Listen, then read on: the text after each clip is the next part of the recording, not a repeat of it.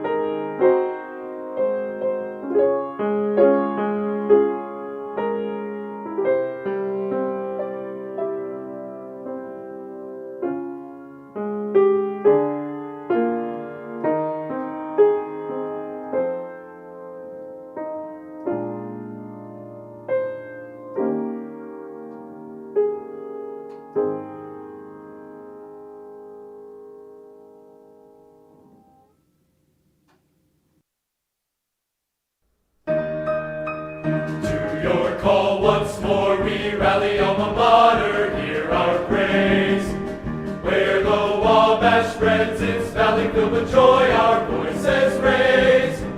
From the skies in swelling echoes come the cheers that tell the tale of your victories and your heroes. Hail Purdue, we sing all hail. Hail, hail to old Purdue, all hail to our old gold and black. Hail, hail to old Purdue, our friendship may she never lack.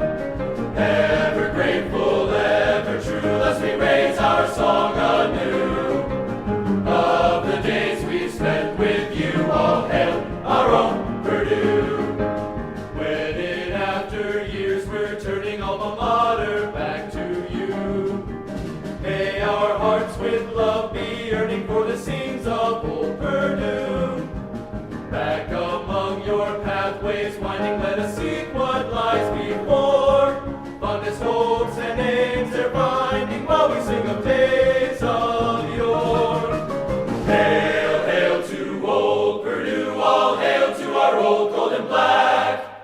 Hail, hail to old Purdue, our friendship may she never lack.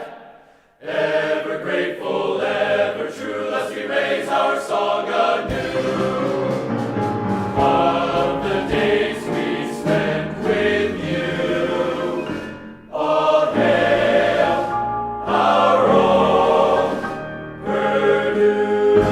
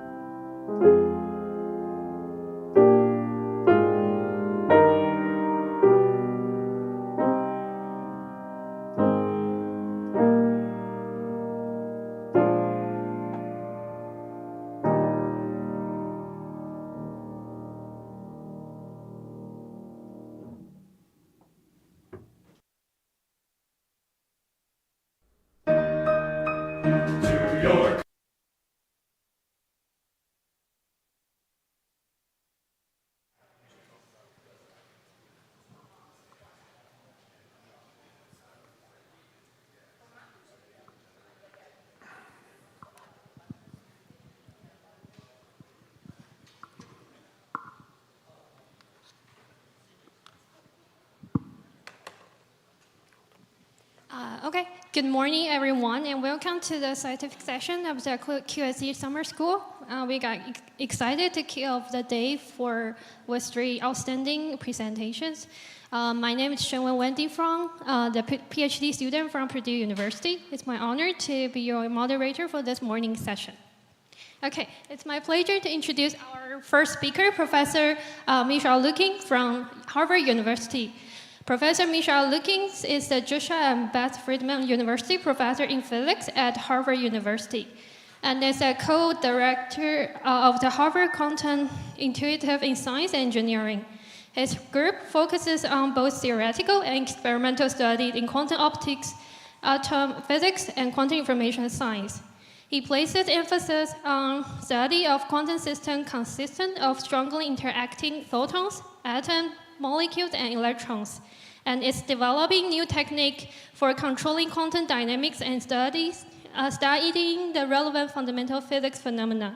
Today, he will be talking on exploring the quantum computing frontier with neutron atom system. Please join me in welcome Professor Looking.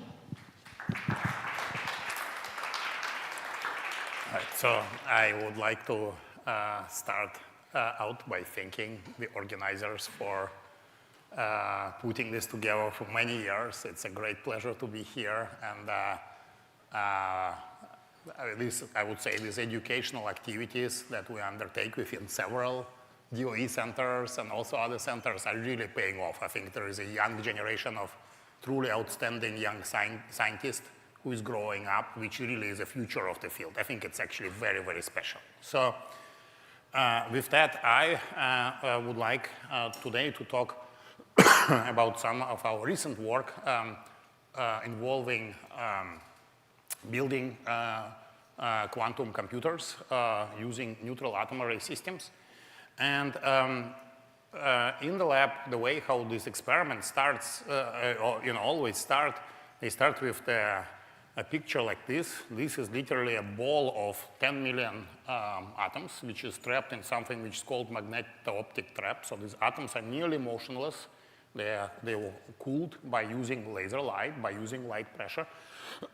And what this image really tells us is that, and actually if 10 million is not enough, you can make a bigger ball of atoms, is that essentially neutral atom qubits are essentially free. So in a sense that a source of identical neutral atom qubits, with essentially unlimited number. And so you could ask, okay, in light of that, why don't we have big quantum computers with tens of millions of atoms? And the key challenge here is to really control these atoms. And you really need to control them one by one. And this is very challenging. And this is what this talk is going to be about. So the way how we control these atoms is by using focused laser beams to capture these atoms. Each of the atoms is like a small, basically dipole. And what we do is, if we focus a laser beam, so then these atoms will be attracted to the point of highest intensity. And in our experiments, we focus the beam so tightly that each of these tweezers can basically capture at most one atom. So if there are 2 atoms, they cannot fit into this trap. They get ejected. So, and in our experiments, what we do, we don't start with just one of these so-called optical tweezers. We start now with thousands, actually, with many thousands, as you will see towards the end. And try to basically capture all of these atoms, one by one. But on any given attempt, when we do that, sometimes we feel the trap and sometimes we do not. So this system has basically classical entropy. And to get rid of the entropy, what we literally do is we take a picture of atoms, figure out which traps are full and which are empty, and then basically eliminate the empty trap and then kind of rearrange the rest of the atoms in any desired configuration. So with that, we end up with atoms sitting typically a couple of micrometers from each other. They are optically resolvable. But as a consequence, they really don't talk to each other. They don't interact. So at this point, they are completely classical objects. So to make them interact, we actually excite these atoms in the states with large principal quantum numbers, the so-called Rydberg states, and at this point, the atoms start talking to each other. And so this is our joint experiment, which actually have been going on now for nearly 10 years with my colleague at Harvard, Markus Greiner, and our colleague at MIT, Vladan Vuletic. So let me talk a little bit more about this Rydberg excitation, because that's the key to how we do, for example, quantum logic operations. So we like Rydberg states because they have long lifetime, typically hundreds of microseconds, and they also, the atoms in the Rydberg states interact with each other very strongly. So in particular, if you excite the atoms in a state with a principal quantum number around 100, then the interaction, the van der Waals interaction between these atoms is 14 orders of magnitude stronger than the interaction between ground state atoms. So 14 orders is a large number, and we can make good use of that. So the way how we make use of this interaction is we try to excite the atoms into Rydberg state resonantly. And if the atoms are sitting far away, then they don't feel each other's presence, so they basically undergo independent Rabi oscillations. But if you bring the atoms close, eventually this strong interaction will take over. And what will happen is that it will shift these multiply excited states, doubly and excited state, for example, in this case, way far from resonance. And so at this point, you will be able to excite one atom or another, but never both. That's the essence of something which is called Rydberg blockade. And we like to use this Rydberg blockade to entangle atoms and do quantum logic, because basically what is Rydberg blockade, it makes the interactions between atoms digital. So if the atoms are far away, they don't interact. If we bring them close to each other, the interaction is almost infinite, and that makes this interaction and entanglement robust, because at this point it's insensitive to motion and the position of the atom. So with all of this, what we will be doing is we'll be first assembling these individual registers of atoms, then shining light pulses, changing their states, for example, changing their spin states, hyperfine states, or exciting them into Rydberg states. And then after this evolution, we'll take another image of atom, but in this case, we'll do it in a state-dependent way. It's our projective readout. And this approach turns out to be extremely powerful. There are many experiments now being built around the world. There are at least 12 companies which are already trying to commercialize this approach. And the reason why this is such an exciting field, because with these basic ingredients, you can start really innovate. You can pick different types of atoms. I will talk about experiments utilizing rubidium atoms. It's alkali atoms, but for example, there's a lot of work aiming to explore these so-called alkaline earth atoms, and also molecules are being trapped in these tweezers, and some of these experiments become really exotic. And so these are, for example, images of two species of the atoms, rubidium and cesium, in Hannes Bernian lab. Then in Chicago, this is a picture of over 5,000 trap atoms in the Manuel Enders group at Caltech, and this actually is a picture of over 2,000 sorted atoms in Jian Wei's group in China. And this is really an exciting frontier, because with these systems, you can study all sorts of phenomena, ranging from many body dynamics to quantum computing to quantum metrology, and this is also complementary to other work which is going in the field involving optical lattices. So in our lab, already for the last maybe 2 years, we are operating what we called generation 3 atom array. And so the key ingredient in this array is this device called a special light modulator. So this is basically a computer-generated hologram, very similar to what the devices used to project these slides, actually, in this computer projector. And this is an amazing thing, because basically with that you can create essentially arbitrary patterns of light. And if you project them into this vacuum cell, it becomes an arbitrary pattern of tweezers. The only drawback of this device is that it's actually relatively slow. So as you already have seen, we like to move atoms around, and it will be very important in what I'm going to talk about. So to move atoms around, we use a second channel, and in this channel it has two acousto-optic deflectors. So basically, these are the crystals where if you send the sound wave of certain frequency, you basically, it will, deflect the light. And we use two of them to basically move rows and columns of atoms independently. And so basically with this third generation system, we had an upgrade where the larger systems, we could basically trap around 1,000 atoms and kind of create 500 defect-free arrays. But most important is that this system also has low error rates, has high fidelities, and has more advanced controls. And so with that kind of system, we had actually a lot of fun. We explored different types of quantum phases, we explored dynamics, we built our own version of kind of small topological qubit. And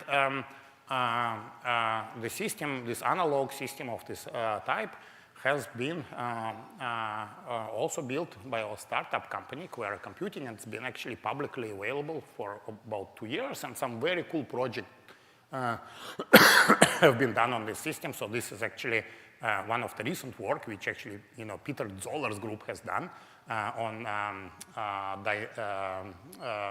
dynamics of string breaking, which is actually kind of an interesting high-energy physics application. And Peter is one of the pioneers in this field, and it's actually really kind of symbolic that his group is now doing experiments. He's a theorist, his group is now doing experiments on this Aquila machine. But what I'll do today is I'll focus actually on a digital quantum processing, in particular something related to quantum error correction. So what is this quantum error correction and why is it important? So as you probably have seen, there is now a wide variety of systems where, at least at a few qubit level, the quantum operations and entanglement has been realized.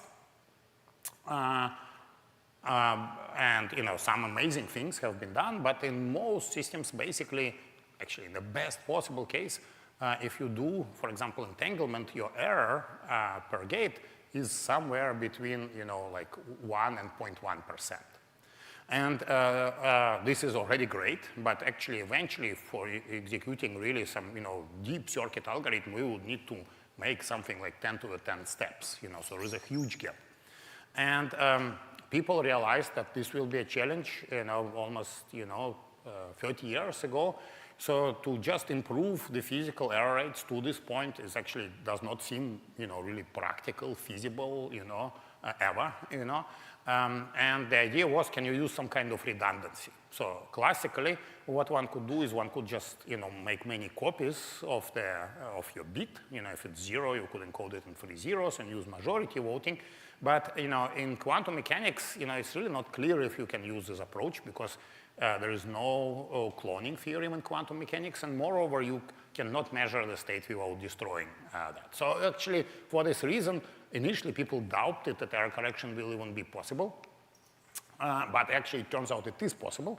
And the idea is that you use entanglement to basically delocalize quantum information. So, and what we say is if you kind of delocalize quantum information across several physical qubits, you can encode the so-called logical qubit.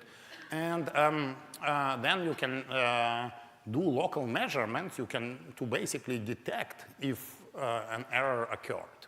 And with this approach, by delocalizing quantum information, this logical qubit degree of freedom becomes hard to accidentally manipulate, and that's the basis for the protection. So this is kind of one specific example, perhaps the most famous error-correcting code, called Tori code, the surface code, invented by Alexei Kitaev. So this code is essentially, it's a quantum error-correcting code. It's a product of two classical codes, one like classical repetition codes. One corrects the bit flip errors and another corrects the phase flip errors. And basically, the way how you detect errors, you measure the so-called stabilizers. You measure products, for example, in this case, Z operators across a star, and you measure products of X operators across a blockade. And basically, all of these stabilizers should be +1. in a state without error, but actually, if one error occurred, for example, here, then what you will see is that these two stabilizers will light up. They will change the sign from +1 to -1, and can identify that error occurred here and actually, correct it. And the idea of this, kind of the name of this game, if you make the lattice bigger, you will generally have more of these checks. Of course, you will have more possibilities for an error, but what happens in many of the systems is that there is a threshold behavior. So basically, if your error, physical error, is below the threshold, and here in this case it's about 1%, then if you make the system larger, basically you improve your stability, you improve your robustness of the state. So it was really this theoretical breakthrough of quantum error correction which really caused this field to take off. And eventually, we'll need to switch from performing algorithms with physical qubits to logical qubits.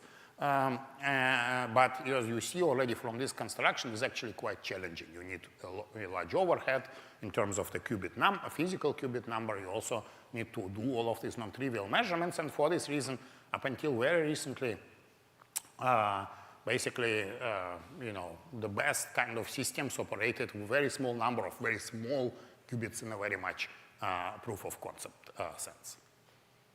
So to address this kind of challenge, we have a couple of years ago kind of introduced what we call the reconfigurable architecture. And the way to think about it is the following. So usually, like if you think about the chips, which run your smartphones, the way how they're made is they're designed somewhere, and then eventually you design where transistors should be placed, and then design is sent to optical lithography, where basically very similar techniques to what I'm describing are used to actually make this chip, But the point that I'm trying to make is that, the key properties of this chip, for example, the connectivity between transistors, the layout, they're fixed at the point of design.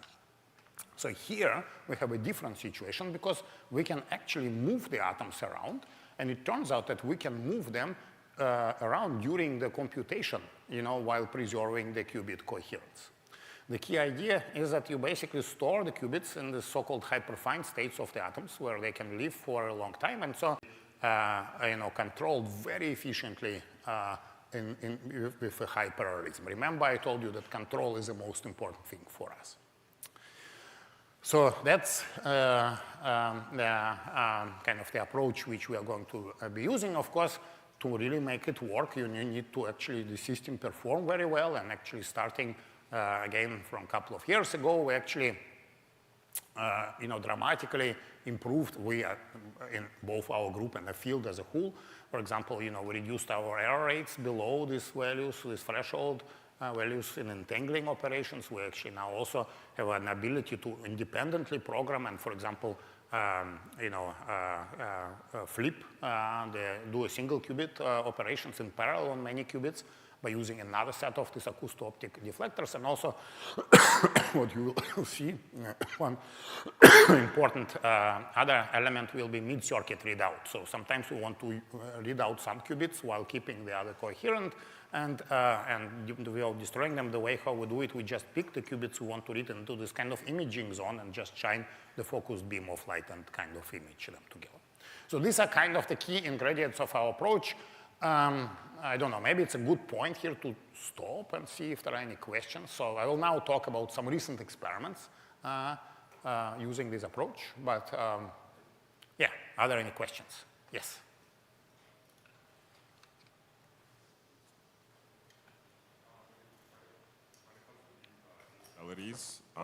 How high do you think we can push them? Could we be competitive with things like trapped ions that have 3 nines? Yeah, so this is a very good question. So, is it a limit? It's certainly not a limit. So in fact, some of the recent work in Manuel Ender's group already, I think the record is around maybe 99.7, 99.9. So I would say there is a quite direct path here to 3 nines. And I mean, almost certainly beyond, but there are no fundamental limits. So it's all practical. And I would say one of the things which actually is important to note is that these kind of fidelities and error rates we can obtain by operating on hundreds of atoms simultaneously. So there is a little bit of trade-off of parallelism and fidelity, and it's completely kind of mundane. It's basically calibration. So, but I would say, these 3 nines is something I would say eminent, to achieve. Can we push to 4 nines? I think it's an interesting question. There is no fundamental limit, why not? But, we will see. And, this improvement of fidelity will never stop. It will always, this is something that, we do all the time, Yeah.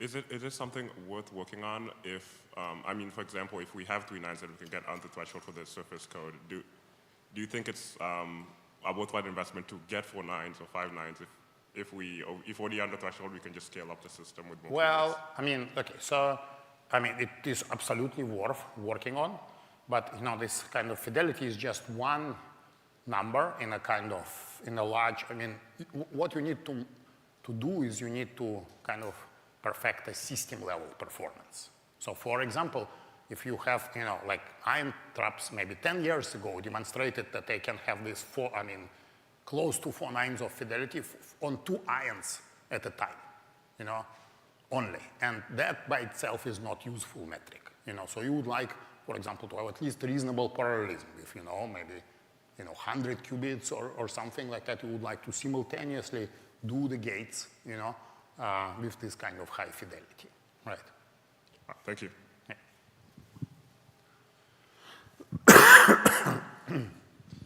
I'm kind of curious, so I don't know if I missed it or not, but what's the energy scale of the trap depth for your tweezers, and how long can one of these atoms stay in that trap? Yeah. That's an excellent question. So this, the typical trap depth, I don't know in which units you are, but they are typically tens of megahertz, so they are relatively shallow, so the atoms, must be, sub-millikelvin, temperatures.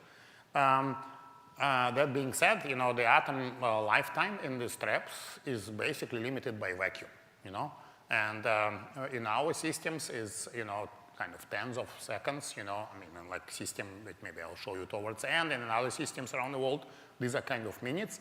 But this lifetime is finite, and atoms will be lost.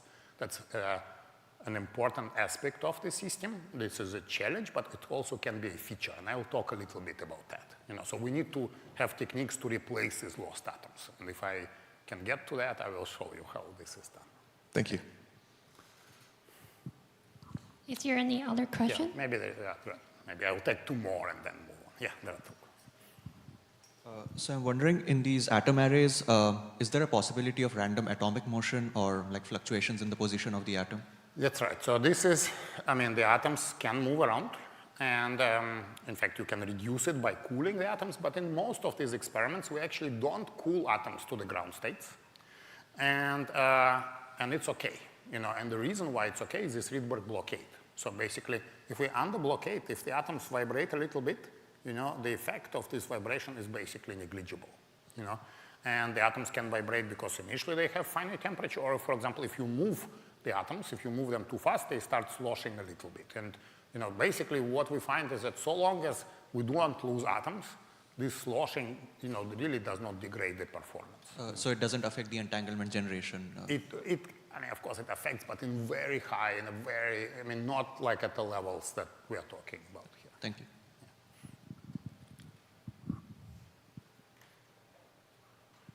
Hi, so just a technical question. Have you tried to operate at the anti-blockade regime so that you have 2 atoms next to each other, all excited to the Rydberg state? I think in this way you can explore more exotic physics. It is an interesting question. So, you don't have to operate in this blockade regime. What you can do instead, you can try to be very fast, and then with fast excitations, you can do the gates faster. So the question is, can you improve fidelity in this way? We have never really worked on this, and in particular because at this point you become very sensitive to motion. There are also forces on atoms. Even if atoms are motionless, and when you excite them, there is a kind of dramatic force. So it's not obvious if this can really help improve, fidelities. And our fidelities, as already mentioned, are quite good, So the threshold is very high, but it's certainly a direction which can be explored and should be explored. Yeah. Thanks. Okay, so maybe I will continue. Now, what I'll do is I will show, a couple of examples of the recent work. And one first example is actually a kind of an application. So I will talk about, using the system to do digital quantum simulations. And this will be a quantum simulation of something which is called Kitaev model, involving, both fermionic dynamics and non-abelian topological states. So first off, why are we doing this? So, quantum simulation of fermions is important because, fermions are central for our world. So in chemistry, in material science, electrons are fermions, so this topological matter also is another. And of course, in high energy physics, things like lattice gauge theories, fermions are also very important. So fermions is also notoriously difficult to simulate classically. So even in equilibrium, if you start using something like quantum Monte Carlo, there is something which is called a sign problem, which makes it challenging to simulate low temperature equilibrium states of fermions. And for nearly 2 decades, there has been a major effort in our field using the so-called analog optical lattice simulators to really kind of simulate this Fermi-Hubbard model. But what we would like to do is we would like to see if we can deploy digital methods, and digital methods can offer, in principle, better programmability. You can create, almost arbitrary models. You can look at new observable, and in particular, you can start using this kind of ideas of error correction. But, fermionic statistics, at least is believed to be challenging to encode using qubits. So we will address it by using the approach which Alexei Kitaev, that's the same Alexei Kitaev who created the toric code, suggested. So nearly 2 decades ago, he came up with this quite exotic spin model in which spins or qubits are sitting on a honeycomb lattice, and basically they're interacting their nearest neighbors, but they interact with this very funny anisotropic interaction. So along one link, it will be XX, another one YY, and another one ZZ. And what Alexei has done, he actually solved this model. It turns out this model, which is described by this Hamiltonian, is exactly solvable. And it results, in a bunch of kind of very interesting phases, topological phases. Some are, they kind of, have a billion ions excitation, and some are non-abelian. So that's actually a phase diagram dependent on these values of the J. And since this work, that became actually a big field. So there is now a field called Kitaev materials, and where people are exploring different kind of elements now to try to see this kind of physics with this high anisotropy. But actually, it really turns out to be challenging to kind of observe and study these phases, because strong anisotropy is challenging to realize. And if you start to deviate from this exact Hamiltonian, this model, which is exactly solvable, it's actually very hard to tackle this numerically. So in fact, we also, like more than 20 years ago, proposed how to realize this model in principle using optical lattice, but it actually has not been done in an experiment today. So let me talk a little bit, before I talk about how we realize this model, let me talk about the physics of this Kitaev model and why it's connected to fermionic simulators. It turns out that it's actually intrinsically connected to this Majorana fermion description. And the idea is the following. So if you look at this model, and if you consider this kind of Plaquet operator, which is a product of y, z, and x, kind of cyclically permuted, so this operator basically commutes with this Hamiltonian. So you can just check it directly, so it's a constant of motion. So it actually can only take values of plus or minus 1 because it's a product of Pauli, and actually it turns out that ground state correspond to this value W equals plus 1. And if you now basically fix this W piece, then it turns out that the rest of the dynamics is basically described by a Majorana fermions. And while you can always write any kind of qubit system in terms of Majoranas, the important thing here is that this description is local. So this basically, this hopping of these Majoranas, correspond to local operations acting on all of these links. So the reason why this is the case is the following. So if you normally encode this, you rewrite the spin Hamiltonian in the terms of these fermions, the price you have to pay is that to encode fermionic statistics, you need to kind of keep track of these long strings, which basically go from each side to the boundary. And so, in principle, if you now want to take your Majorana fermion, and move it across just one link, so you have to basically somehow, flip a lot of spins going, to the boundary and back.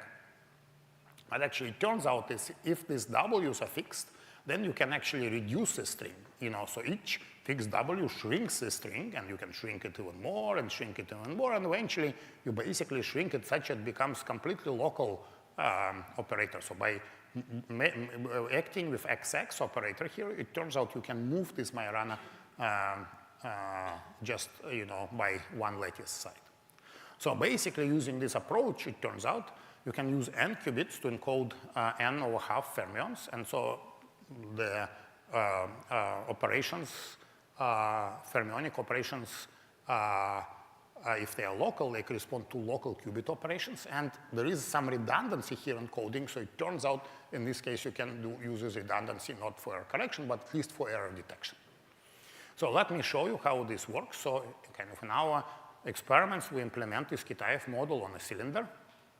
And the way how we do it is we do it by using basically atom moves to create individual terms in this Hamiltonian. So for example, if we take the atoms and move them along one direction and then do the entangling gates, we can implement YY operation. If we move it the other direction, we can implement ZZ operation, and basically we are using the same entangling operation here, and we just flip the bases, right, in between these two steps. And we can also implement XX operation, and we can also move some atom across this entire system to actually create this cylindrical boundary condition. And so basically the way how we do it, we basically do this in small steps, kind of in a trotter way, and repeat this many times to actually implement the evolution which effectively is given by this Hamiltonian. So that's the fundamental idea. All right, so now what we need to do is we need to prepare this kind of state with fixed W's and now explore this Kitaev phase diagram. And the way we do it is we use measurements to prepare the state initially.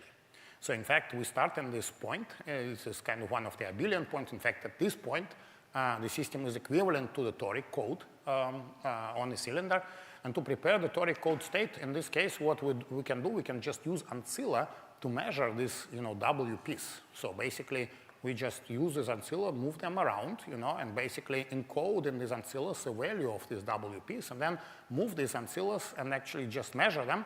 And of course, this measurement will produce a random result. Some of them will be +1, some of them -1, but actually, if you now know what they are, what you can do, you can, by flipping the certain qubits, basically you can essentially convert deterministically these -1s into +1s. And so with that, we prepare this, what we call entangled canvas, on which, these fermions can now live. So it actually has some, non-zero WPs. And actually, in this case, we prepare it at a point where JZ is +1. So actually, ZZ expectation values are also non-zero. And then what we do now, we can do like some, Floquet dynamics to actually take the system and move it into some of these points of this kind of phase diagram. And we can also use this redundancy, which I mentioned, to use error detection.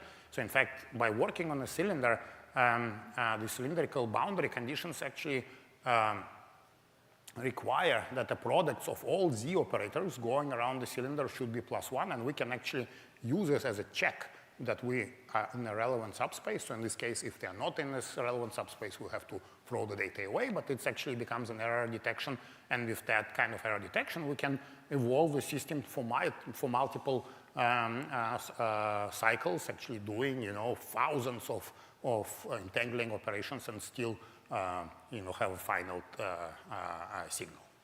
So one of the things we have done is we actually verified that we can create this non-abelian phase. This has never been previously. So the way how we do it is we basically, start at this point and then move to different points in this phase diagram. And then what we do is we measure expectation values of the kind of string operators, of different types in 18 different bases. And what you see initially, only ZZ expectation value is non-zero. Then the system starts evolving, and actually some of these other expectation values emerge. And we use this information to do something which is called Hamiltonian learning. We effectively learn the effective Hamiltonian, in this case consisting of Majorana fermions, and then we can, from this learned Hamiltonian, we can, for example, evaluate things like Chern number. And what you see here, this Chern number, basically, as we go across this phase boundary, it kind of jumps from 0 to 1. So it turns out that non-zero Chern number combined with the non-zero WPs, in this case, guarantees that there should be this non-abelian zero energy Majorana mode in the system in the presence of flux. And so what you kind of see already is that, one can study this Kitaev model, and actually there's also an opportunity to simulating much broader class of the system of these so-called Kitaev materials. But you can do more. And let me just remind you again that the underlying physics of the systems is in this kind of Majorana fermions. So basically, you can create pairs of these Majoranas by applying, local, operations. You can pair these Majoranas to create real fermions. And you can also, propagate. You can basically move these fermions around. And so one thing that we have done with the system is we have, for example, explored this creation of fermionic pairs, and then we can move these fermions deterministically. For example, in this case, move one of them down and another one is up, in this kind of way. And while, the kind of, if we didn't have any fermions, we don't, the system stays in the vacuum. But what's actually amazing about the system, you can also create a superposition of vacuum and a pair of fermions, and that's one of the superpositions we created. And then it turns out that depending on how you move these fermions, the evolution is different. So, and that actually directly probes the fermionic statistics. So basically, if you just move them up and down, you create one state, but if you exchange them, you pick up this -1 side, you pick up the phase pi. So this way, you can actually directly show that, the system that you have, composed of fermions, but you can also now start building more and more complex models. And so, if you have just one of these systems, these fermions is just one type and non-interacting, but you can have two of these systems side by side, so where just they live and evolve independently. But if you want to make them interact, what you literally can do, you can just use atom motion to bring them on the top of each other. And actually, if you do them the gate, it corresponds to this tunable density-density interaction. And so the way how we verified it is we created initial ferromagnetic state, and then try and looked how it evolves. And so in one case, it basically, if we don't have any interaction, this magnetization literally very quickly disappears. But if we turn on the interaction, what you see is that this anti-ferromagnetic state becomes stable and becomes more and more stable as we increase the interaction. So this actually shows you that we can really, probe this strongly interacting fermion dynamics on a digital quantum computer, and there are more exciting opportunities. But at the end, many of these things will be limited by errors in quantum operations and circuit depth. So I don't know how should I kind of try to wrap it up, I guess. So okay, so that brings this kind of topic of error correction, which I really, I talked about it last year, I guess. This is kind of the way how we build now a processor involving logical rather than physical qubit. And kind of the key idea here is really going from the efficient control over physical qubits to logical qubits. So again, by using this atom motion, it turns out what you can literally do, you can just bring these logical qubits on the top of each other, and making gates between logical qubits, which actually normally is very hard, becomes easy. This is the idea of the so-called transversal gates. And you can use these ingredients now to start creating more and more complex algorithms. So, for example, last year we did an experiment where we entangled, a pair of logical qubits and saw that as we increase the code size, the error decreases. And we learned, for example, one has to decode these algorithms correctly. You have to do this correlated decoding. And actually, in the meantime, it really became a big field. So it turns out that this correlated decoding is super useful, in particular if you look at the big algorithms. And it can actually result in substantial saving, in kind of space-time saving, maybe factors of tens or of hundreds. And actually,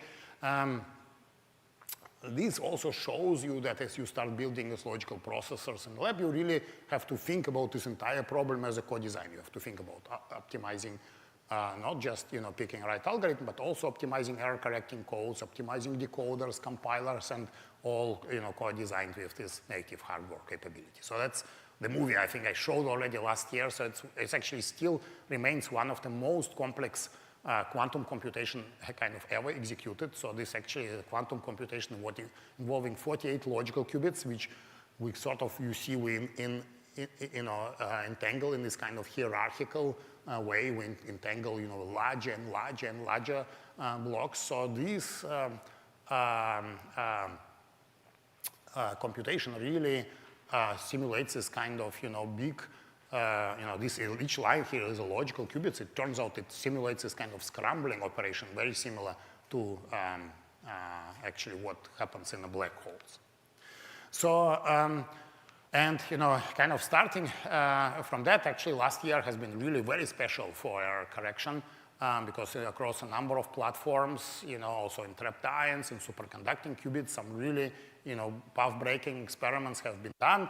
It already inspired new theory, resulted in new kind of generation of experiments, but also resulted in a kind of much more advanced demonstrations. For example, this is a work from Quera involving magic state distillation, but I think I should probably wrap, and I don't have time really to talk about it. So maybe I'll skip this magic state distillation, and we'll just go towards my kind of conclusion. An outlook. So one of the things which we are now doing, okay, I'll talk maybe for 2 more minutes. So I had some questions. So we are actually developing kind of new experimental tools, and one of them is related to what the question which was asked about the atom loss. So it's clear that atoms will be lost during computation. We need to learn to detect them, and actually we developed a procedure to detect them. The way how we detect them now is we basically to read out the atomic state, what we literally do is we split the atom into two. We basically move, if the atom is in a state 1, we move it to a different location and then basically image them, convert internal state into the position and kind of image them together. And this is kind of results in a really new way. So in this way, we know if the atom is lost, we know that we lost the atom. And so basically, this is an example of Rabi oscillation using this kind of readout procedure. So what you see here is that this Rabi oscillation really show up as kind of atoms kind of moving around, and this is kind of a real-time image. And so in this case, if the atom is lost, we know the atom is lost, we actually come and replace it. And it's actually dramatically improves the cycle time of the experiments.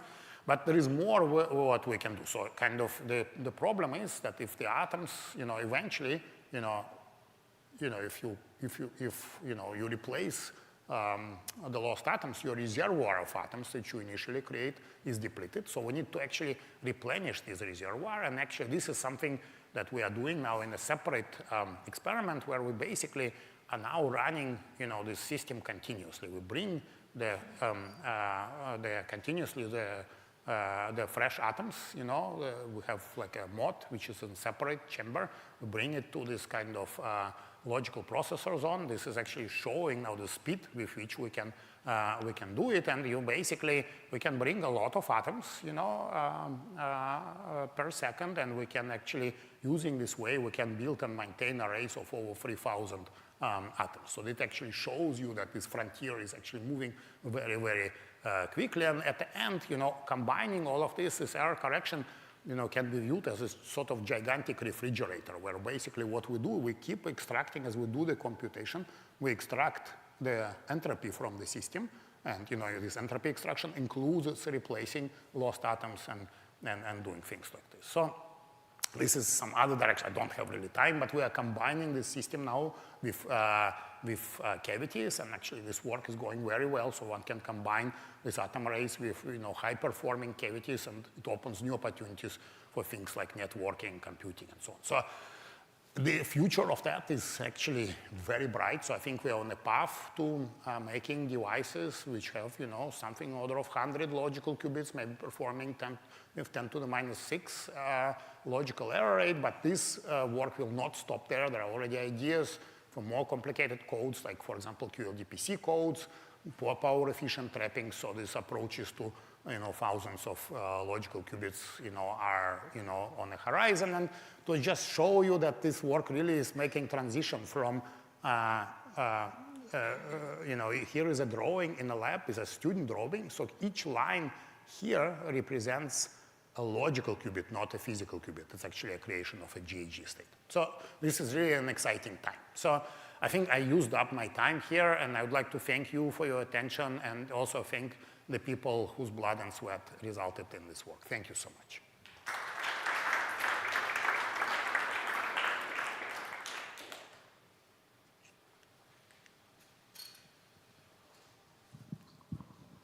Thanks for a beautiful talk. I mean, the experiments are just lovely. I want to ask you a physics question, not a quantum computing question. So you're using the system to simulate spin liquids, not abelian. But as you well know, you have to claim they have non-abelian statistics. You have to measure the algebra. You have to measure a topological invariant and show the fusion rules. Exactly. And that's not exactly done here. Yeah.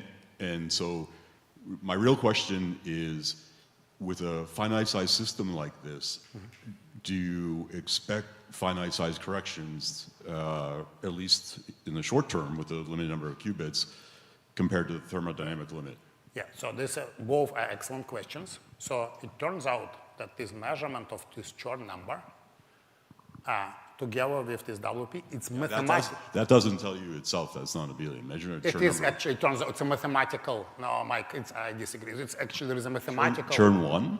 This Chern number, together with these WPs, Yes, that guarantees. I mean, we do both, right? We measure both, right? We measure WPs, and we, you know, they are non-zero, and we measure this Chern number. Together, this guarantees that it's it is, you know, it's a mathematical. Well, I get it. I mean, yeah.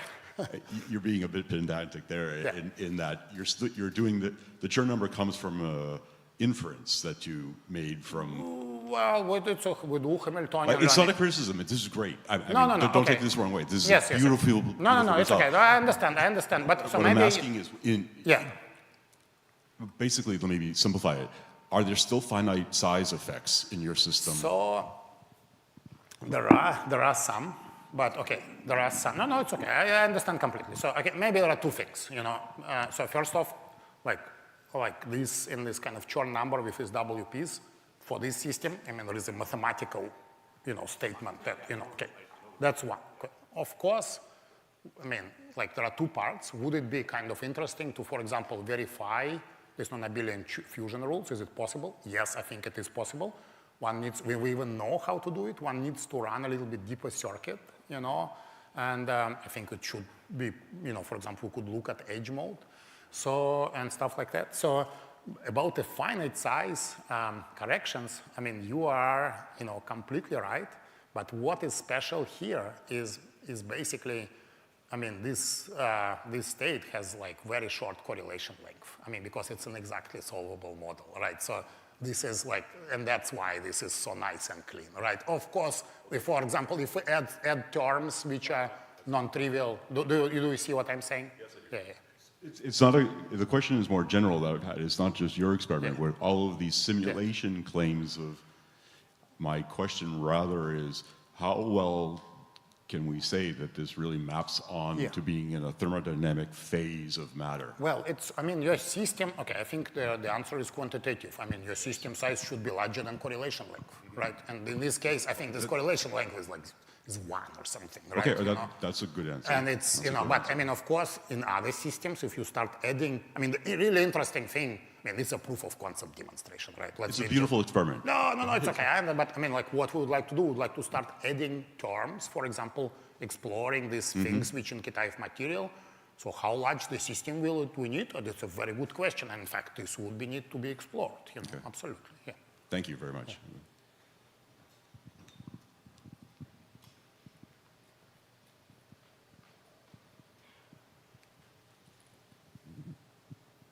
So I just want to understand the general summary of the discussion y'all just had. Yeah. So is it true? Is it right to understand these topological phase experiments as simulations, or these phases were actually these non-abelian phases were actually observed? Yes. So no, the question. Let me just. I think Mike's question, is a really excellent question, is the following. So these are the finite systems. So we used only 100 qubits here, right? And usually, like the statement about all of these kind of topological properties is a kind of thermodynamic limit statement, right? The system should be large. The question is, how large should be the system that we can really meaningfully claim, that we can observe these effects? So in this case, because this is actually an exactly solvable system model, the correlation length is actually very short. It's like 1, in this case, So basically, you don't need a huge system. So in this case, we have a cylinder. I mean, we basically construct a cylinder, and I think this physics, will appear very cleanly. But actually, if you start, for example, like adding some terms that you're away from this fixed point, exactly solvable fixed point, then, this model becomes hard to numerically simulate, but also like things like this correlation length will almost certainly grow, right? And basically one has to watch out, like similar to what you do in numerics, right? Numerics, you often do simulations on a cylinder that, you show something and you have to understand, for example, you have to take, scale system size and so on. But these things are possible, right? And I think these are absolutely a right question, and this one can explore this,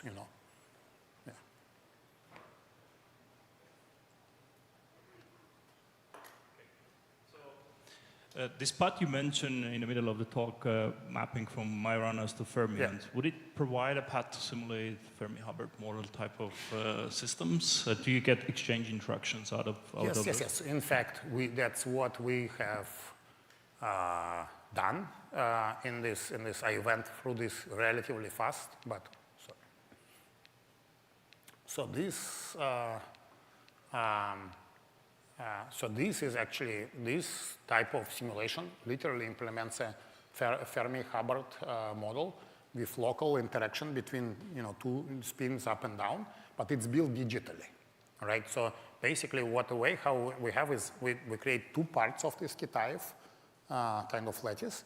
Each of them corresponds to basically 1 type of fermion, which can move around, as I've shown before, by just applying like this, little gates, But, but they are completely independent, right? It would correspond like spin up and down with no interactions. To make them interact, what we need to do, we need to intersperse this evolution, this kind of dynamics,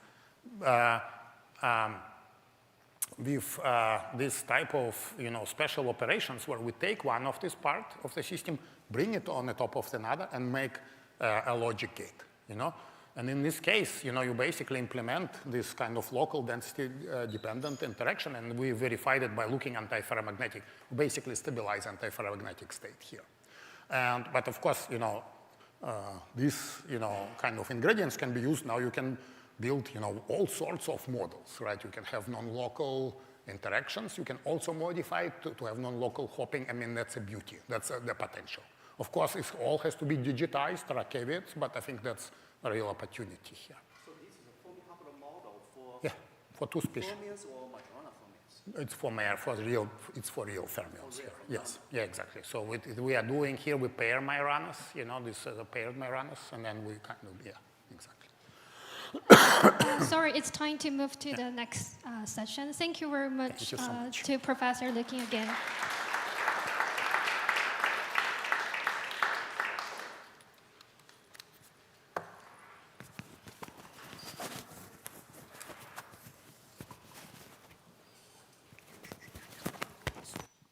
Okay, during the switch, let me introduce our second speaker. It's my honor to introduce our second speaker, Professor Anectally Figaro Feliciano from Northwestern University at Fermilab.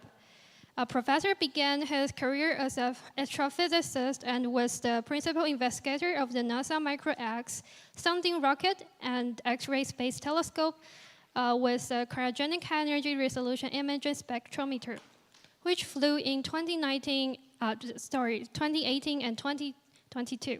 He worked on dark matter searches early in his career as part of the Super CDMS collaboration, which is now fielding the Super CDMS Snow Lab experiment to probe new regions of parameter space in the search for dark matter. He's a member of the Rush and the qubit and neutrino experiments, both searching for new physics in the neutrino sector.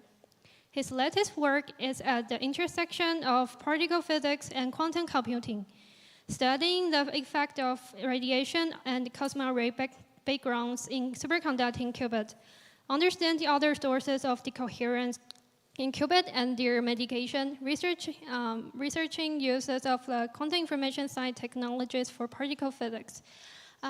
He will be talking about entangling dark matter through quantum computing. Please join me in welcome Professor Ignacli. Thank you. I think I have my hand. Okay. You guys can hear me okay? All right. Well, thank you so much for that introduction. I will be sure to write a shorter introduction bio next time. Let me get this going. So thank you for the organizers for giving me the opportunity to talk to you about dark matter. So let me see, how many of you are dark matter experimentalists? Okay, perfect. That's exactly the audience that we need. Okay, so I'm going to talk to you a little bit about dark matter, and we'll talk about what dark matter is and why it's interesting. We'll talk a little bit about how we are trying to detect dark matter. So this is an experimental direct dark matter detection talk. And then I'll talk about how we're trying to use new quantum technologies to further the search for dark matter. All right, so basically we'll start with kind of the overview and go through a specific experiment and then talk about qubits. So let's start with the standard model of particle physics. We are aware of our universe is made up of all these atoms that are made up of neutrons and protons and electrons. And if you look inside, you're going to see quarks. And we can make this beautiful model that says that the entirety of everything we have seen in the universe is made up of these three little particles. And then you kind of round out that with the standard model that has all of the interactions and all of the higher energy particles that are not stable, but we can make them in the LHC. And this has been an incredible success. We have been able to predict experiments to incredible accuracy with this model. However, this periodic table of the particle nature of our universe is not complete. We know that there are problems with it. We know that there is dark matter, and as we're going to talk about, dark matter is not one of these particles. We know that the neutrinos, which are down here, in the standard model, they do not have mass. But we know that neutrinos do have mass. So actually, neutrinos are one of probably the only particle that we know that is not, that has beyond the standard model physics because it has mass, whereas the Standard Model predicts that it would not. We do not know why we're here. Why is matter dominant in the universe? Why is antimatter not a dominant part of the universe? The Standard Model says that the equal parts of matter and antimatter should have been made. And so at the beginning of the universe, all that antimatter and matter should have annihilated each other, and the universe should be like a bunch of just photons flying around. And the fact that we're here tells us that there's something missing in that model. We do not explain gravity or the acceleration of the universe in the Standard Model. So although it's a great success, there are definite places for us to go. In particle physics, we know that there's a next step, and we're trying to find what is beyond our Standard Model. The things I'm going to talk about today really pertain to the first three. I'm not going to talk about quantum gravity or the acceleration of the universe, but we're going to talk about dark matter. Okay, so why do we think that dark matter is there? The first indications were, well, actually these were not the first indications, but one of the better ways to show that we have a dark matter, that we need dark matter is by measuring the rotation speed of galaxies. So we can measure all of the things that we can see in a galaxy and measure their rotation radius. And then we have an expectation. And when we actually measure this, let me go back and see if that, there we go. When we measure, if we measure all of the light that we see, we expect a rotational radius, a rotational speed with radius that goes like this. But when we actually measure what we see something like this. We see that the stars at the outer edges of the galaxy are rotating faster than one would expect. And it's a very easy correlation. If you think about a rock on a string and you swing it around, the faster you swing the rock around, the higher the tension on the string, right? And in this case, the rock is the star, and the tension on the string is the gravitational force. So if the stars are going faster, there is higher, larger gravitational force. Gravitational force is made by mass, and so that means that there must be more mass inside of the orbit of that star that is pulling at that star. And you can say, well, but there's dust, and there are planets. There are things that don't shine light, but we can account for those. And even when you account for those, you just cannot make up the difference.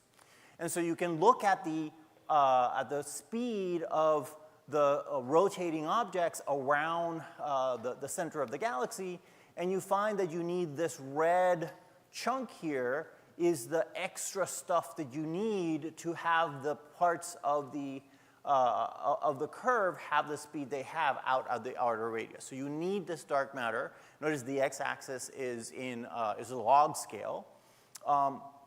You need this dark matter halo in order to account for the speed of rotation. Now the first thoughts about dark matter came from Chris Zwicky when he looked at clusters of galaxies. So here you have each of these dots is its own galaxy, and this is a cluster that's held together. There can be hundreds to thousands of galaxies in a cluster, and they're held together by their combined gravitational interaction.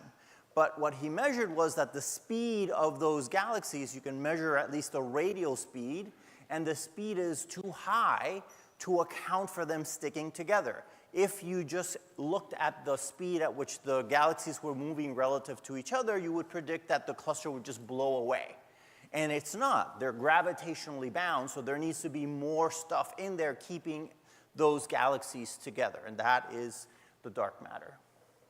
You can also do models of structure formation. So we measure the relationship of the position of galaxies out in the universe. So the upper left bluish points, each of those dots is a galaxy. And you're just moving farther and further out, and you see these filamentary structures that look, that are not homogeneous. You see this clumping, and this clumping is due to gravity. And if you then make a model, so all the red points are models, you can reproduce very similar structures, but you can only reproduce that structure, that bunching, that clumping up of galaxies if you add dark matter to the model. And then finally, we can measure the cosmic microwave background, which is a imprint of the structure and the motion of mass at very, very early times in the universe. And this has a correlation. You can kind of see that there's this is a temperature map that shows you the difference from what you would, from sort of the even temperature of the universe. And you can see there's hot spots and cold spots. And there's a particular size scale that kind of correlates the average size of each of those spots. And you can make this plot that shows this x-axis, which is sort of the size angular scale. And you can see that there's a preferred angular scale that gives you a lot of correlation. In other words, clumps are of about that size on average. And you get this other bumps that are predicted really, really well. So the blue is the prediction and the red dots are data. So you can make a very, very good fit. And that fit requires both dark matter and dark energy. And so after all of these measurements, we've come to this model that we call the Land-Basidian model of cosmology, where our universe is made up mostly of dark energy and dark matter, and then there's kind of helium and hydrogen gas, and then you have this there's some other metals here, and this little black line is where all of the heavy elements are. So all of the things that make up the Earth and people, and the most important part, ice cream, all of that is in this really little itty-bitty part of the universe. And so we just found out that 96% of the universe is made out of stuff we have no idea what it is. So this is a big problem, right? So this is one of the greater questions in our understanding of cosmology of the universe, of how, why we're here and how we got here. And so we just did not know the power of the dark side. All right, so let's talk about dark matter. So dark matter, with all of these measurements, we can say a couple of things. We can say that it is cold, meaning that it's not moving very fast. If it were hot, it wouldn't allow the clumping that we see in galaxies. So it has to have a certain temperature or below. It's non-baryonic, so it's not made of protons or neutrons. It is probably a particle. We have a lot of evidence that it's basically a new type of particle. And it is dark. And by dark, we mean that it does not interact with the electromagnetic force directly. And of course, it has to have a gravitational force, so it has to have mass so that it interacts through gravity. We know that the standard model is not complete.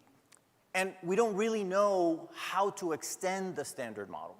But maybe if we found out what dark matter is, there are literally hundreds, probably thousands of models of what dark matter could be. And so if we found out what dark matter is, and we can measure its properties, we would be able to better nail down and exclude a lot of these potential extensions of the standard model and figure out where does dark matter fit in, and more importantly, how does it fit into a general understanding of particle physics. So it's a beautiful problem. It covers 40 orders of magnitude in scale, from the largest scales in the universe to the scales of atoms and quarks. And so it's a really nice problem to work on. And so now we're going to go into how do we try to find out what dark matter is. So this is a very cartoony Feynman diagram. So the idea is that you have dark matter particles interacting with standard model particles through some interaction. And you can hunt for dark matter in different ways. So if you think about the time axis is going upward, you have two standard model particles colliding and producing dark matter. So that's called production. And you could do that at the LHC, at other experiments. If you think of the arrow of time as moving downward, you have two dark matter particles. They combine and annihilate each other and produce standard model products. And maybe those standard model products could be heavy atoms, they could be positrons, they could be excesses of other standard model particles in the universe that you can look for. That's called indirect detection. So you're looking for the standard model particles that would be made if dark matter were annihilating and producing an excess of something. And then if you think of the time axis as going horizontally, what you have is a dark matter particle and a standard model particle that whack into each other and then go along their way. And what basically before you have a dark matter particle and a standard model particle, afterward you have a dark matter particle and a standard model particle. That's just a interaction of some sort, and that's direct detection. So basically, we're looking for a dark matter particle coming in, hitting something, and moving on. And what we're looking for is the recoil, the signal, in our standard model particle from that interaction. So that's what direct detection is. Now, there's a lot of theories for dark matter, and there's a huge space to look. So let's break this down into one of the easier ways of classifying dark matter. We don't really know a lot of the different properties or quantum numbers of dark matter because we don't know what the actual model is, but we can know that it interacts through mass. So we can say, okay, well, let's, out of all of this menu, let's put these into an axis of mass. And we have here a huge range of masses.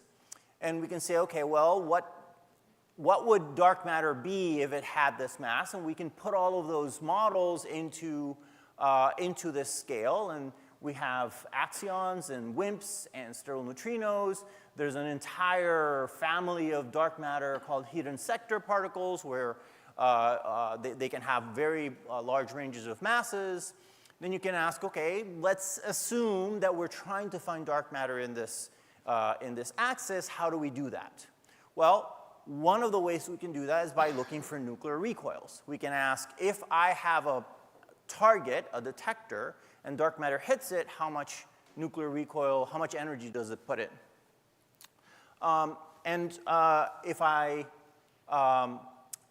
If I think about it, I can map the mass of the dark matter into a density and a velocity, right? So we know that the dark matter density around us has been measured. It has to do with the rotation of the galaxy. So we know the dark matter density. We can figure out if a particle of this mass were to whack into a target, let's say silicon, it would produce an energy on the range of these numbers. So from about 100 eV to several thousand EV, right? Great. Why does it not make lower or higher numbers? Well, at some point, it's the kinematic matching problem, right? You have a mass of silicon, you have a mass of the particle. If the particle is too light, then it doesn't put in a lot of energy. If it's too heavy, it kind of just whacks into it. And then at some point, you can't really see these guys anymore because they get too rare. So the number per unit volume of particles depends on their mass because the density is constant. So I can say if dark matter has a mass of a GeV, there should be about 100 particles per liter in a volume in this room. But if I now go to an MeV, there's 10 to the 5 particles per liter because I need to make up the fact that they're lighter by having more of them to have the same density. Make sense? It's a very naive question. Yeah. In case we see some recoil energies, we know it must come from dark matter. Okay, I'll repeat the question. That is the question, is if we see a recoil from a detector, how do we know it's dark matter? Let me get back to that. I will talk about that much more. So if we want to be able to see dark matter that has different masses, we need different types of responses. So we talked about nuclear recoils. If you use electron recoils, you can go down to lower energies because the electron have a lower mass, and so it's a better match kinematically to particles that are lighter, right? if you now talk about the mean distance between particles, so we have the amount per liter, but then you can say, well, what's the distance between them? As you get lighter and lighter, they get more and more bunched together, right? Because you have more and more of them.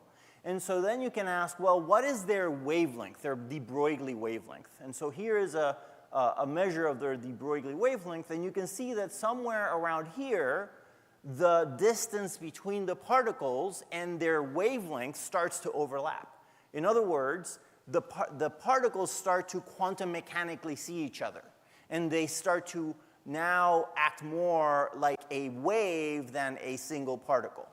And so for dark matter down into the very light masses, what you're looking for is more of a wave response. And this is what people doing axion searches will do.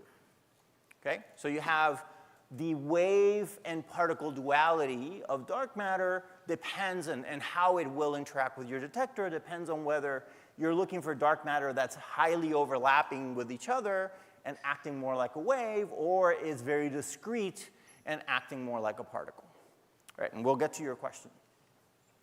All right, so when we're looking for these light, if we're looking for dark matter in this range, we have a hard problem, which is that the recoil energy that we see from these events gets very, very small, right? This is an EV, this is 10 to the minus 5 EV. Those are very small numbers.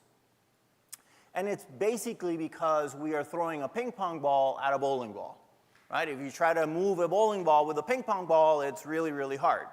The bowling ball doesn't really care. And so as you go to lighter and lighter dark matter, this is a picture that shows you the amount of energy you put into your target and the rate at which that happens. You can see that for light dark matter, you're only putting very small amounts of energy into your detector. So you need to be able to get to very low recoil energies. And in this plot, we show the mass of dark matter with the amount of recoil energy that it gets. And if you look for elastic nuclear recoils, this is sort of the band that you get. So what you get is if dark matter has a mass of 100 MeV, you're going to get about an EV of recoil, and so forth. If you take on other possible interactions through electrons, through other mechanisms, the maximum energy that you can get is something like this. And so you can ask, well, what technology can I use to see these small recoil energies so that we can see these small dark matter masses? And I promise I will get to your question. All right. So the most common uses for types of dark matter detectors are liquid noble liquid nobles, and there's also bubble chambers and using gas.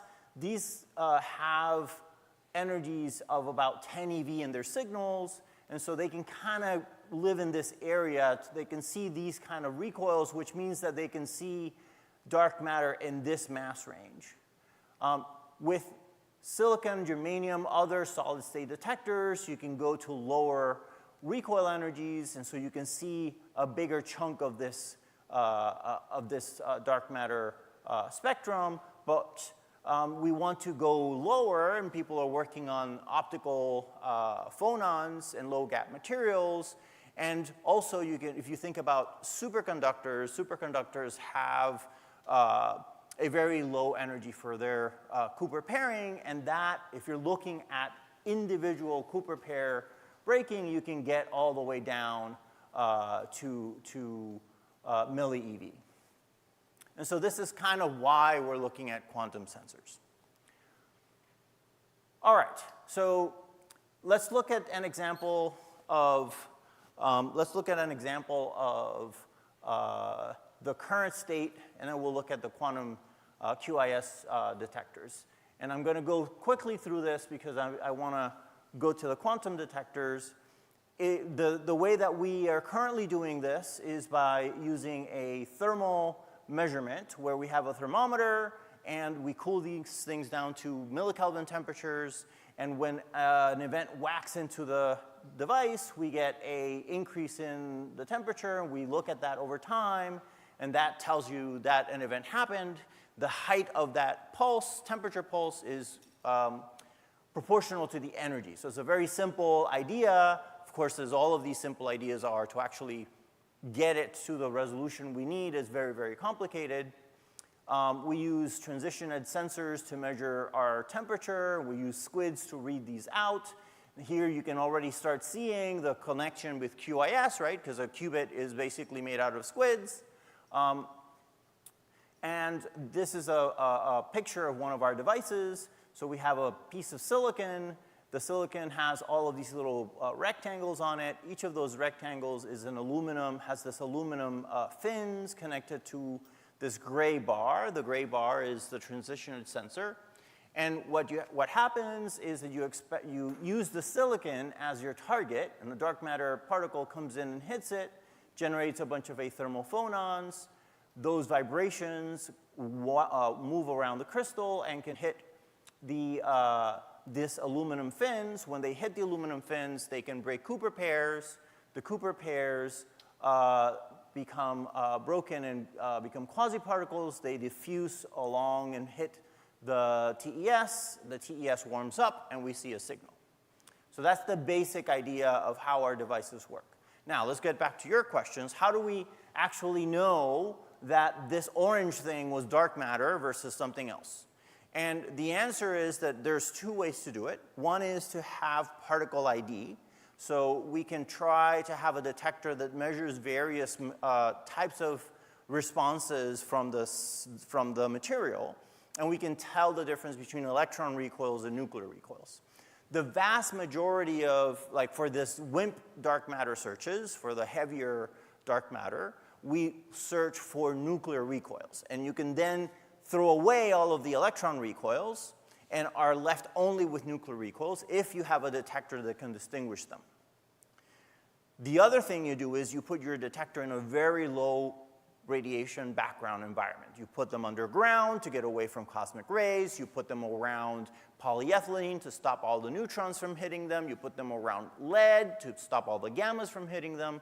And so you basically try to get the detector to be as low rate interaction as possible, to have as low a rate of interaction as possible, and you try to model that as well as you can. So you say, given all of my knowledge of the environment and the surroundings, I can predict the rate of extra background that I should get. And then you look for an excess above that. So it's very, very hard. And if you see an excess, you can't prove that it's dark matter. But then you can say, hey, look, I see an excess. And then experiment B can go and make a measurement and see if they see an excess. And these rates of dark matter interaction depend on the materials. So we might have two different experiments with different materials do similar measurements and see if the rates match. And so over time, with more measurements, you can start to rule out different types of background until you get to a point where you can say, well, this is most likely dark matter. But it will be a process. It's not a, okay, I saw this one event, and I can tell this was a dark matter particle. That's not the way it's going to work. Make sense? All right. And so these detectors have been run. I'm not going to spend too much time on them. The point is that we can see single electron hole pair events in these detectors, and that allows us to really get down to this one electron hole pair. We can look for dark matter that generates electron kicks in the material, and that allows us to get down on that graph that I showed to sort of the bottom of that yellow, to this yellow scale. But we really want to talk about how do we get all the way down here to the bottom left.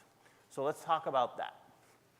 All right, so I'm part of the Quantum Science Center, and we're working on this as part of Thrust 3, where we're doing quantum devices for sensors and sensors for discovery science.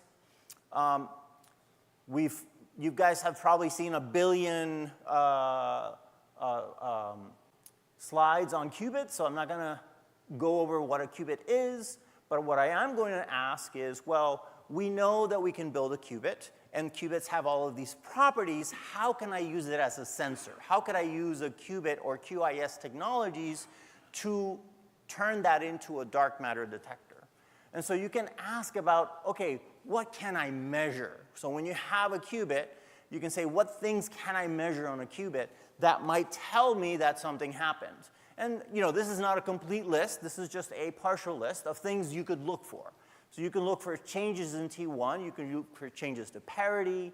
You can look for changes to quasi-particle density. You can look for changes to the individual state of the qubit, basically a qubit error or a qubit going to an excited state. You can look for Stark shifts. You can look for entanglement. There's many different possibilities, right?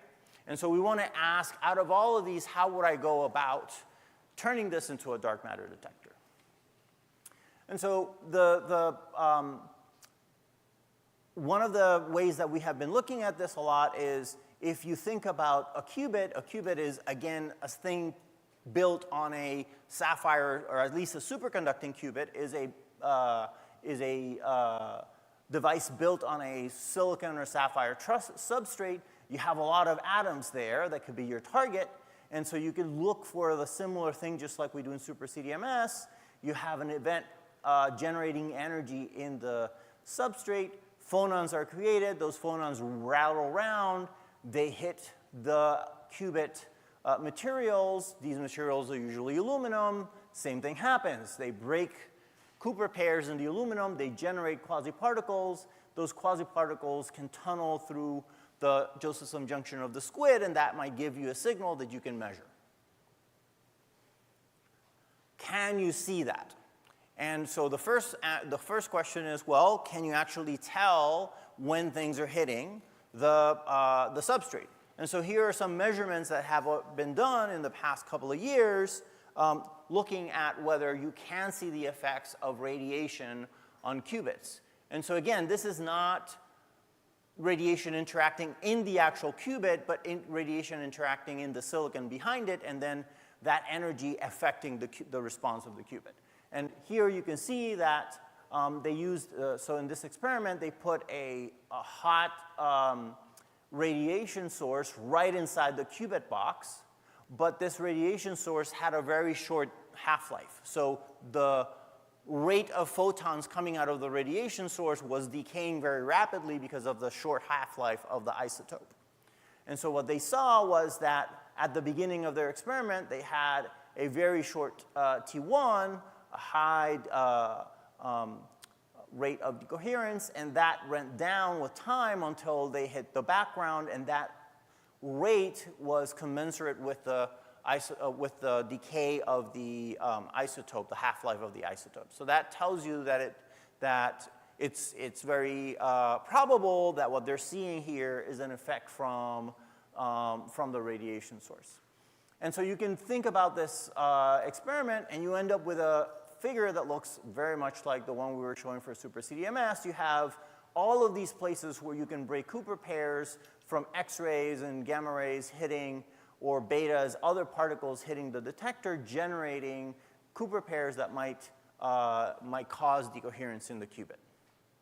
A more recent study had a cobalt-60 source that they were moving in and out so that they can change the rate, and they could see a very nice correlation between the relaxation rate and the distance. So they can see that as you get the radiation source closer, you are increasing the flux of gammas on the chip. You can see the effect of that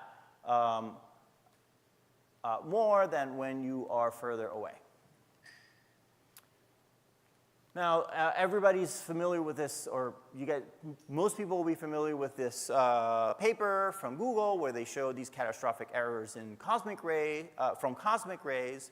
And the idea there is that you're just measuring the error rate in your array of qubits, and you're just plotting how many errors do I see that are simultaneous, that happen in some small window of time. And over time, you see a spike in the amount of correlated errors. And then when you zoom in, you see that that actually looks like a pulse. So that really shows you that there is a kind of a coherent error rate distribution that is happening in the chip.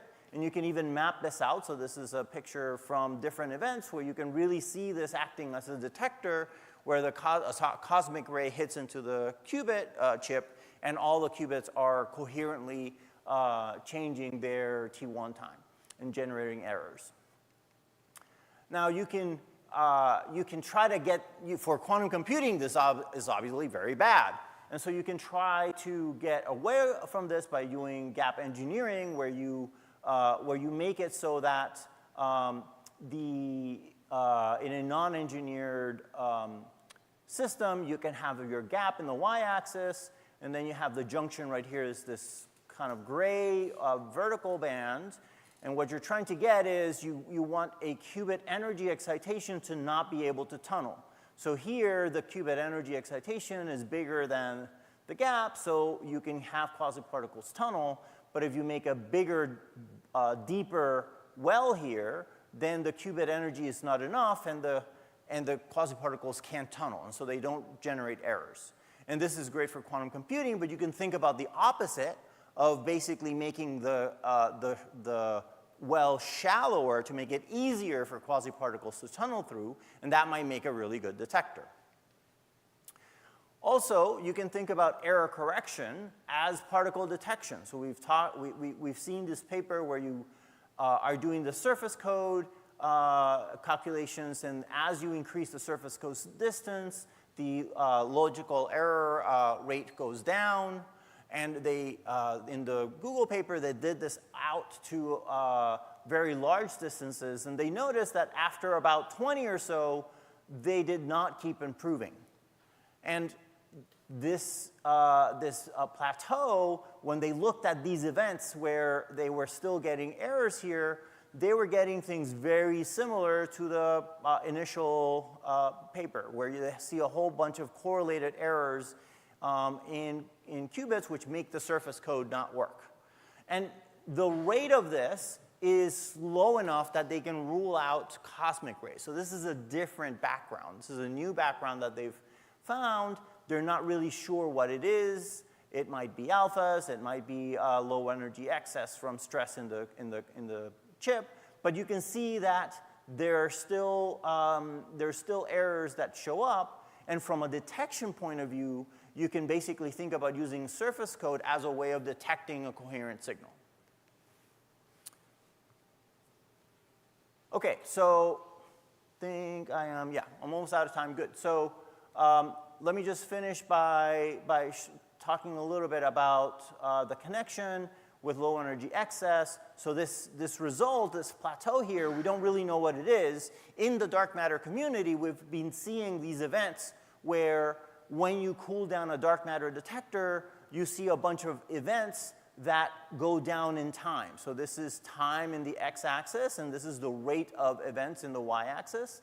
And what you see is that as time goes on, these events these are different detectors, the different colors are different detectors, but they all see this sort of high rate of events that goes down with time. And what we're currently thinking is that these are stress in the silicon, and the stress is generating essentially earthquakes as the crystal relaxes with time after being cooled down from room temperature. And as that happens, less and less of the stress events remain, and the rate goes down with time.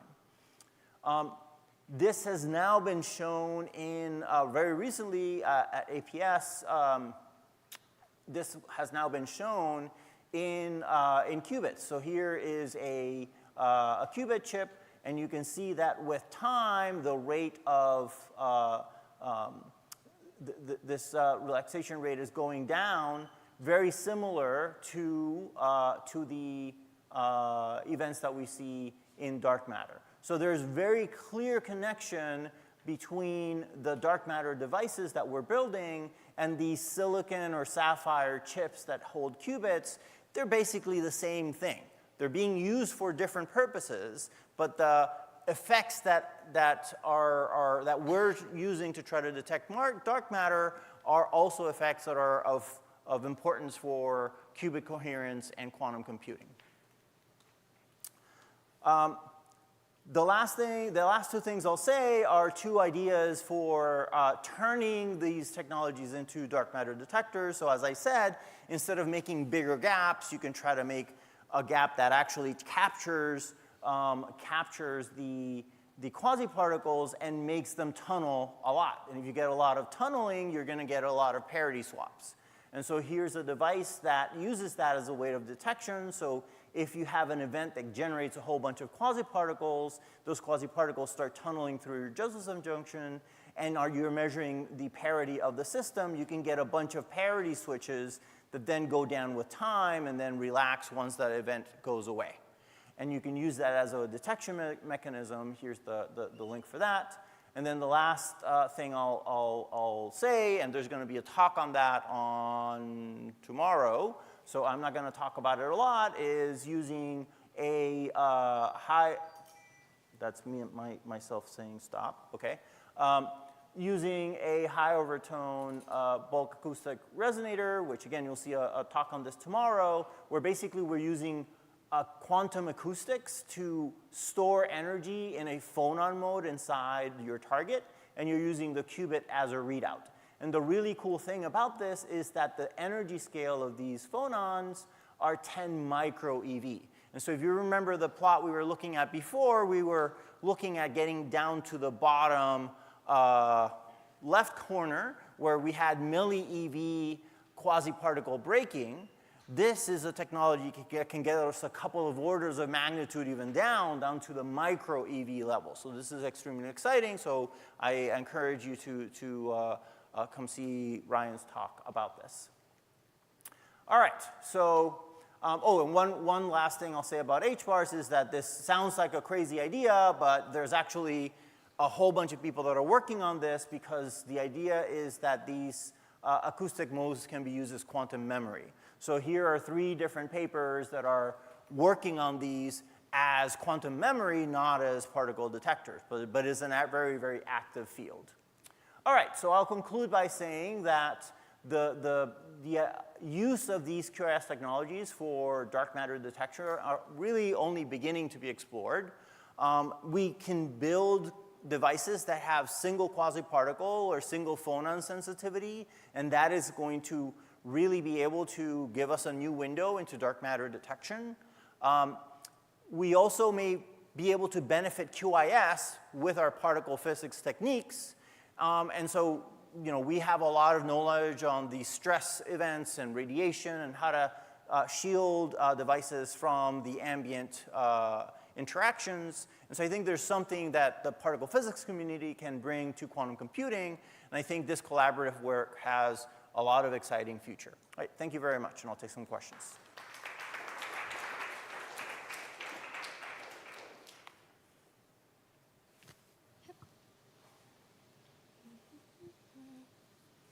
Okay, yeah.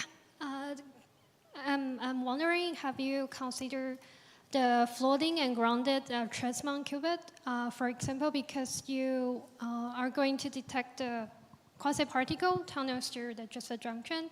So I'm wondering if the design or the grounding or floating will influence of the design of the qubit will influence the chance you can detect the quasi-particle. Yes. So the name of the game is, how do I get the energy that gets generated somewhere in the substrate to the sensing element? That's always the hardest part. We have to funnel the energy from somewhere in the silicon out to something that is sensitive. If it's a qubit and you're trying to break Cooper pairs and generate quasi-particles and measure it on the qubit, and you have a humongous ground plane all over your chip, then that ground plane is going to absorb a lot of your energy, and you're not going to be sensitive to that. So one of the things that we are thinking about is, okay, how much of that ground plane do you really need? Can we make a grid? How thin can we make a grid? What percentage of the surface needs to be covered in aluminum in order to get a stable ground plane that still allows most of the energy to be collected on the sensitive part? This squat paper that I showed has, if you're trying to make a detector that collects energy, you want to make these aluminum fins as big as possible. And you want to make this ground plane as sparse as possible. And so there's a lot of work that actually Ryan, who's in the back, has been doing to model this in a framework called G4CMP, which is a Geant-based framework to try to model these things as we design future devices. Okay, thank you very much, Professor Aknatali. Is there any question from audience? Okay, Oh, if not, sorry. That's a beautiful talk. Thank you. I have a rather technical question, and the 10 micro EV, that's tiny. So almost, I was wondering, are you looking for materials with phone-on modes, which have soft phone-on modes, which almost seems that you have a transition edge sensor that you are trying to make there, and you can also have materials which have a transition edge right there, because those are the materials that have the best, should I say, the highest density of soft phone-on modes in the system. So I was wondering if that's something that you have been considered. So, so Ryan is going to have a whole talk about that. So I will definitely defer to him. I would say that, you know, right now, are you talking about the material itself? Yeah, Yes. so right now we're basically looking at bulk acoustic modes that are high in N number. So this is not like a one of the low states of the system, and we're thinking about sapphire for the material. But if we can make better materials that have, and one of the problems with that is that you need to couple the energy, which can be in a, you know, has a very high phase space of all of the phonon modes that can be produced by that material, and you have to get the energy. Again, it's the same problem we were just talking about before. How do you get the energy into that particular phonon mode that your qubit is sensitive to? So if you have a material that has more available phonon modes in that energy, and we can design a system where the qubit can sense that coupling, then that might be a more beneficial way to design the device. Certainly could be a good engineering problem. Thanks. Yes, let's talk about it over coffee.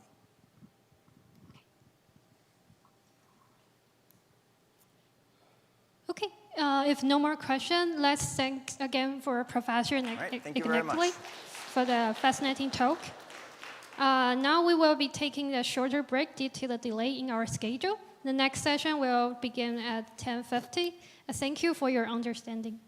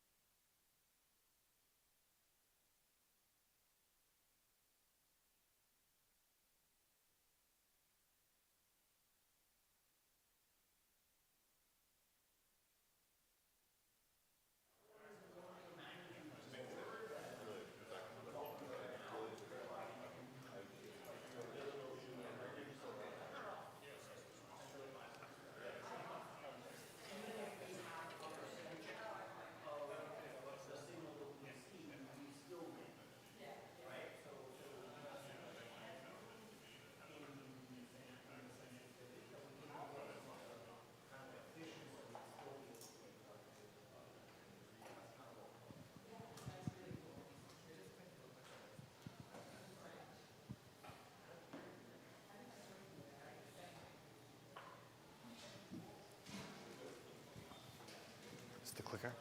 Yeah. All right. Let me see.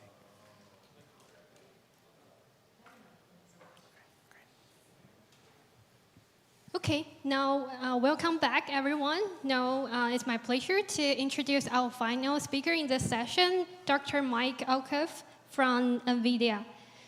Dr. Mike is a senior solution architect on the higher education and research team in NVIDIA. In this role, he supports researchers, research computing, and university leadership in accelerating computational solutions, bridging AI, machine learning, physics, and quantum computing for scientific applications. Mike received his PhD in physics from the City University of New York. He will be talking about accelerating quantum computing. Please join me in welcoming Dr. Mike.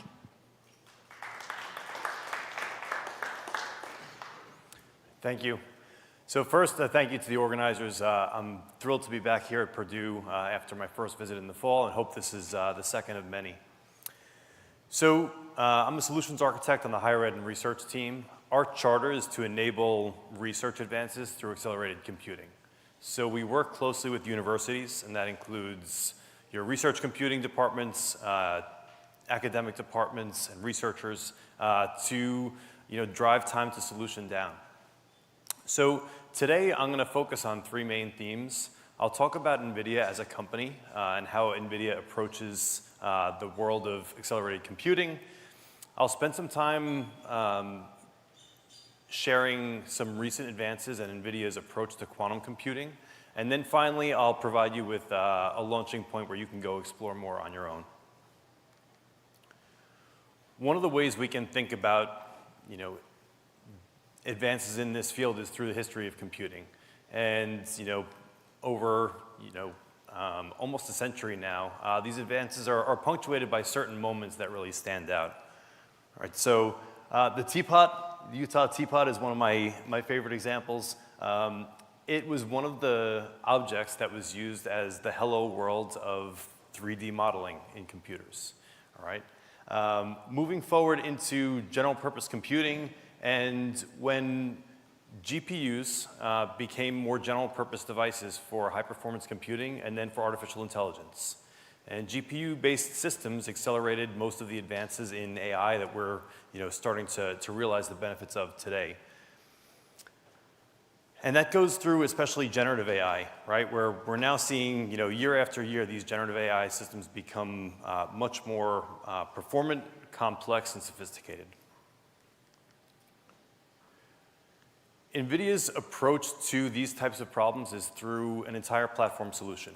So if you have one takeaway today about NVIDIA, is that NVIDIA is an accelerated computing platform company.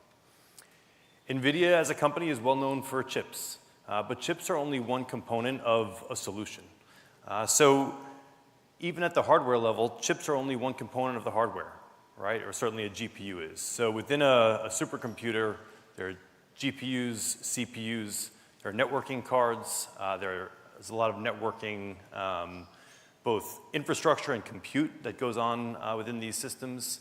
It gets integrated at the tray level, integrated at the rack level, integrated across racks, and that's just the physical hardware. In order to make this type of system run to solve any type of problems, there's a requirement for software throughout the stack, and that goes from the low-level software that runs the individual devices to how those devices are managed, brought together, and all the way at the top through application-level software, where if you're working in a variety of different fields, you might use different variants of these software libraries. You'll see this term CUDA throughout. So CUDA originally stood for Compute Unified Device Architecture. It's the language for programming NVIDIA GPUs. There are researchers who program directly in CUDA, whether that's CUDA C, CUDA C++, CUDA Fortran, and increasingly CUDA Python. There are also a number of domain libraries that are built on top of CUDA. So if you've trained any kind of deep learning model using a contemporary framework, PyTorch, TensorFlow, JAX, on a GPU, underneath the hood, cuDNN is running. A lot of that integration is taken care of by a Python-based API interacting with this lower level CUDA. It's what accelerates your deep learning training and inference. There are a number of different specialties within these different realms. So I'll call out a few that I'll highlight today. One is Physics Nemo. So Physics Nemo is a toolkit for the intersection of AI and physics, where you have some combination of data-driven versus physically constrained solutions. Think of physics-informed neural networks and other variants, Fourier neural operators, all encompassed within Physics Nemo and provided as a tool to accelerate development and adoption. All right, I'll be spending quite a bit of time talking about CUDA-Q. So this is NVIDIA's accelerated hybrid classical quantum computing framework. Right, and the list goes on. So one other area I'll call out, there's a lot of interest within the community in using Python for sophisticated high-performance computing applications. And traditionally, in order to harness performance at scale, you needed to code in a higher performance language, usually C, C++, or Fortran. So CuPy Numeric is a set of libraries that enables you to write Python and run that code at scale, whether it's on a single GPU, multiple GPUs, or even multiple nodes. These libraries provide various levels of acceleration. So different algorithms and different computing workflows have different levels of parallelism that's potentially accessible. So on the higher side, there are more parts of some of these algorithms that can be accelerated. So this shows a number of the different libraries that are CUDA-based libraries, but this is not the top level. When NVIDIA thinks about driving fields forward, it's really through an ecosystem approach, right? So these CUDA-based libraries that are tailored towards certain domains or applications are also incorporated in a number of different partner solutions. And I think specific to quantum computing, there's a lot of computational physics, whether that's computational electromagnetism, computational mechanics, that has to go on. So, tools like, ANSYS, COMSOL, Cadence are commonly used in the design of experimental quantum computing systems. One of the areas NVIDIA works with these companies is to accelerate these solutions. We've all waited for simulations to run, right? A lot of times they're the bottleneck of an entire week's worth of work. It's what's standing between sending a design to be fabricated and knowing which design to pick. So we can think of advances within computing. First using computing for scientific computing, right? Traditional high-performance computing. The deep learning revolution that's taken place over the past couple of decades, and over the past less than 5 years, the generative AI revolution, where these models are becoming increasingly sophisticated and performant. So the question becomes, what's next? And quantum computing offers a future paradigm to further extend the breadth of problems that we're able to solve with computation. Over the past year, there have been a number of breakthroughs, and this is due to a rich ecosystem. Right? The ecosystem includes established industries, startups, and a large number of academic and national lab researchers in collaboration and close partnership with a lot of the industrial partners. So one of the ways that NVIDIA is going to focus on this is through what an accelerated supercomputer is going to look like. All right, so think about your classical supercomputer. It's a cluster built of many different racks. Each of those racks has many different trays. Each of those trays might have multiple chips in it. So in order to realize performance, you'll have to couple those all together so that they work together, communicate in order to provide a solution. We currently have GPU and CPU-based systems working together, and the future state is to have a QPU working side by side with CPU and GPU-based systems. From NVIDIA's perspective, we are platform agnostic. So whether it is a trapped ion-based system, a neutral atom system, superconducting qubits, photonic qubits, the overall infrastructure and architecture will likely look very similar and have repeatable patterns. And once those patterns start to emerge at the smaller cluster scale, the vision is always to scale out in order to solve harder and harder problems. So NVIDIA's vision for the accelerated quantum supercomputer combines a number of these approaches. So the first is connecting the quantum hardware. Quantum hardware has some unique latency demands, and being able to connect to it in a low latency fashion is going to drive both algorithmic and problem-based advances, but also it will enable quantum systems to run better. Some of the most promising algorithms are hybrid algorithms, where there's a quantum circuit that runs, there are tunable parameters within that circuit, and very similar to a neural network, after a pass or many passes through that forward portion, then a classical optimizer will update those parameters, and that iteration goes on a number of times until convergence.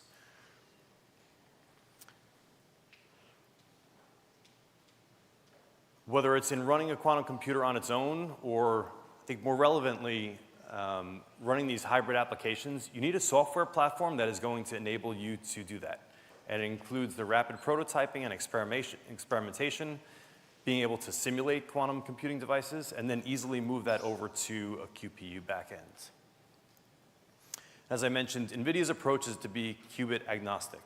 Right, so there are certain considerations, which we've heard some of this morning, about specific types of qubits. There are massive technological improvements that go on every year with various platforms. And NVIDIA is working, think a level up in order to support all those different qubit modalities and also to provide a higher level architecture.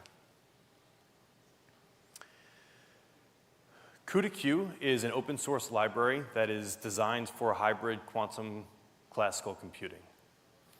It's been developed as an open source library, so please encourage you, and one of my calls to action at the end is go to github.com/nvidia/CUDA-Q and check out CUDA-Q on your own, right? Clone it, download it, use it, contribute to it. It is there as a community library. And it's been developed in close collaboration with a number of partners. So think of this as your top-level application for these hybrid solutions. At the lower level is cuQuantum. So cuQuantum is a GPU-accelerated simulation backend, and it's available through a number of different frameworks right now. cuQuantum includes state vector, tensor network, and most recently dynamics and density matrix simulations, and those are all GPU accelerated. So whether you choose to engage at the CUDA-Q level, designing hybrid applications with full stack optimization, or with a framework that you're already using and comfortable with and leveraging that cuQuantum backend, they're both viable ways to accelerate your quantum computing research. There are a number of libraries that are built on top of CUDA-Q, right? So CUDA-Q is fairly general. Two recent libraries that were announced are CUDA-Q QEC for quantum error correction and CUDA-Q solvers, right? Because of that tight coupling between classical and quantum algorithms. At the hardware level is DGX Quantum. So I mentioned the need for a low latency interconnect between the classical computing and the quantum device. This quantum machines prototype helps fill that gap.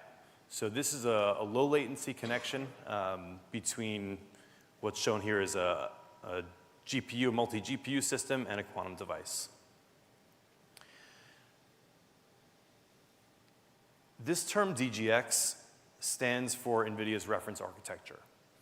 It's the architecture of any system that NVIDIA spends a lot of time, engineering time, to develop, and it's the types of systems that we use internally.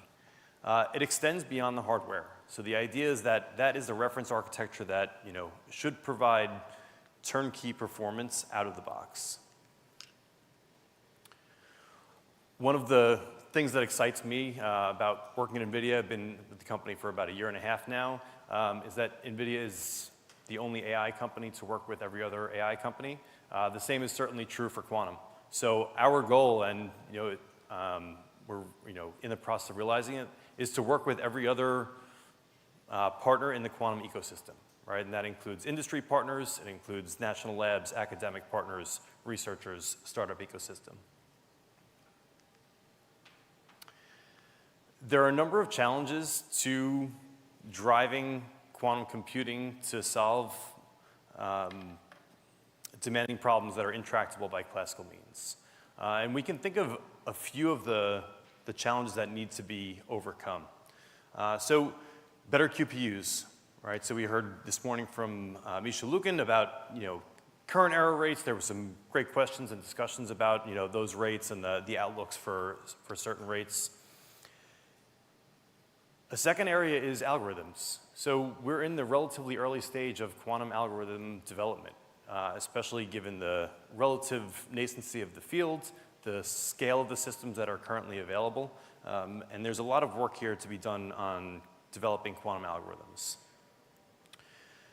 Finally, quantum error correction. So because these qubits are imperfect, being able to encode quantum information redundantly and the entire infrastructure that goes around being able to, in real time, make measurements and then apply controls back to the quantum processing unit.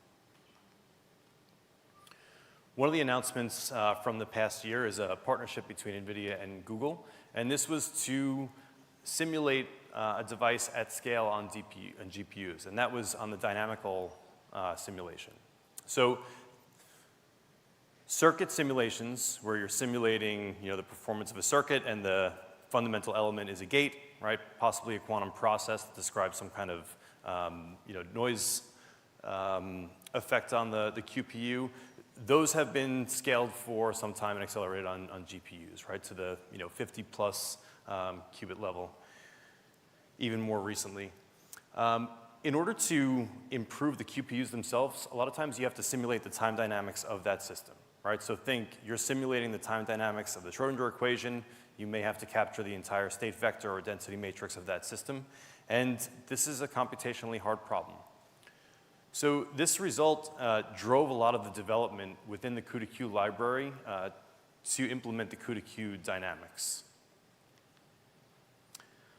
All right, and that's partially to overcome some of these current limitations, right? Is that as the circuit progresses, we know that there are both imperfect gate operations and then fundamental coherence limits with the physical qubits themselves.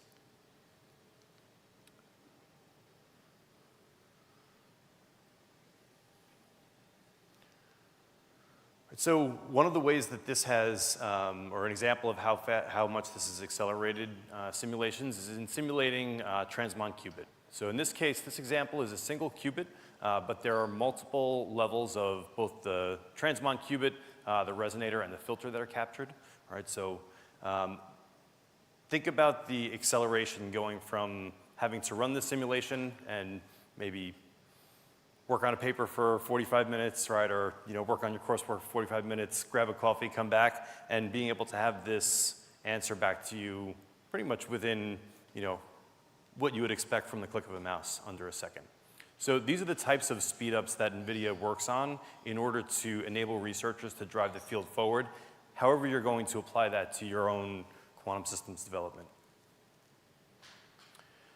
There have been a number of demonstrations on better algorithms, and a lot of these algorithms occur at the intersection of either classical HPC or classical AI and quantum computing. And these are all achieved with a number of different partners. Finally, the projected current and projected rates of errors in qubits, they place pretty stringent requirements on, or predictable requirements on the number of qubits needed for certain tasks, right? So a really interesting paper from a few years ago that predicted how many qubits, both logical and physical qubits, would be needed to factor this size number. And it brings us to the challenge of decoders for quantum error correction. All right, so one method for decoding would be using some kind of maximum likelihood estimation for identifying the error, right? And those are going to scale with the code distance, certainly in a super linear way. Ideally, as the code distance increases, we're able to get this decoding time down to the order of a gate time. All right, so sweet spot is over here, right? Right now, we're over in this bottom left portion. One of the advances is using a specific type of decoding, and this has demonstrated both a speed up in the latency and also an improvement in the throughput. So when we think about solving problems with accelerated computing, especially using GPUs for inference problems, latency and throughput are two of the key metrics that we look to optimize, right? And the trade-offs between those two are going to depend on the application. So it paints the picture of where we could possibly go. The future state is that instead of using traditional methods, we're able to train AI models to perform this decoding, right? And there's been research along these lines. And one of the results was a collaboration between NVIDIA researchers and QEra, where using these types of methods has been able to improve the performance of the results. So as I mentioned, we are currently here still in this lower left side. The vision is to be able to generalize these methods in order to go to larger systems, so larger code distances, and keep the computation time within what the physics of the system demands. I'll take a sidebar here just to talk about NVIDIA's approach to physical AI in general. So NVIDIA is heavily engaged in the robotics community. And NVIDIA views robotics as a three-computer problem. So you have your computer where you train your foundation models, right? These are some of your multimodal generative AI models. You have your computer where you have to simulate the world for the robot to learn in. And then you have a computer that you put on the edge and deploy out into the real world.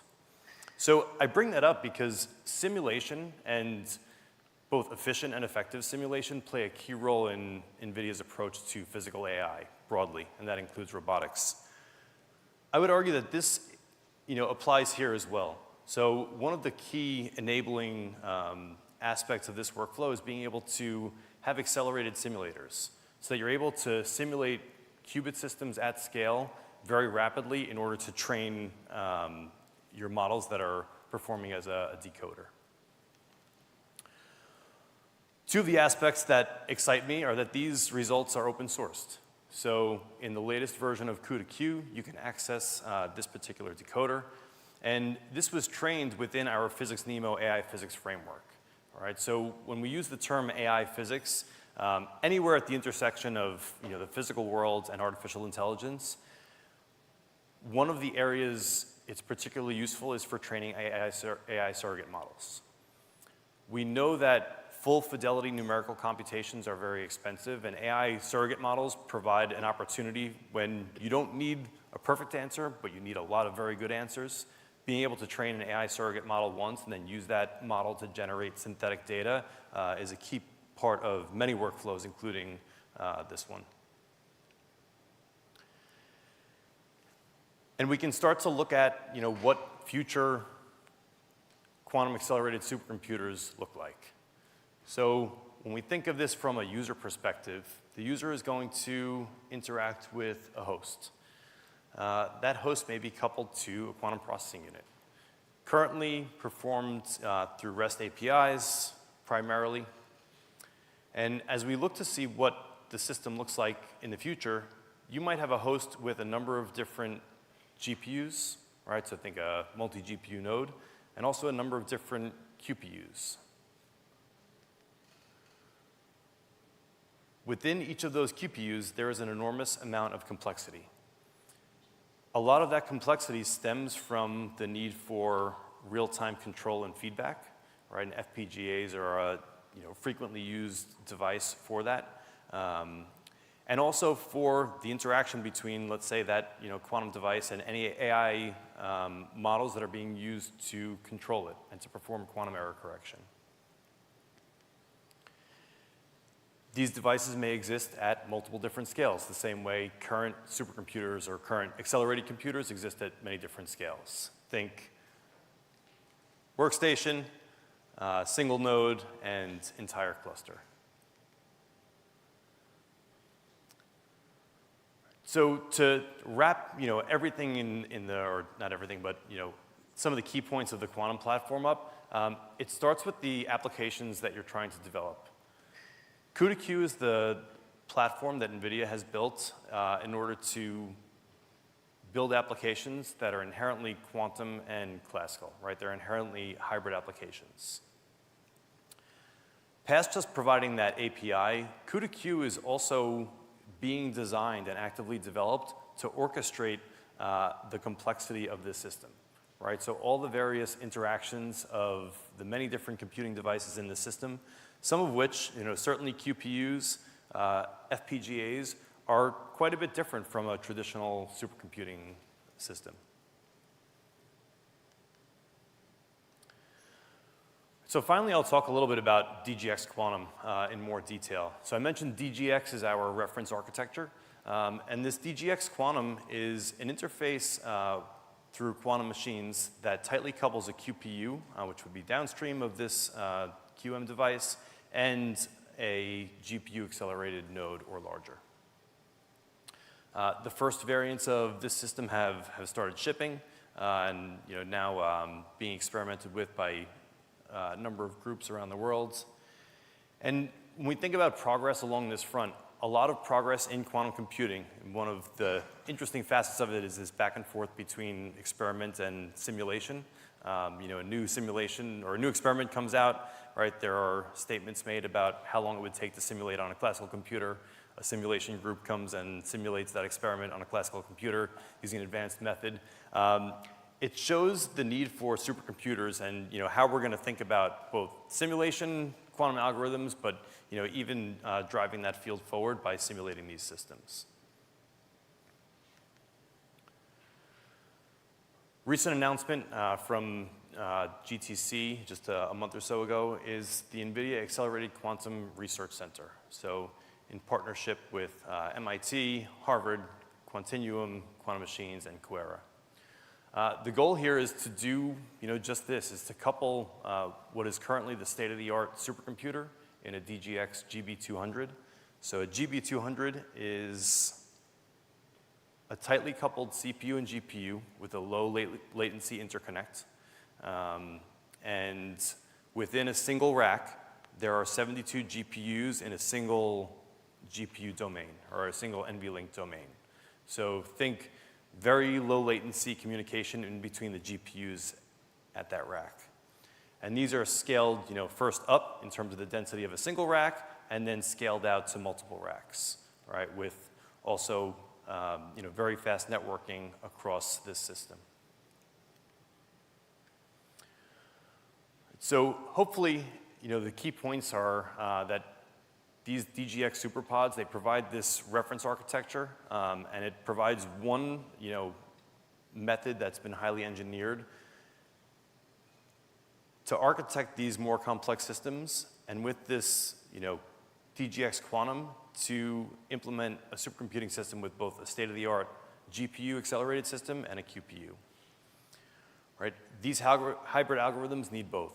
So whether those are hybrid algorithms for solving the problem that's relevant to your domain, or for solving some of the outstanding problems within this field, right? Think AI for calibration and control. These are all needed, and the tight coupling between GPUs and QPUs is a critical requirement.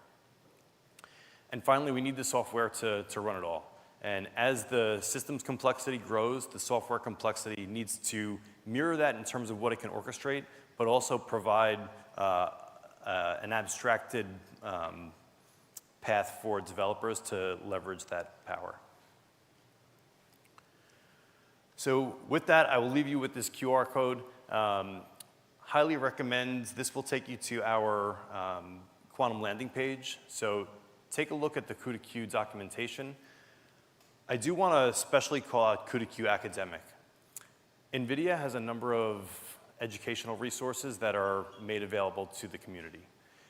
Specific to quantum, these are all open source on github.com/NVIDIA/CUDA-Q Academic. There are examples going from introduction to quantum computing to more sophisticated applications hybrid algorithms for quantum chemistry, quantum error correction. So highly encourage whether you're a student or learning this yourself, or if you're using this in the classroom, these references these resources are available for you to use.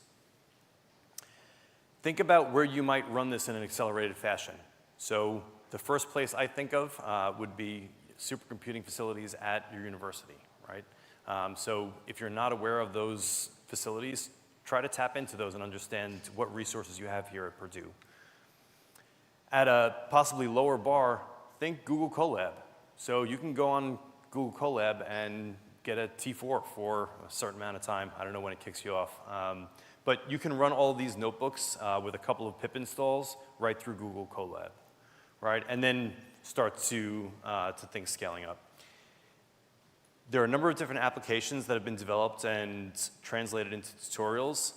As I mentioned, these are open source libraries. We welcome contributions from the community. So the hope is that CUDA-Q is going to power your research. We would love for you to contribute back to CUDA-Q if you develop a new approach, a new algorithm, even a new tutorial. Please feel free to contribute. If you see something that's not working, create an issue. If you see a feature that you think would make this set of libraries better, please feel free to contribute. So with that, I'd like to thank you for your time and attention, and happy to take any questions.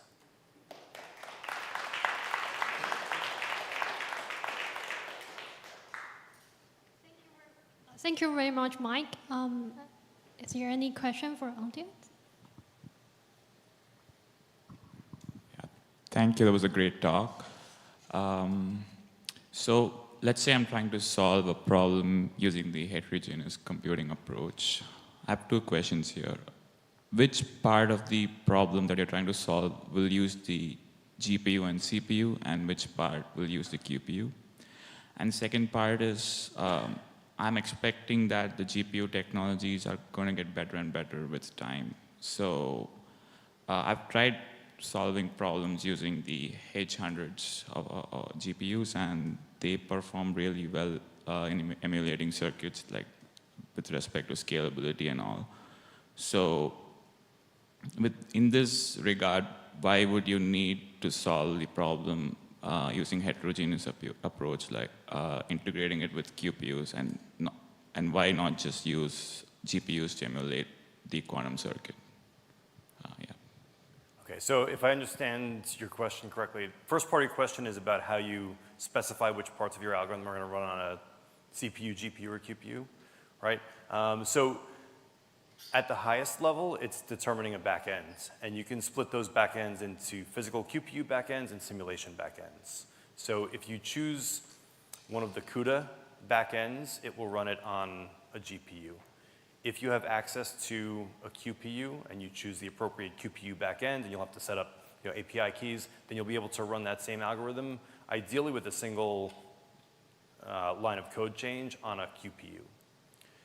In terms of where your maybe a more complex hybrid algorithm runs, a lot of that comes down to how finely grained you want to control it, right? So certainly the simulating quantum devices is going to run faster on the GPU. I think ideally, or the optimizers may be a mix, right? So there are certain optimizers that are GPU accelerated and run very quickly on GPUs. Other optimizers may run on a combination of CPU and GPU just based on how they're constructed. So I think it really depends on the details of the components of your hybrid algorithm. Thank you. And then I think the second part of your question was about H100s being capable. In the future, the GPUs are going to get better. So why would you need to integrate it with QPUs to solve the problem? It could just be solved on the GPU itself. Yeah, it's a good question. I think fundamentally the scaling laws are different, right? So if you want to simulate a quantum system, every time you add a qubit, you double the memory requirement. So we're either in or approaching the time when at the hundreds of qubits scale, these will not be able to be simulated classically. Or you'll have to make trade-offs between which simulation backend you use and whether that's providing you the fidelity for your end application, right? So there are, tensor network simulations are going to enable you to scale to larger numbers of qubits, but there are approximations that take place in there. So the question is, are you achieving the answer that you need to achieve with a tensor network simulation versus do you need to run this on a few hundred qubit system? And I think from the development side, certainly looking out past, where we are today, both in terms of making larger error-corrected systems and in running applications on quantum devices at scale, like those are only going to be pushed forward by running them on the device because the simulations are only going to be so good. Thanks.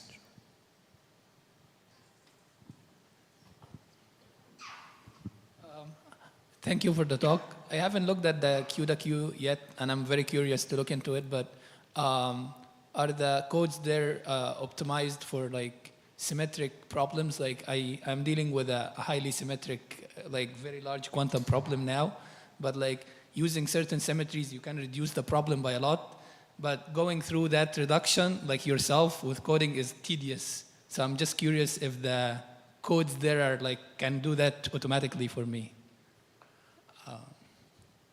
Thank you. Yeah, so it's a good question. I think I might have to learn more about the problem that you're working on, so maybe we can chat afterwards.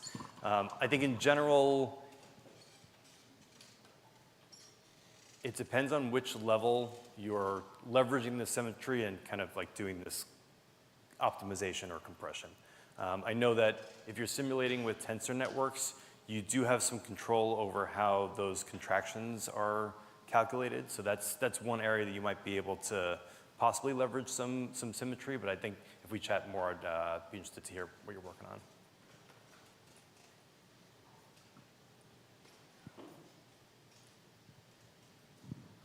on. Thanks for the nice talk. So you mentioned that for doing real-time decoding, we would need like ML-based decoders. And you mentioned like there was a particular QERA-based architecture that was used to develop a real-time based decoder. So would the decoders become like hardware specific? So we would need like our AI models to train on specific hardware to work? Yeah, that's a great question.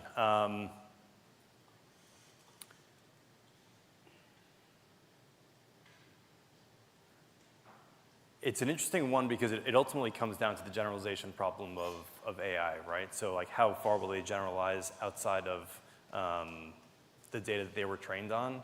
I think it's an interesting research question, right? If you're training a model based on a certain either physical process maps from a device or simulations of that device, how specific is it to that device?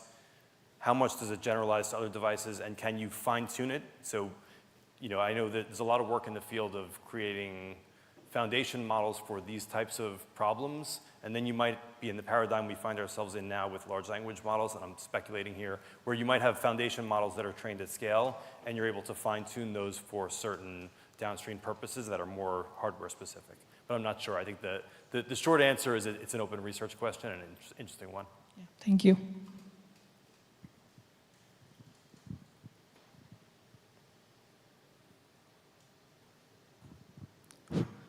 Thank you for the nice talk. I could be wrong on my question. I haven't heard of that NVIDIA is directly developing QPU, but NVIDIA supports quantum ecosystem as you presented today. Why, can I ask why NVIDIA chose this direction? Because I was wondering, NVIDIA has very nice cash flow and also hardware infrastructure. Yeah, thank you for the question. I don't know that I have the insight into how that decision was made, right? But I would say one area that makes sense to me is when you analyze the field as a whole, there's a lot of deep expertise in the QPU development. And one of the areas, especially looking forward, a decade plus, is in scaling out, right, and building this tightly coupled system. I think that's an area that NVIDIA is uniquely positioned to address with the community. And that's probably one of the reasons that NVIDIA is focusing on a more QPU agnostic, but systems level integration and architecture approach, just trying to leverage some of those lessons learned from the classical CPU and GPU accelerated realm. Thank you. Any other questions from audience?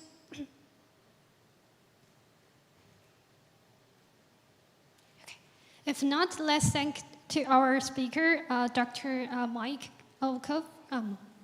Again. Thank you, everyone. So we are going to conclude our morning session. A huge thank for all the wonderful speakers for their inspiring talks, and also to our audience, very thoughtful and engagement. Okay, please join. We will now take a break for lunch. Be sure to check the schedule for the upcoming talks this afternoon. Thank you, everyone.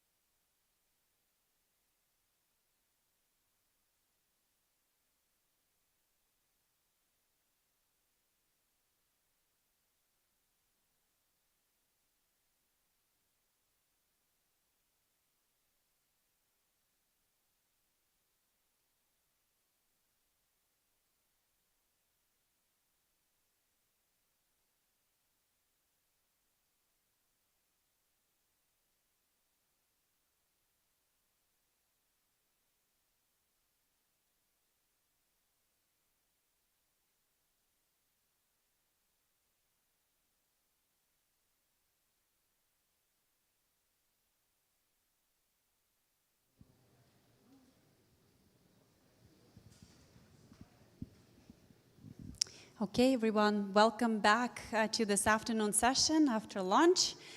What I would like to start with is to say that this 5th edition of our Quantum Summer School, organized by Quantum Science Center, is this year collocated with a very unique and very grand event.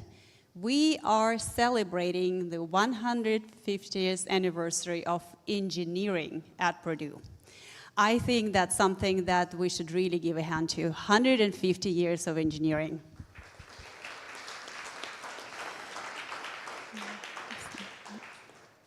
And we are very honored and very happy to actually have our distinguished engineering representative, our leader, our visionary here with us today. John Edwardson, Dean of Engineering at Purdue, and Robert Adams, Professor of Mechanical Engineering. Please welcome Dean Arvind Raman.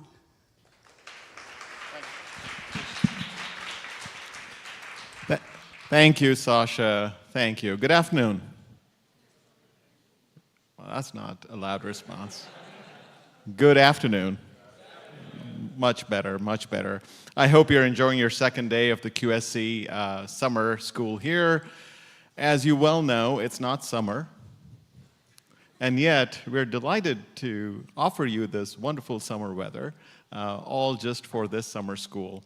I think there's probably an exotic quantum phenomenon behind this. So with that said, I'd really like to welcome all the students, postdocs, faculty and staff from Purdue who are here, all the academic institutions in the QSC, colleagues from national labs and industries who are joining us today. A deep thanks to the Oak Ridge National Labs for their leadership and partnership in this DOE QSC Center. We really appreciate it. And it's really an honor for us to host, as a part of the QSC, this annual summer school here at Purdue. Deep thanks, of course, to all the partners who are involved in the QSC. Besides the Oak Ridge National Labs, Fermilab, Los Alamos National Lab, industry partners, Microsoft, IBM, Inflection, and so many others. And as Sasha mentioned, this summer school is happening during a particularly important year for us. We are celebrating the sesquicentennial of Purdue Engineering, which started in September 1874, actually. And then since then, for 150 years, the brand of Purdue Engineering, Purdue STEM, has really shone brilliantly. And why that brand name is so strong, so powerful, is because of 150 years of sustained impact that our students have had upon the world as they've graduated from here and gone on to do big, bold things. In fact, if you think about it, some of the biggest giant leaps made in America in the last 150 years have had Boilermaker engineers behind them. Just think about it. Golden Gate Bridge, Hoover Dam, human space exploration, nitrogen fertilizer upon which the agricultural productivity of the entire Midwest rests. Boilermaker engineers behind it. Transistors, pacemakers, insulin, barcode, QR code, chips, video communications, wireless communications, television, pattern recognition, which is the foundation of artificial intelligence. All these giant leaps have had Boilermaker engineers right behind them. That explains why that brand is so strong, so powerful today. And today we stand here together at the cusp of some of the most important giant leaps, the next giant leaps that are going to be made by humanity, and that is the giant leap of the quantum age. And I know that many of the talents that are assembled here are going to be playing a pretty important instrumental role in making that a reality. Now, here at Purdue, we are very focused on assembling top research teams and partnerships around strategic, focused areas where we can contribute to the next giant leap in the age of quantum. And that, of course, includes areas such as topological computing, that includes areas such as chip-scale quantum photonics, that includes areas such as spintronics, includes areas such as quantum networks and quantum communications. And these research teams and partnerships are enabled by some significant investments, such as the Microsoft Quantum Lab, led by Professor Mike Manfra, right here, that has played such an important role and has made key contributions that led to Microsoft's recent announcement of the Majorana chip. All that starts with great research teams and partnerships right here at Purdue. Or we also see big impact that's emerging from the DOE Quantum Integrated Photonics Design Center, led by Professor Li-Bai Huang, with many other colleagues such as Sasha Boltaseva, who are deeply involved in making all that a reality, or through this QSC Center. All these are major, major centers that are enabling these research teams and partnerships advanced towards that next giant leap. But it's not just about the research centers, it's also about facilities. And we're really proud that in the last even 3 years, we have made big investments in the Burke Nanotechnology Center, a $50 million upgrade of the Burke Nanotechnology Center, in which a lot of our nanophotonics-related work and really quantum-related work actually happens in the Burke Nanotechnology Center. So we're really proud to have made that investment at the Burke Nanotechnology Center, which today is the largest academic semiconductor research facility in the country. Just think about that. It's quite an amazing facility. But what happens here at Purdue is even more than just facilities. It's really about people. And this particular year, between April, this is April, let's go back to April last year, and this 1 year, like, you can define 1 year. You have to choose what the mileposts are, so I'm going to choose April to April as my milepost for defining the year. But within this year, I'm really proud that 2 of our distinguished faculty have been recognized by the highest recognitions for their work that are very closely related to the area of quantum, and really want to acknowledge Professor Supriya Datta for his induction into the National Academy of Science for his incredible work on spintronics, and Professor Vlad Shalev for his most recent induction into the National Academy of Engineering for his work on quantum photonics and optical metamaterials. A round of applause for both these colleagues.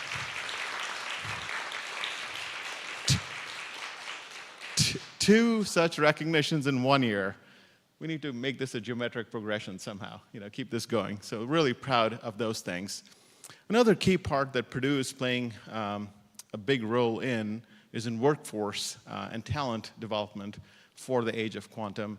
And we are working very hard, very diligently on creating an undergraduate certificate in quantum information science and technology across the colleges of engineering and science. All that is going through approvals.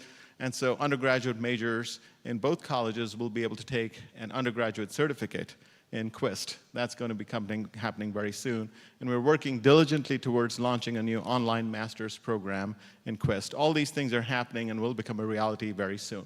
I'd like to conclude by welcoming you all here to Purdue again, and I hope you have a great rest of the summer school. Thank you.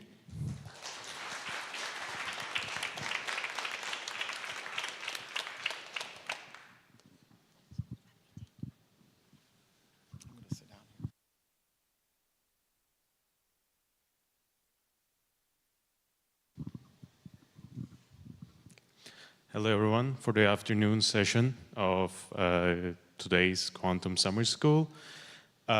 We will start with a presentation from Professor Supriya Datta.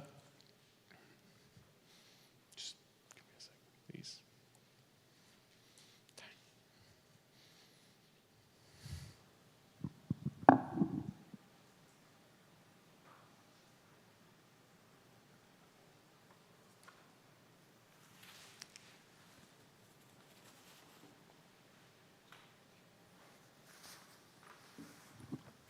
As he sets up, let me introduce Professor Supriya Datta. Dr. Supriya Datta received his PhD from University of Illinois Urbana-Champaign in 1979, working on surface acoustic wave devices, and has been with Purdue University since 1981, where he is the Thomas Duncan Distinguished Professor of Electrical and Computer Engineering. The non-equilibrium green function method approach pioneered by his group for the description of quantum transport has been extensively adopted both in academic research and in computer-aided design tools by companies at the forefront of electronics. Data is also very well known for its innovative theoretical proposals that have inspired new fields of research, including molecular thermoelectricity, negative capacitance devices, and spintronics. He will be giving a talk on the Schrödinger equation 100 years later. It's a great honor to have Supriyo Datta here, so please join me in welcoming Professor Datta.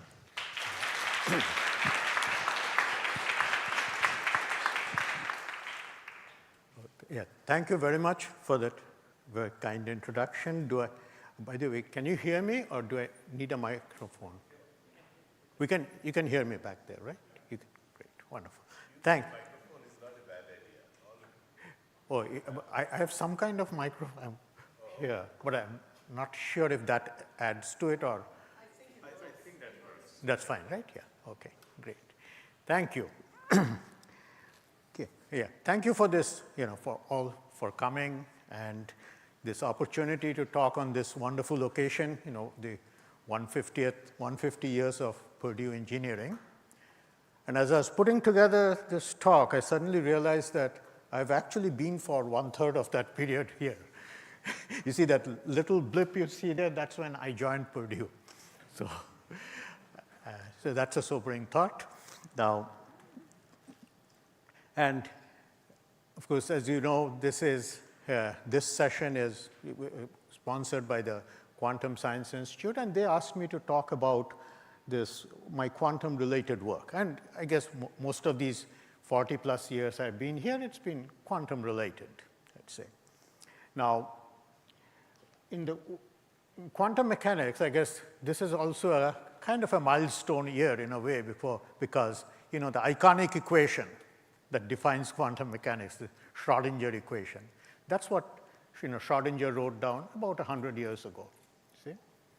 And you might wonder why it would have taken 100 years for it to be felt. I mean, we are talking about quantum revolution now.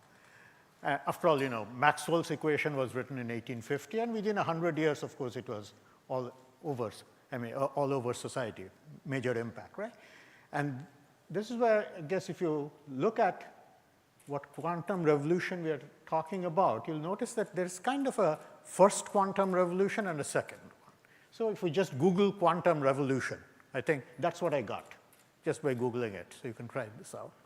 And what it says is that it's the first one which laid the groundwork for modern technology like the transistor and laser, and the second current phase, which is current. I mean, we are living it now, right? We are actually participating in it, all of you.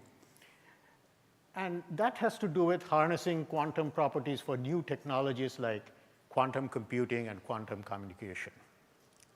Now, the one point I'd like to make is that I said that the iconic equation for this quantum is this Schrödinger equation. Now, if you had to write down an equation for the modern quantum revolution in the second one, that would also, I think, look kind of similar, you see? Except that, although they look similar superficially, the content is very different. In technical terms, one might say that's first quantization, that's second quantization, kind of. And now you see what we are, what I'm calling this first quantized one. That's the one where, often referred to it as a one-electron Schrödinger equation. Whereas what we are now talking about, what the quantum computing and all is about, is more the many-body version thereof. Right? Now, you might say, well, how can that be? After all, transistors and lasers have hundreds of electrons, billions of electrons, really. So how can a one-electron Schrödinger equation do it? And the answer is that, well, what people have done is figured out ways to include this electron-electron interactions in an approximate way into the one-electron picture. So this right-hand one, the full many-body one, that, of course, has been known for a long time. It's not like it has just been discovered. It's been around like within 10 years of the original Schrödinger equation. That's all been known for a while. But one views that kind of like the ground truth or the reference, relative to which you try to develop approximate expressions. And that approximate, generally you refer to it as this self-consistent field, right? That you have to, and you try to find it in such a way so that it gives you the best approximation to the real thing, right? But in general, you try to work in that one electron picture because conceptually it's numerically, otherwise it's much simpler. And that's how people have gone from, I guess, Schrodinger's original equation was about the hydrogen atom, which was kind of easy looking back because it had just one electron. So you didn't have to worry about electron-electron interactions. But as soon as you go to helium, you have 2 electrons and you have to worry about it. And when you go to molecules and solids, all that, once Schrodinger showed the way, coming decades, people worked on it, developed this self-consistent field, went from hydrogen atoms to atoms, molecules, solids. And I guess in Purdue engineering, we have had a good role to play in applying it to transistors. Transistor is this basic device that you use, billions of them in every laptop, every smartphone that you use. And applying quantum models to transistors, that was kind of different from just applying it to atoms and molecules because, firstly, it's an open system. You have electrons coming in and going out. There are contacts. And secondly, it's non-equilibrium. There's 2 voltages. It's way out of equilibrium. And that required this concept of, generally the self-energy functions, which are kind of like a self-consistent field, except that the self-consistent fields are what you might call, what would be Hermitian, whereas the self-energy functions are often non-Hermitian because of this open system part of it, all of that. So all of that had to be included into this way of thinking. But the point is we are still working on the basis of this quote-unquote, this one electron Schrodinger equation. Kind of we need that formalism using this other one, the more correct one, the big one, as a reference, as a ground truth, you see? And this is a good occasion to acknowledge some of the people at Purdue Engineering who contributed to this work. And I guess Mark Lundstrom collaborated with him. He's an expert on transistors. We worked with him in the 1990s, early 2000, and then Gerhard Klimek, Tillman, I guess I see Gerhard right here, who have carried it to real devices and actually made contact to industry. And over the years, what has happened is this has become more and more relevant. Because you see, when we were originally doing this work, channel lengths were like 300 nanometers, 400 nanometers. Today, as you know, they're down to 10 nanometers or less. And quantum effects, especially these tunneling effects and all, they need to be included. And so the models developed by Gerhard and Tillman and all, they are, I'm told, used by the semiconductor industry. Okay. And of course, this is the topic I could go on forever, but that's not what I want to do. Because here, as I said, my main purpose was kind of to make this distinction between the first quantum revolution and the second one. And I really want to talk more about the second one because that's what you're more interested in. That's where we are living. You're in the middle of it, right? It's really kind of sort of happening today. By the way, is there a clock? So I tend to lose track of time when I'm talking. Is there a clock? What time is it? It's 1:20. 1:20. Yeah. 1:20. 1:30. Got it. Okay, got it. minutes left. 25 minutes. 35 minutes. Got it. Thank you. Okay. Yeah. Perfect. So to understand this distinction, first thing is what is psi about? And this actually took some time in the initial days to agree on it, that it is really about probability, that this is this one electron Schrodinger equation. And if you look at the wave function, usually you think of it as some function of space, but actually there's also the spin. In non-relativistic quantum, it has these two components, an upspin and a downspin.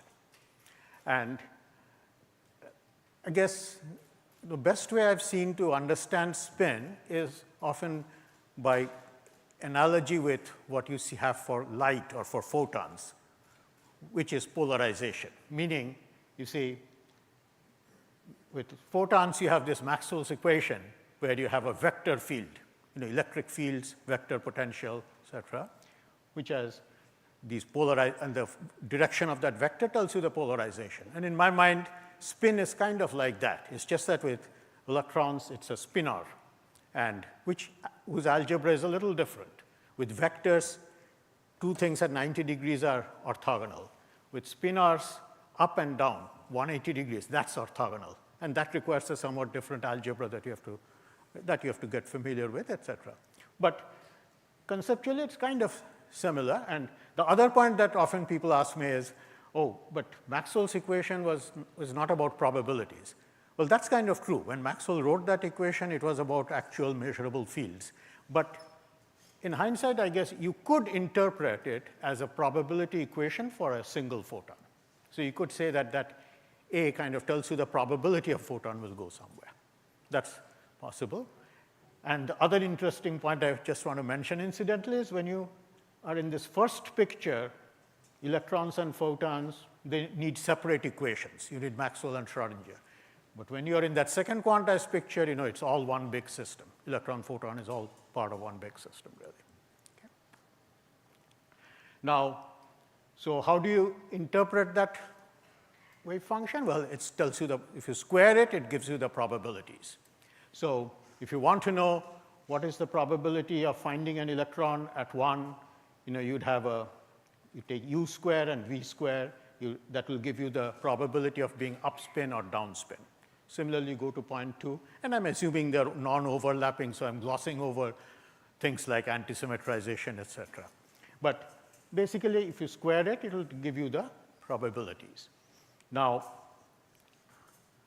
the question is, what would happen if you ask the question that what is the probability of finding an electron at 1 and another at 2? And that's where you're supposed to take this product. Because in this one electron picture, the big wave function you kind of think of as products of individual electrons. See? And so if you had 50-50, you'd have all 25. And that kind of assumes that everything is uncorrelated. Right? And within this picture, and this is the basis for this whole one electron picture that we have been using in the first quantum revolution in general, that you assume that your wave function can be factorized and then figure out the proper self-consistent field to go with it, to give you the best approximations, etc. Now, on the other hand, you can imagine highly correlated systems, strongly correlated systems, where that doesn't work. I mean, where, for example, if you have a 0 at point 1, you would have a 1 at point 2. If it's upspin one place, it will be downspin the other place. They're all correlated. In that case, of course, the distribution would look more like 0, 1, and 1, 0 have high probability, 50% each. But you never see a 0, 0 or a 1, 1. And that's what you'd call a strongly correlated system. And as I said, our usual pictures, you say that, well, such correlations are minor, don't affect things too much. Try to get as close an approximation as possible and carry on. But quantum computing and all this modern second quantum revolution is really about correlations. I mean, all the power comes from correlations, really. And you might say, well, it doesn't look like a very big difference. I mean, you have these 4 things here, you got 4 things there. But the thing is, the difference becomes very noticeable once you bring in many more of them. So instead of just 2, if you had n of them, then the thing is, in the first quantum picture, you would have 2n things to worry about, meaning for every one of them, you have upspin or downspin, so 2n, and 2n of them. Whereas the correlated distribution, you have to give the probability over this entire 2 to the power n possibilities. See? And the thing is, you can check this out.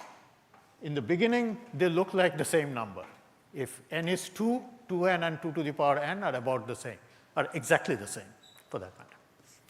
But you get to n equals 40, well, that's like 40 qubits. I mean, each one of these spins you could view as a qubit, essentially. Then you have 2n is 80, 2 to the power n is 1 trillion. See, it goes up. And all this power of quantum computing is coming from that correlation, really, being able to control those correlations.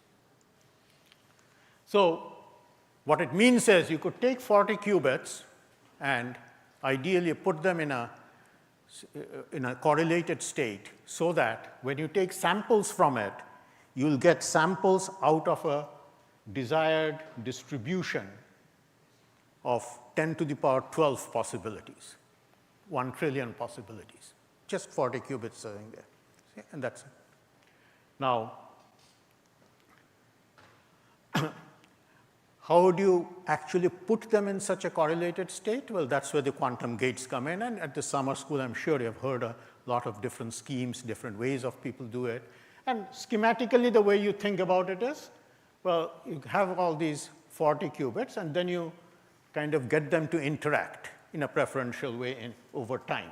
And these have to be coherent interactions that you engineer so that they gradually get into a correlated state. So in the beginning, you might have all 2 to the power n possibilities equal.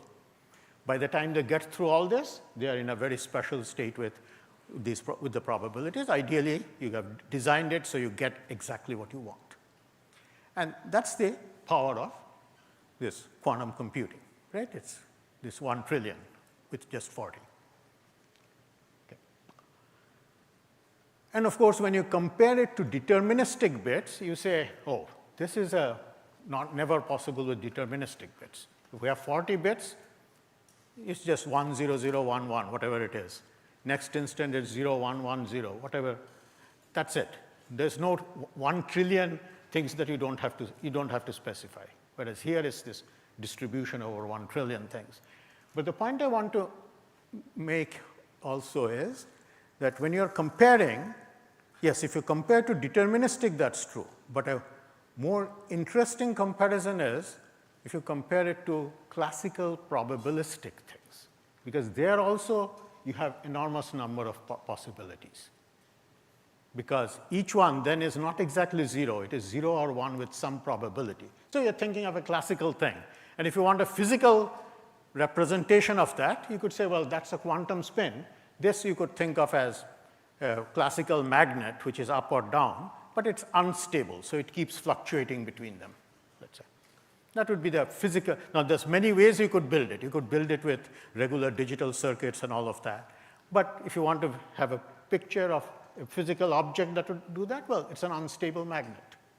And the point is that if you took such an unstable magnet and made kind of a series of gates where the first set kind of influences the next set, next one influences them, then gradually they would get correlated.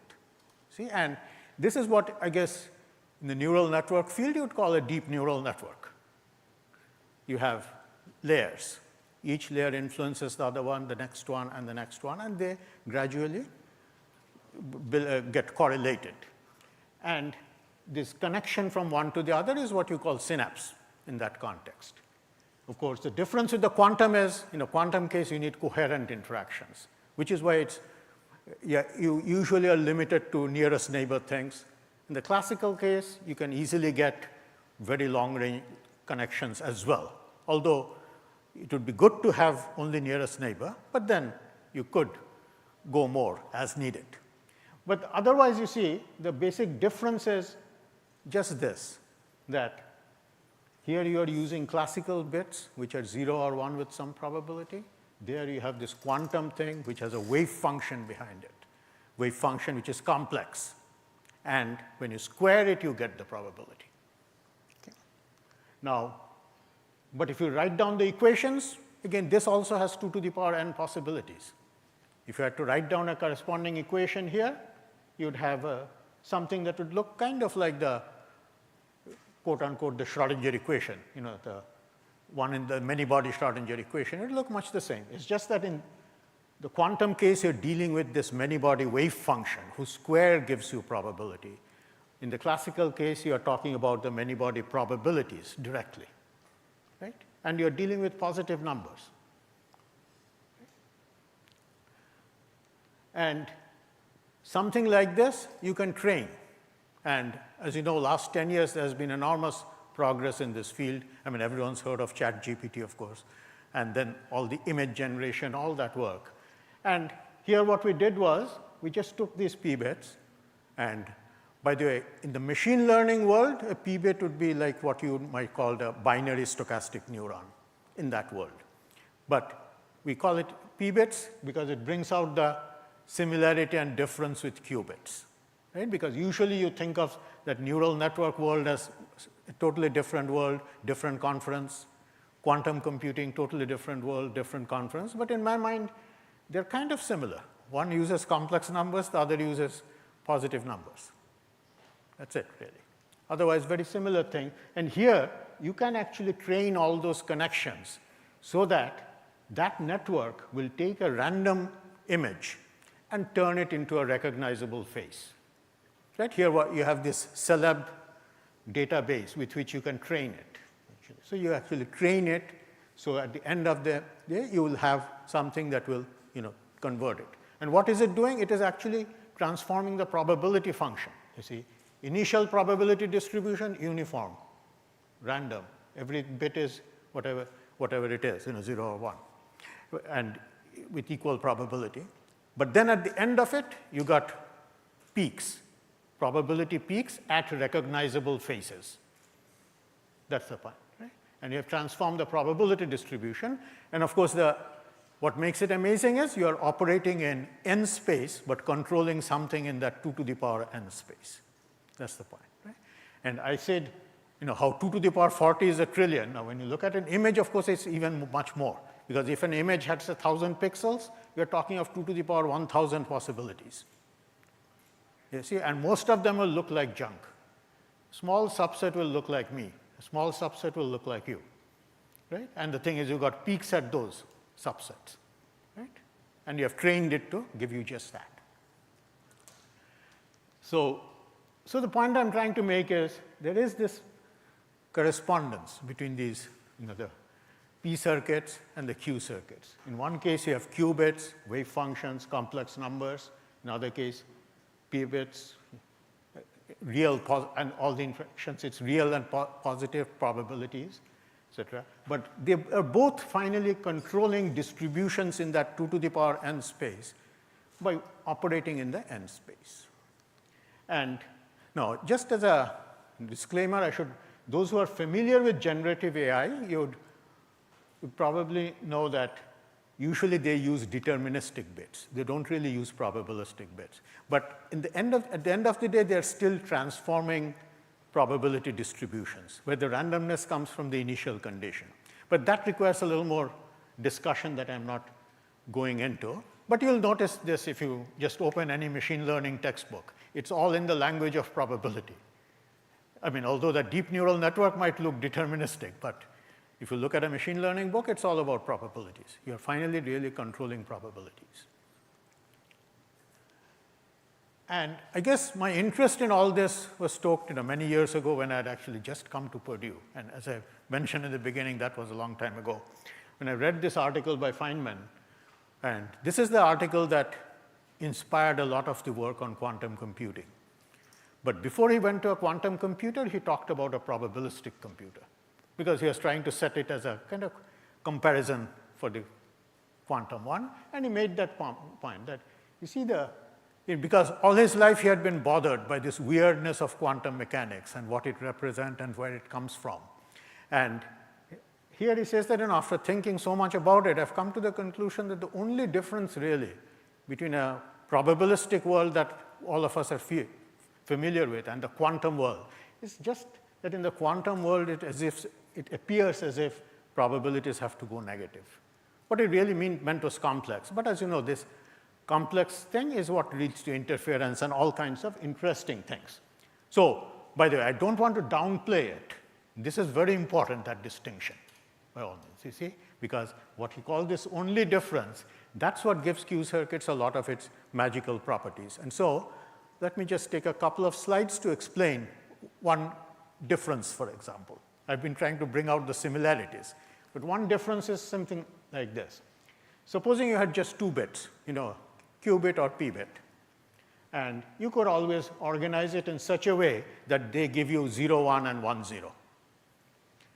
And so that if you actually created a histogram, both the p-bit and the qubit would give you peaks at 0, 1, and 1, 0. But the thing is, in the classical case, it's a magnet up, magnet down, that's it. In the quantum case, you see it's a wave function. Until you measure it, you don't quite know what up and down are.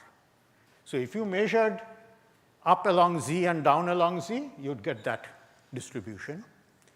If you measured up and down along some arbitrary direction, theta, whatever it is, and so the two electrons are being measured in this, but in the same direction always, you'll still get the same distribution. And the thing is, of course, that these two measurements could have been spatially very widely separated. They could be at two ends of the Earth, and you'd still have the correlation. And that's the basis of this EPR and things that you have heard of, I'm sure. And if they happen to measure at two angles, theta 1 and theta 2, then actually the peaks will go down. You'll have cosine squared theta 1 minus theta 2, and the ones that were supposed to be 0 will come up and will be like sine squared theta 1 minus theta 2 type of thing. Right? And that, of course, is kind of magical, that two things being measured at the two ends of the Earth, theta 1 arbitrary choice, theta 2 arbitrary choice, but then they're correlated in this way. And that's kind of what, I guess, Einstein had referred to as this spooky action at a distance, which has, of course, spurred a lot of work that you've heard of, and this Nobel Prize a few years back kind of recognized all of that. So there is a big difference that's made possible by the fact that in one case we have these complex wave functions, etc. But question is exactly what difference does that make? You know, what are the new capabilities that come from having a psi rather than a pure positive probability? And that's where, let me kind of, I'm going back to where I had started, which is, as I said, the first quantum revolution, it was all done in the n space. You know, there, what we had worked on was how to develop a quantum description of transistors, for example, going from classical diffusion to quantum diffusion, etc. And in that context, we knew that the quantum picture has things like tunneling and interference. And as I said, modern nanotransistors use these models largely because of the tunneling. Interference at room temperature usually isn't significant, but could be possibly in the right structures. And just from that experience, you'd say, well, when we do in the new world, in this 2 to the power n space, we'd probably have similar advantages that come from tunneling and interference. Because what you should be able to do with the quantum circuits is generate distributions that you couldn't easily with the classical one. And that's very true. That has been demonstrated. What the challenge remains is, I guess, to find actual useful distributions. You see that you couldn't have gone to classically easily, but the quantum gets you there. And so in my mind, I kind of see these 4 quadrants, that the left-hand side is all about classical probability, right-hand side is about these complex wave functions. But then on the y-axis, the vertical side, it's like we used to work in this n space, and all the modern, the amazing things that are happening, AI and quantum, they all come from essentially going from this n space to the 2 to the power n space. Thank you.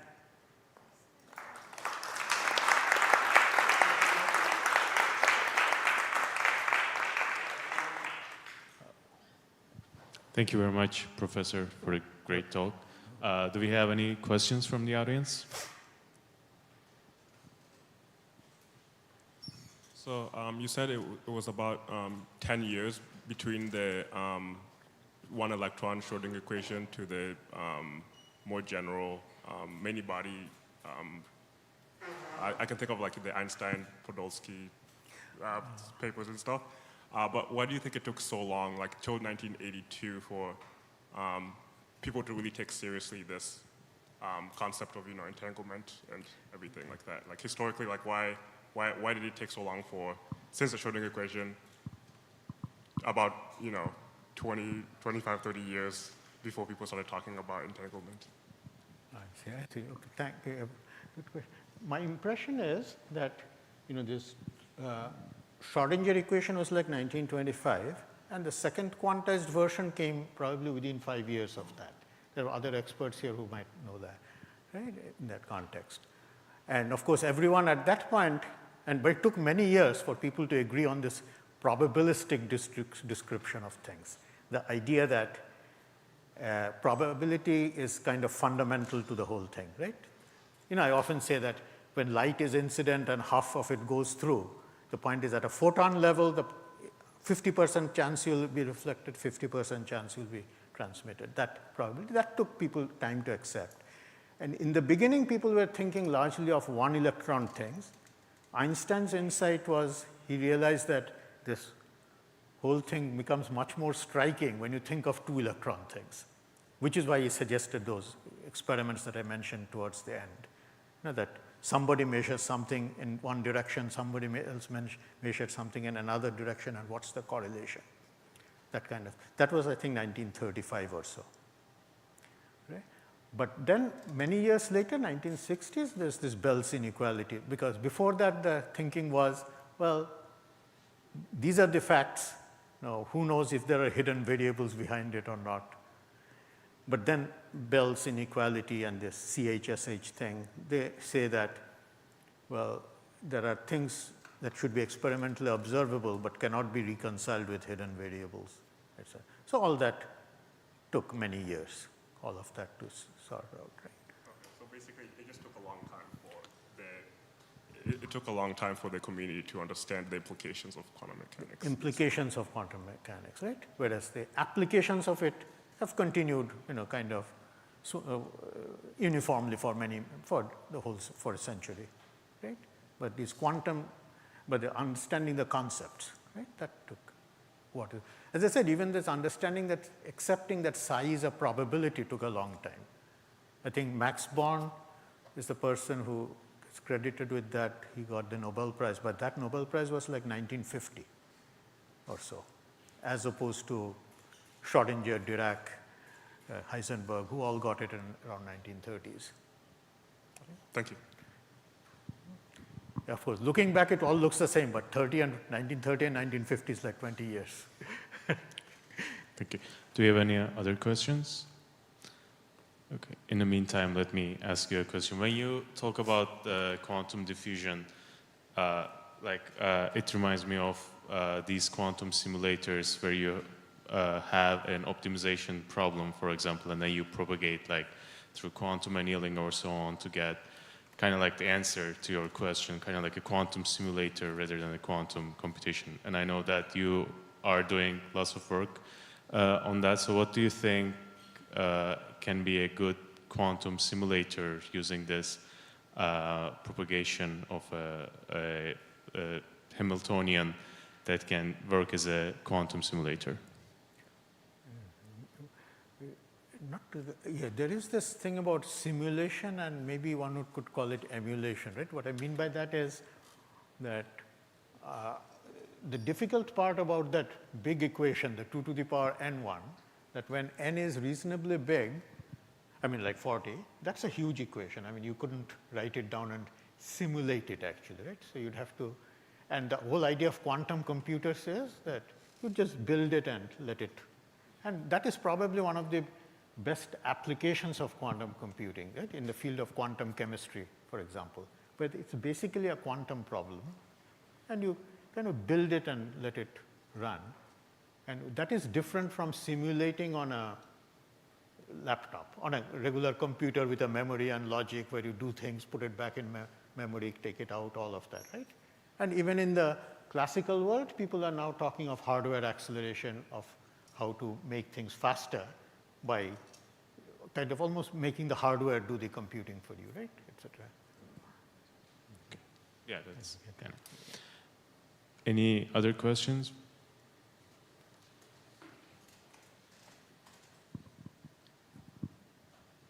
It's interesting to kind of look at the analogy of the classic and quantum, a number of possibilities.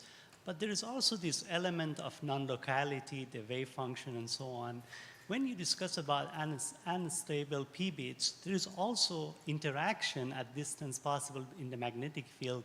Is there any analogy with that you could do in terms of entanglement of the p-bits? I guess the equivalent thing with p-bits is correlations. So in that sense, let's say I see you now, you're here, and then I don't see you for 30 minutes. I'd say probabilistically, you're probably within a 1 mile radius, right? That would be your quote-unquote probability function. Right? And that's a very classical thing anybody can understand. And with even the Bell's inequality thing, yeah, if I gave someone a black ball and a white ball, and someone goes at one end, sees it's black, someone else sees it's white, they immediately know it. But that's not what the quantum magic is about. Quantum magic is, it's not really black and white, and you don't know what it is till you measure. And then you go to two places and choose to measure two different things. And then, right? And all of that is, I think, what would be entanglement, which would go beyond just a simple classical correlation. Now, could that be actually used in a practical thing? Well, I can imagine making a network where, depending on which direction you measure, you get a different probability distribution, a different set of images, for example. Not sure if that's immediately practically useful, but conceptually sounds very intriguing. Yeah.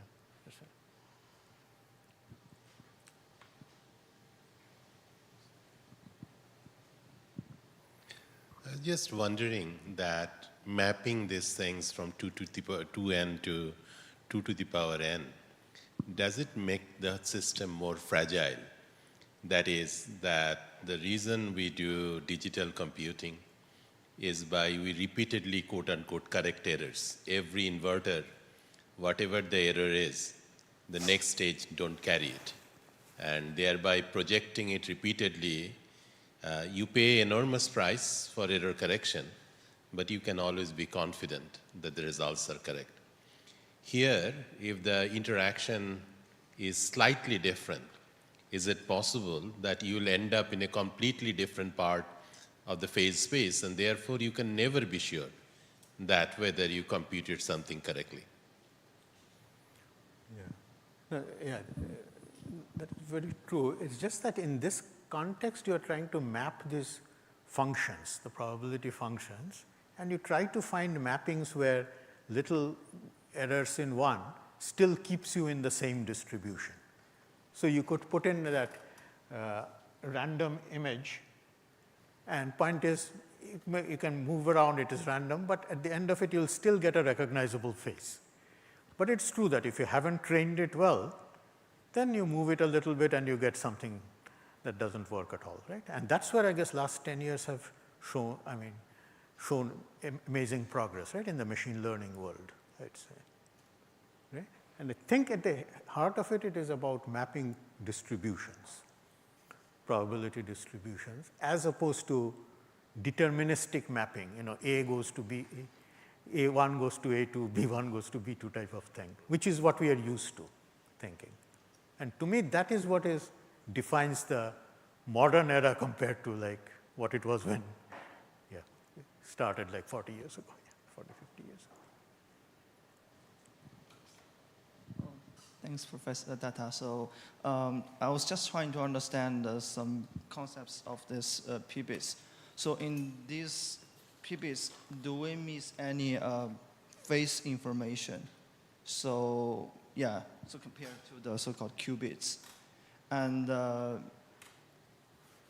whether this restricts some applications, but on the other hand, actually, we don't have to worry about some decoherence of the system. Right. The basic difference is, of course, you don't have to worry about decoherence, which is why you don't need to go to very low temperatures. So in a way, if you took a quantum computer and raised it to room temperature, it would probably function like a probabilistic computer, in a way, right? Because all that phase information is gone then, and then it will start, just as interference patterns go away, as we know, right? It is just that usually we talk in terms of the one particle space. Here it's interference pattern in this many body space. Right? But that's what also makes it so hard to implement it. Like Shor's algorithm would require serious phase coherence, and that's very hard. Okay, thank you, Professor. Do we have any other questions from the audience? Okay, then let's thank Professor Datta again for this great talk. Thanks. Thanks. Now we will continue with Professor Kaushik Roy's presentation. It will start at 1:55, so we have a couple of minutes before that.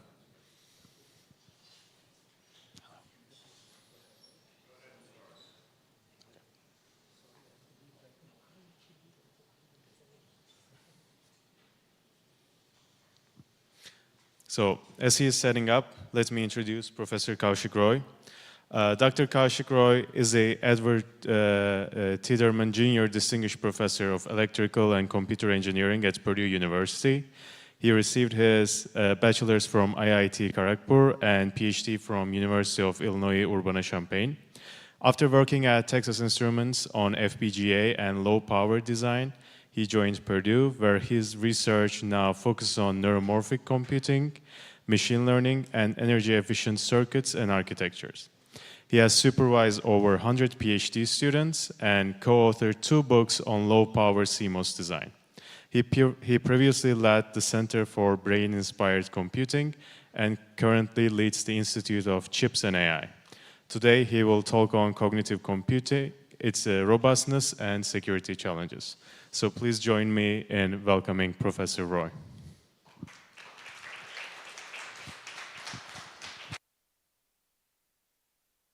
I have 2 speakers, it seems, or rather 2 microphones. So what I'd like to do today is talk about some of the work that we've been doing in the recent past on neuro-inspired learning. So going all the way from, you probably know that in neuromorphic computing, data is all important. I'm not going to be spending a whole lot of time on data, but on sensors, algorithms, and hardware.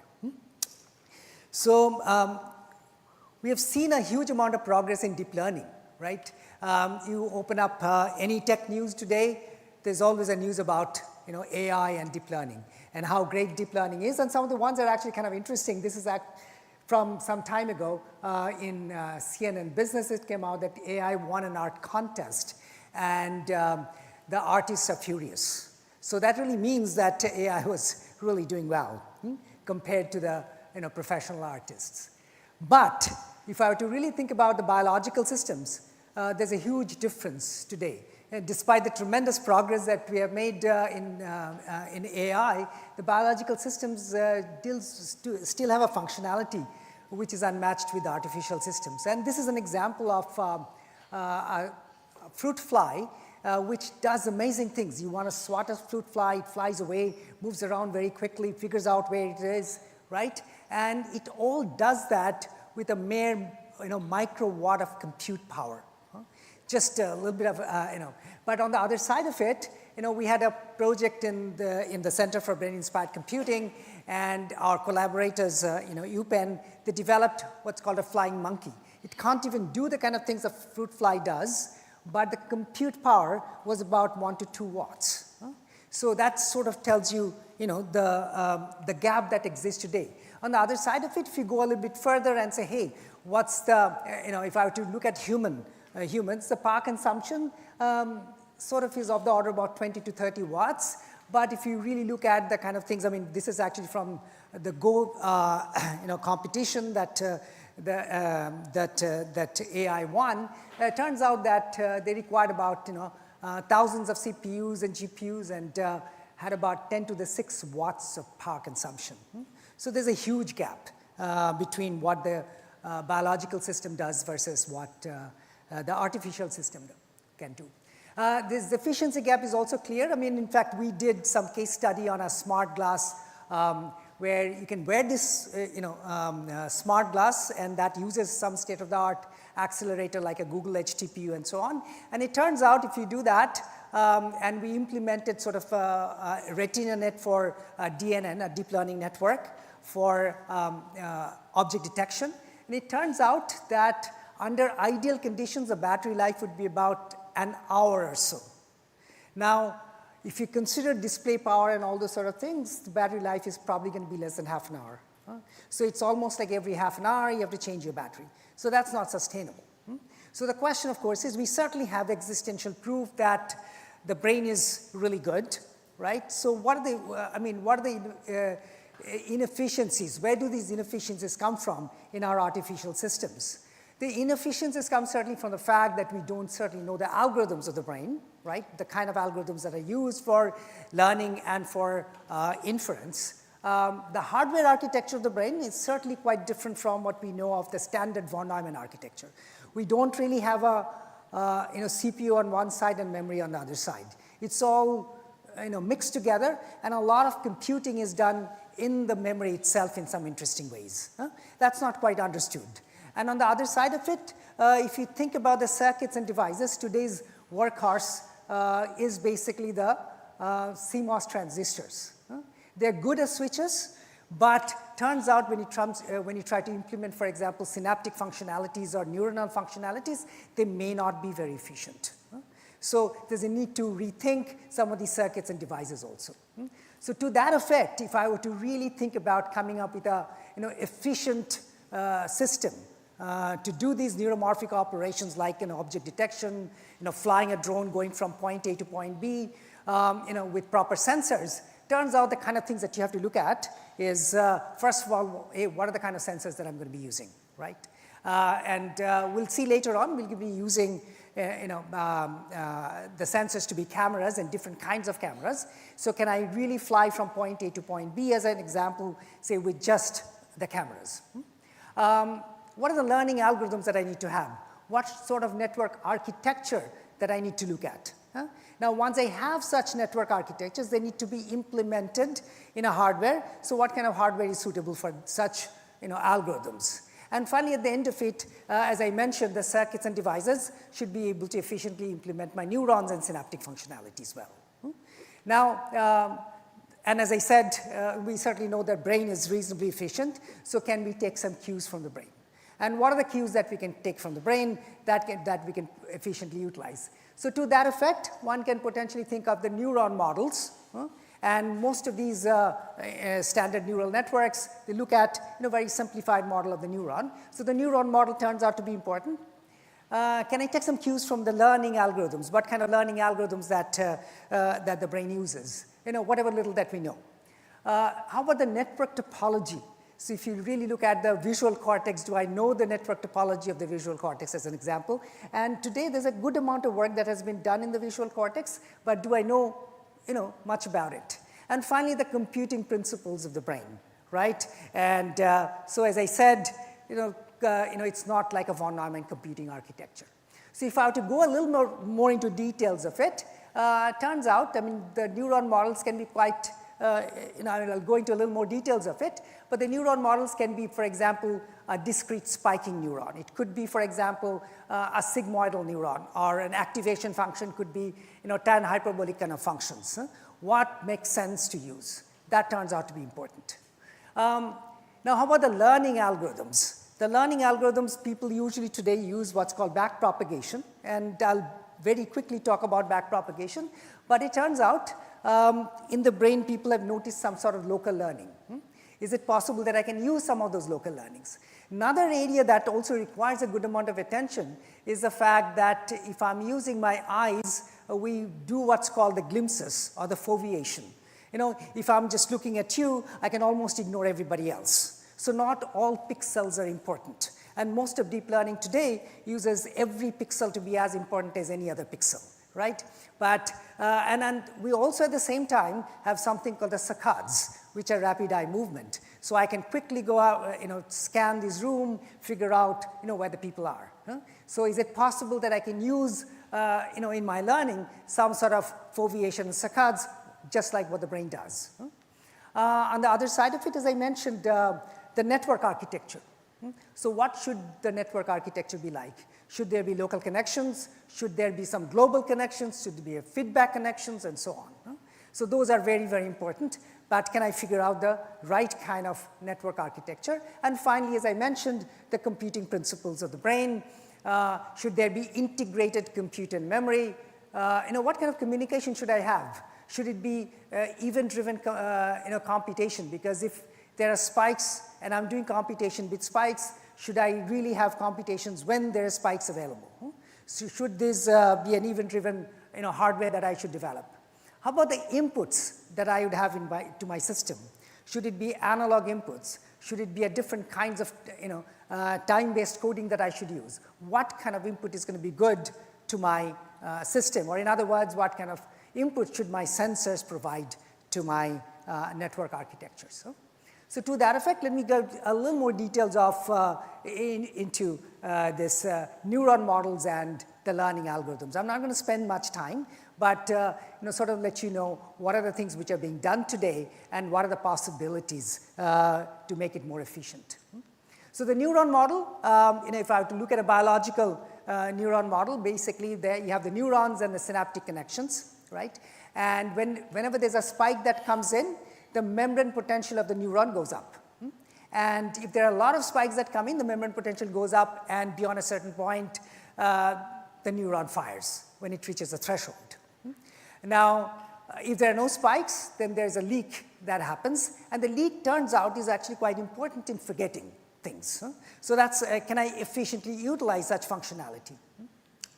And that certainly, a system like that can be implemented as an RC circuit. On the other side of it, you might say that, hey, I have a leaky integrate and fire neuron. I can make some approximations and say, hey, I'm not going to have the leak. I'm just going to have integrate and fire. So that's going to have more firing, but can I use that kind of a neuron? On the other side of it, the neuron can potentially be stochastic. And in fact, the reason I show that particular curve here is a stochastic sigmoidal function, is that we've been actually looking at magnetic town junction as an example, which can potentially act as a neuron, right? And in fact, if you look at any switching of a nanomagnet, that's going to have a functionality which looks like this, right? Even if your barrier height is, let's say, 40 KT or so, it turns out that the switching is stochastic in nature, and if it's a sigmoidal switching like that, can I effectively use it as a neuron, as a sigmoidal neuron? Now, also, there are other kinds of activation functions that one can look at. Today's deep learning, if you're familiar with it, they actually use what's called the ReLU neuron, or it's a rectified linear unit. You need some sort of nonlinearity, and the nonlinearity comes from basically having that negative side be taken out.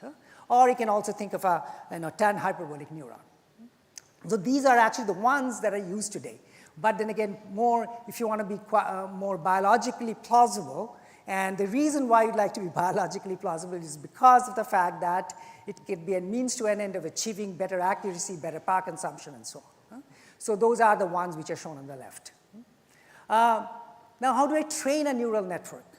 The best way to train, and mathematically it's actually quite strong in terms of coming up with bounds and all, it turns out one can use what's called backpropagation.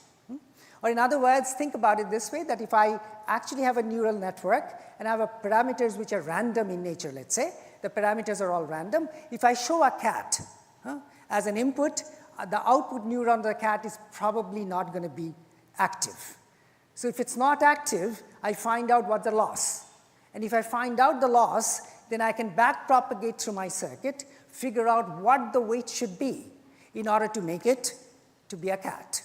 Right? And that's what backpropagation does. So now what you have to do in backpropagation then is that since you're backpropagating, you have to have the activation function to be differentiable.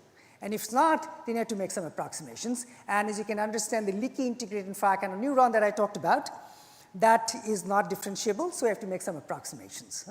Otherwise, ReLU is taken, and ReLU is differentiable, and that's the reason today deep learning uses ReLU as an activation function. Sigmoid is, again, differentiable, so is tan hyperbolic and so on. So again, basic idea in backpropagation, you go back and forth through the network, figure out what the weights are going to be based on some of the gradients that you determine based on the loss that you get at the output. Now that's actually quite expensive. It sometimes takes a long, long time to actually train your large-scale neural networks. You might have heard of all these, I mean, we all know about LLMs, right? The large language models, and the larger ones, we in the universities don't even have capabilities of, doing. It takes a long, long time. So anyway, is it possible to actually do some local learning? Yeah? And local learning has actually been observed in the brain. So is it possible I do some local learning? And again, I'm not going to go into the details of it, but it would suffice to say there's a good amount of work that is now has started to do basically local learning. And this is an interesting work that was done some time ago called random feedback connection. So rather than actually back propagating this error through each and every layer, is it possible that I directly feedback that error through a random feedback connection to these different layers, and using that can I learn? And it turns out you can learn, but for larger scale networks, it actually doesn't do a good job. So there are some, again, other variations of it which have been actually recently thought of, which are, again, more quite bioplausible. They can do larger circuits, but still not to the scale of what is required to do these large-scale LLMs and so on. All right. So the other option is, once I'm able to come up with the right kind of neuron functionalities or the learning algorithms, the next question that comes is that, can I make it more efficient? And as I said, if I were to take cues from biology, or in fact for humans, the way we do things is not to give importance to each and every pixel. One can do foveation. One can do saccades. So what are foveations and saccades? Now, in neuroscience, people talk about two streams and two separate streams in some ways. In the brain, one is called the dorsal stream, the other is called the ventral stream. The dorsal stream is actually the where stream, where the objects are. That basically guides the functionality. And on the other side of it, the ventral stream is the what stream. So what would that object be? And as you can understand, that is possibly related to somewhat like foveation. We have an area of the eye, which is called fovea, and we can have a particular glimpse, as I said, and I can look at a particular area, and the rest of the things are going to be blurred. So can I do efficient computation so that I can do better object detection and recognition? The next thing that is also important is that to figure out where the objects are, right? So to that effect, it turns out, we do have these rapid eye movements, which are called saccades, and there was some good amount of experiments that have been done, which in this particular case shows for a particular human, again, everybody's going to be different, but for a particular human, that illustrates the eye movements in just 2 seconds of the observation. And those were the points of interest that they looked at. So with that in mind, so one can potentially think of, hey, is it possible that I'm going to do somewhat like a dorsoventral network, so to say. I'm going to figure out where the objects are and what these objects are. So in this particular case, I'm not going into the details of where the objects are. These are the points of interest that I have. In this particular case, a cat, a human, and a dog. And one can start foveating. As an example, I have a little patch of image that I look at, and I say, hey, what does it look like? So I prime my network in this particular case, and to be able to say it's possibly a cat's ear. And if it's possibly a cat's ear, then I'm going to look for the cat's mouth, let's say. So I'm going to move down and right. I need to know where the locations are, and that's what I also need to learn, that I don't expect the mouth to be on top of the eyes. That's an expectation, and that's what we learn. We know that learning, we always do a lot of learning in language. In language, it's actually easier. There's always a syntax and the semantics, and the syntax are easier to follow. But for example, in images, the syntax is actually a little bit difficult to follow. In fact, most of the time, if you don't have the right syntax, deep learning gets fooled completely.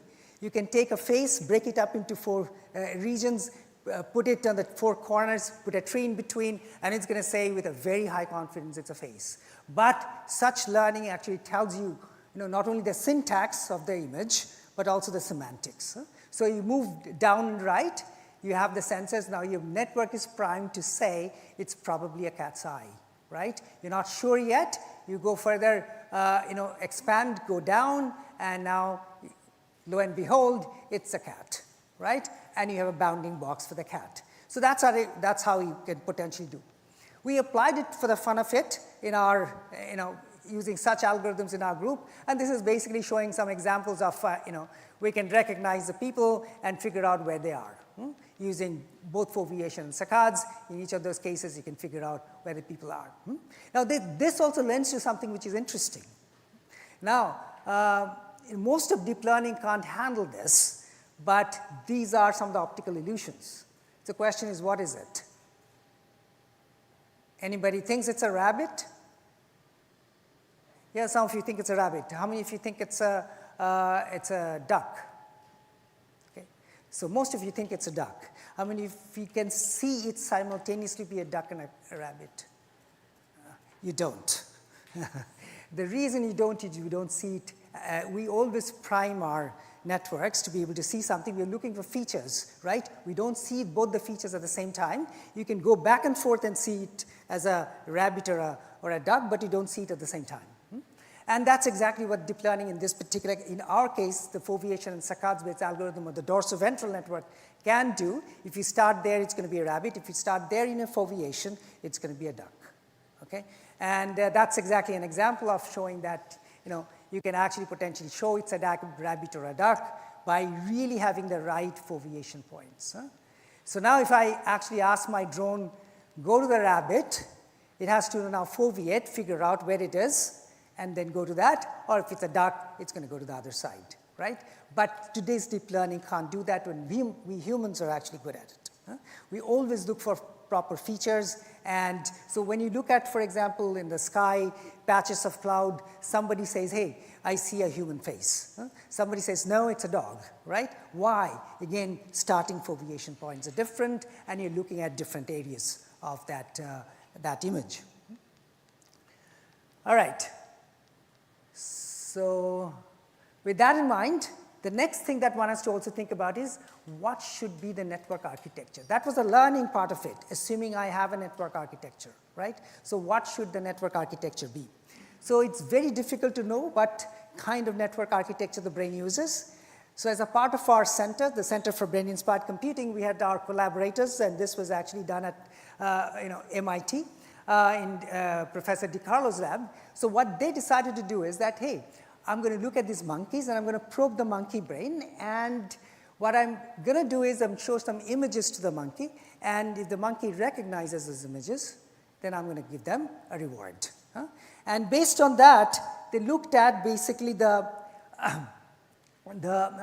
actual ventral system, which has these layers, which are the V1, V2, V3 small, V4, and the IT of the brain, which is basically the visual cortex. And they tried to figure out what are the activities there, right?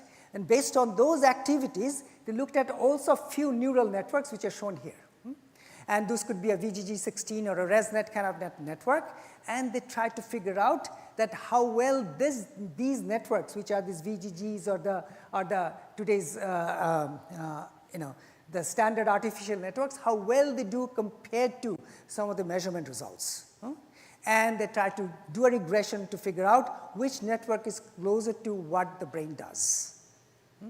And they found out that the networks, and again, they found out that the networks which are closer to what the brain does has possibly better accuracy. Very difficult to prove it because, they can't probe every neuron, right? They don't know the architecture. And they have to figure out where these activities relate to in which part of the layers of these artificial neural networks, right?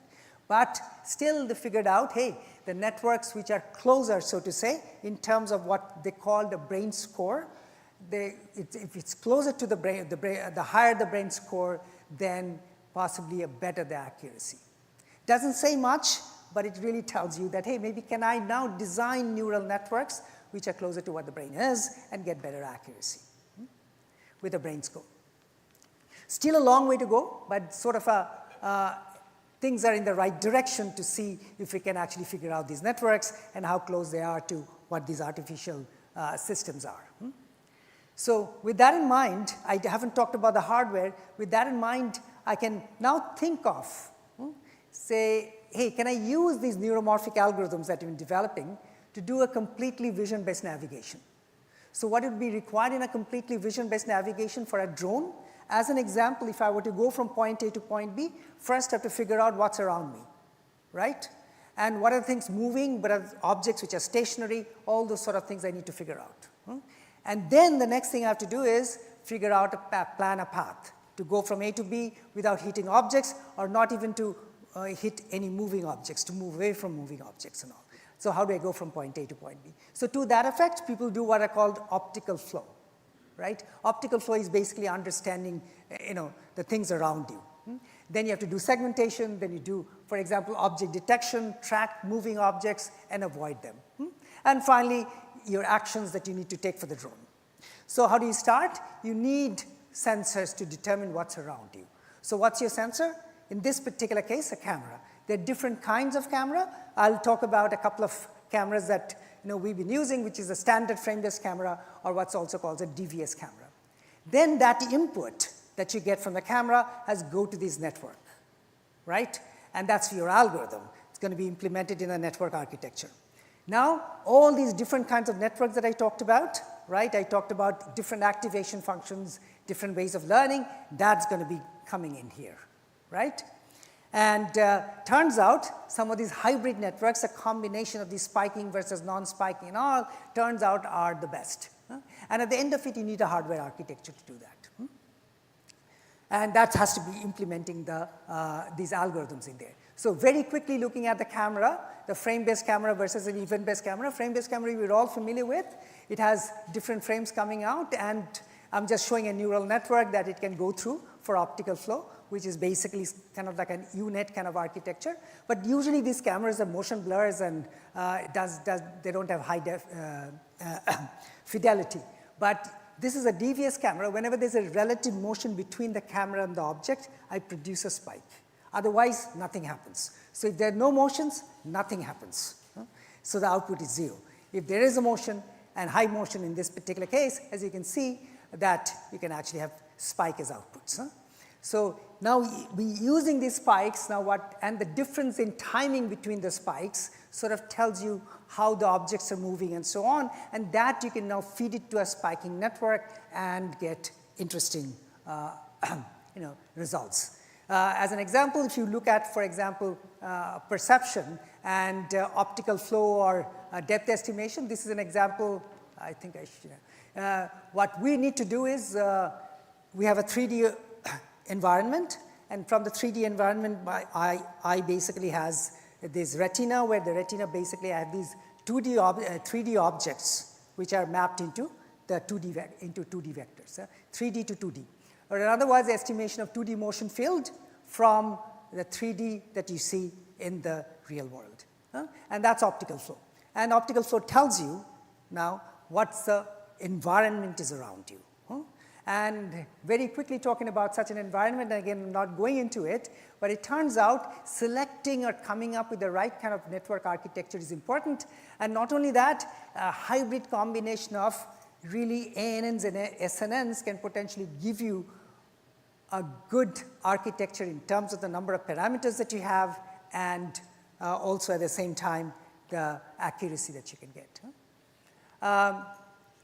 Going further, what you need to look at, hey, what kind of hardware architecture that I need to look at. Again, not much time, but most of deep learning, if you're familiar with it, it turns out that you end up doing a huge number of matrix vector multiplication. You can do approximations. You can have stochasticity. I talked about the stochastic sigmoid operations. Those are all possible because you're looking at operations which are not, exactness may not be required. And a lot of times, for example, when you do search in the web, there's no one golden solution, right? There are multiple answers that you can potentially get. So again, stochasticity or approximations are okay. Approximations like 10 plus 10 is 20, but if I can implement my hardware to do 10 plus 10 to be maybe 18 or 19, but that gives me energy efficiency, why not? And the reason is very clear that when you learn, if you put such a hardware, when you learn, you not only learn the data, but you also learn the hardware. Okay? And if you do that, you don't get an accuracy degradation. Okay? So those are the kind of things that you can do. And so that now, using these kind of approximations and all these in-memory computing that I talked about, computation in the memory itself, you can potentially have really high energy efficiency and accuracy. So to that effect, actually, we looked at, as an example, for this particular problem of optical flow, we looked at a GPU-based baseline, which uses an NVIDIA Jetson TX2. And what we found is that implementing these algorithms in there, we couldn't even meet the constraints of having 30 frames per second computation. Okay? So you needed in-memory computing, and this is actually an implementation in our group of a 65 nanometer technology doing in-memory computing with sparsity that could go all the way up to 35 frames per second. This one is actually a spiking architecture going all the way up to, and again, 40 frames per second or so.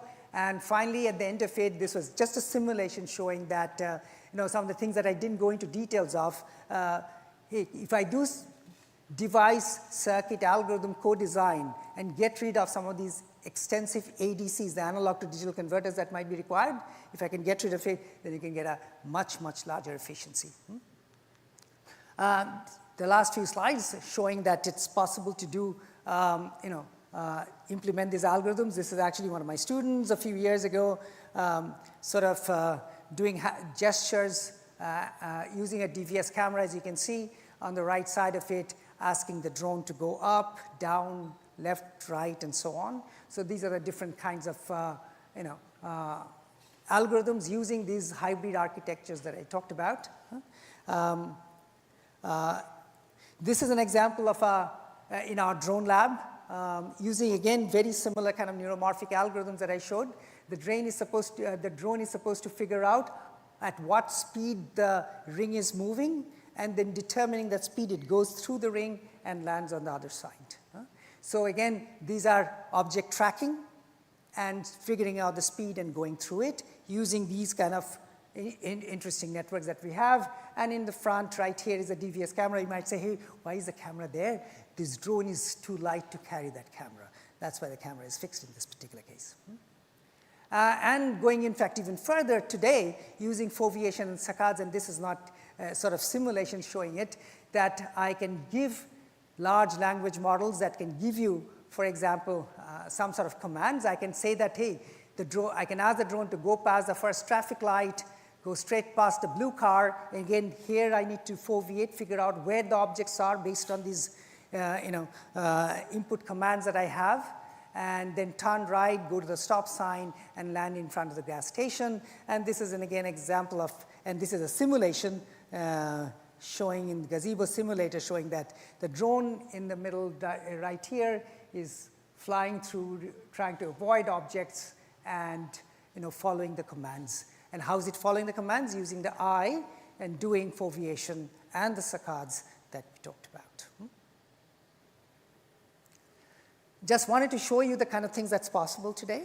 And again, this is again a very similar example with a different kind of command. I need to leave a little early. Unfortunately, I have to give another talk in 15 minutes. But I just wanted to mention the fact that sensing, proper sensing, hybrid networks, that's the way to go to really come up with bioplausible way of learning. And why bioplausibility? As I said, it's a means to an end of achieving better accuracy, better energy efficiency. I didn't talk much about the devices, the neuromimetic devices. There's a good amount of work that we are also doing, looking at, for example, the magnetic devices versus the ferroelectric transistors to be, which are good synapses. How can we do that? There's a project that we have which started with ME Commons, which is called Cheetah. It's supposed to be fast and efficient, but it's going to be using magnetic tunnel junctions to do in-memory computing. And then stochasticity of these magnetic tunnel junctions to have stochastic neural networks. But all these sort of things, the bottom line today is that energy efficiency is absolutely important. So the question, of course, is the fact that, hey, can I take these algorithms, the different kinds of hardware possibilities, and the devices, co-design them to achieve the right kind of architecture. So at the end of it, I really feel that algorithm hardware co-design, guided by biological principles, can be a pathway to next generation neural computing. These are the guys who do all the work, and I get to go around and give talks for them, but they are the heart and soul of our group, and acknowledging our sponsors. Thank you.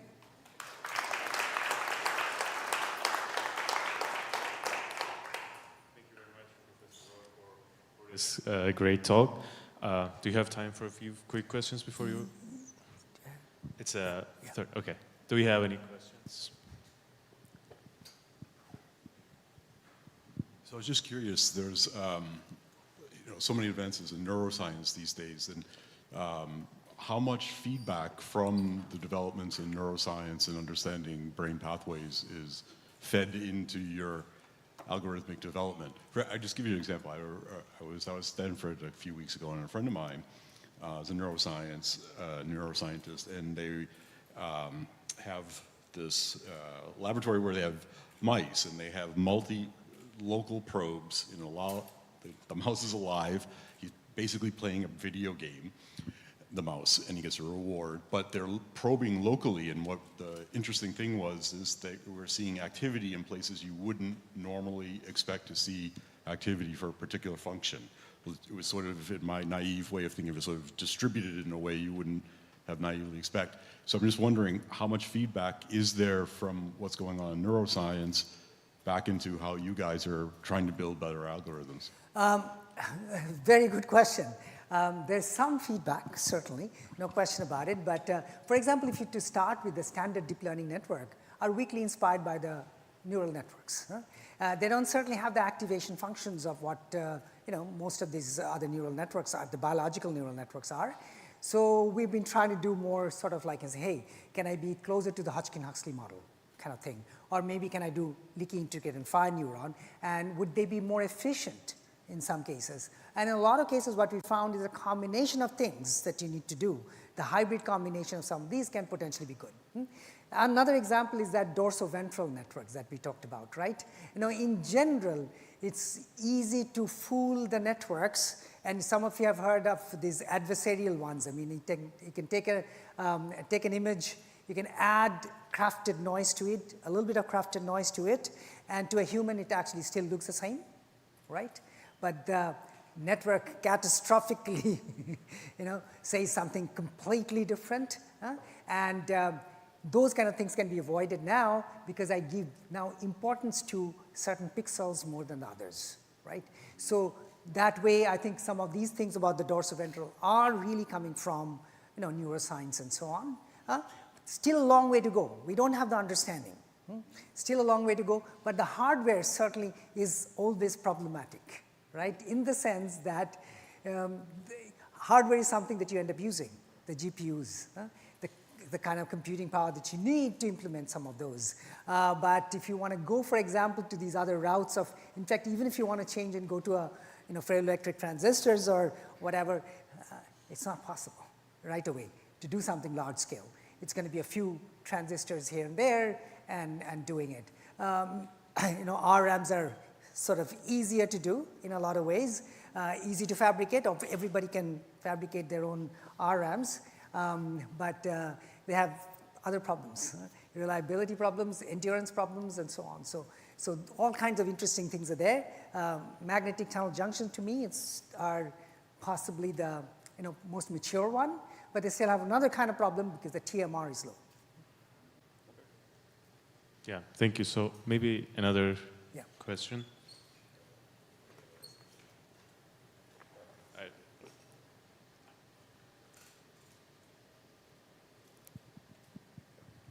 Thank you, Professor, for the talk.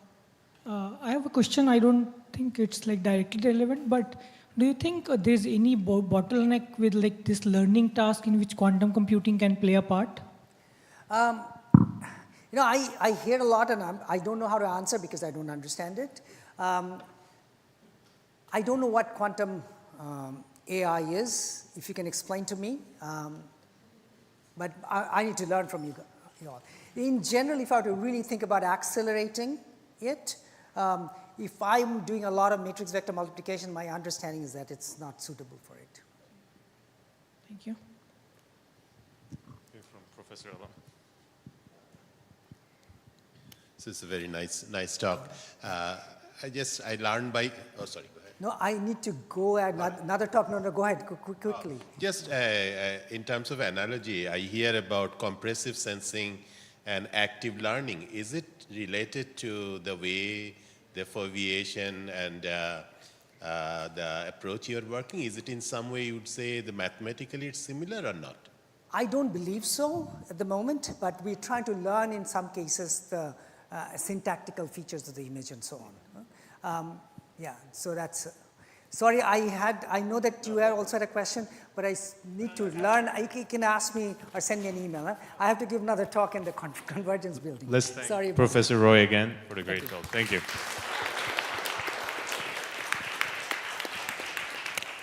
We will continue with Professor Yellen's talk after the break. We will start at 3 p.m. Thank you.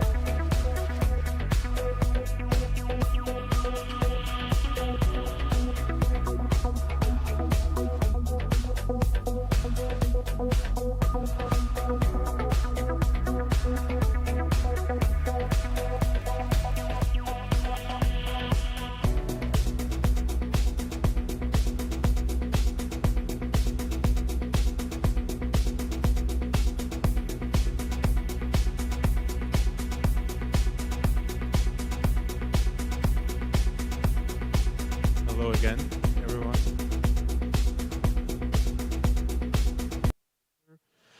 Professor Susan Yellen.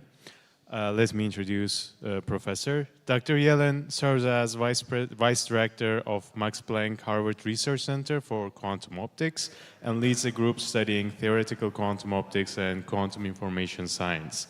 Their current research direction include quantum control of ultra-cold polar molecules, investigation of novel coherent space optical elements, single-photon nonlinear optics using dipolar systems, coherent metamaterials and negative refractivity, coherent control in condensed matter systems, as well as superradiance. Today she will talk about atomic cooperative arrays in bio-inspired geometries. So please join me in welcoming Professor Yellen.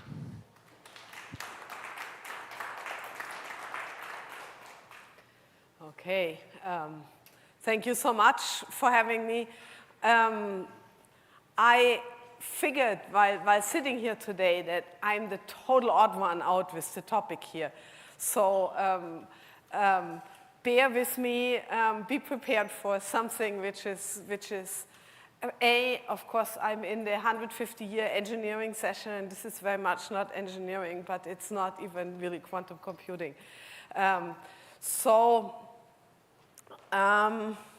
Well, first of all, thank you so much for having me. And I will try to take all of the things that you see in the title a little bit apart. I guess everybody knows what an atom is. I will briefly explain what I mean by cooperative. I will show what I mean by an array. And I will explain the bio-inspired geometries. So here is a subtitle which is a little bit yet more technical and more descriptive. So it's really kind of the particular thing that we are looking into is waveguiding and kind of chirality creation and energy transfer. So that's what I'm going to talk about. So first I will very briefly introduce the idea of 2D arrays. Just introducing what is all behind that will definitely take up my 40 minutes plus more. So I will give you only a couple of aspects of that are kind of necessary in order to get an inkling of what comes after. So there's, of course, some kind of other people who have done this. For example, that this atomic array can serve as mirrors. We have done that, but also in parallel other people. There is the so-called photon storage, which also can be done better with ensembles, so with larger groups. And here is some work by Jan Rostekowski, and this is actually a series of papers who has looked in subradiant, so-called subradiant correlation. And I'm so sorry, it looks like I didn't clean up my talk. So this is my cooperative array, okay? So these, all of these little spheres you can imagine as atoms, two-level atoms. If atoms is your language, if you rather see it as quantum dots or NV centers or something like that, could be that as well. Okay. The important thing is A, this is two-dimensional. B, they are nicely ordered. For example, in a square array could be any kind of differently ordered array.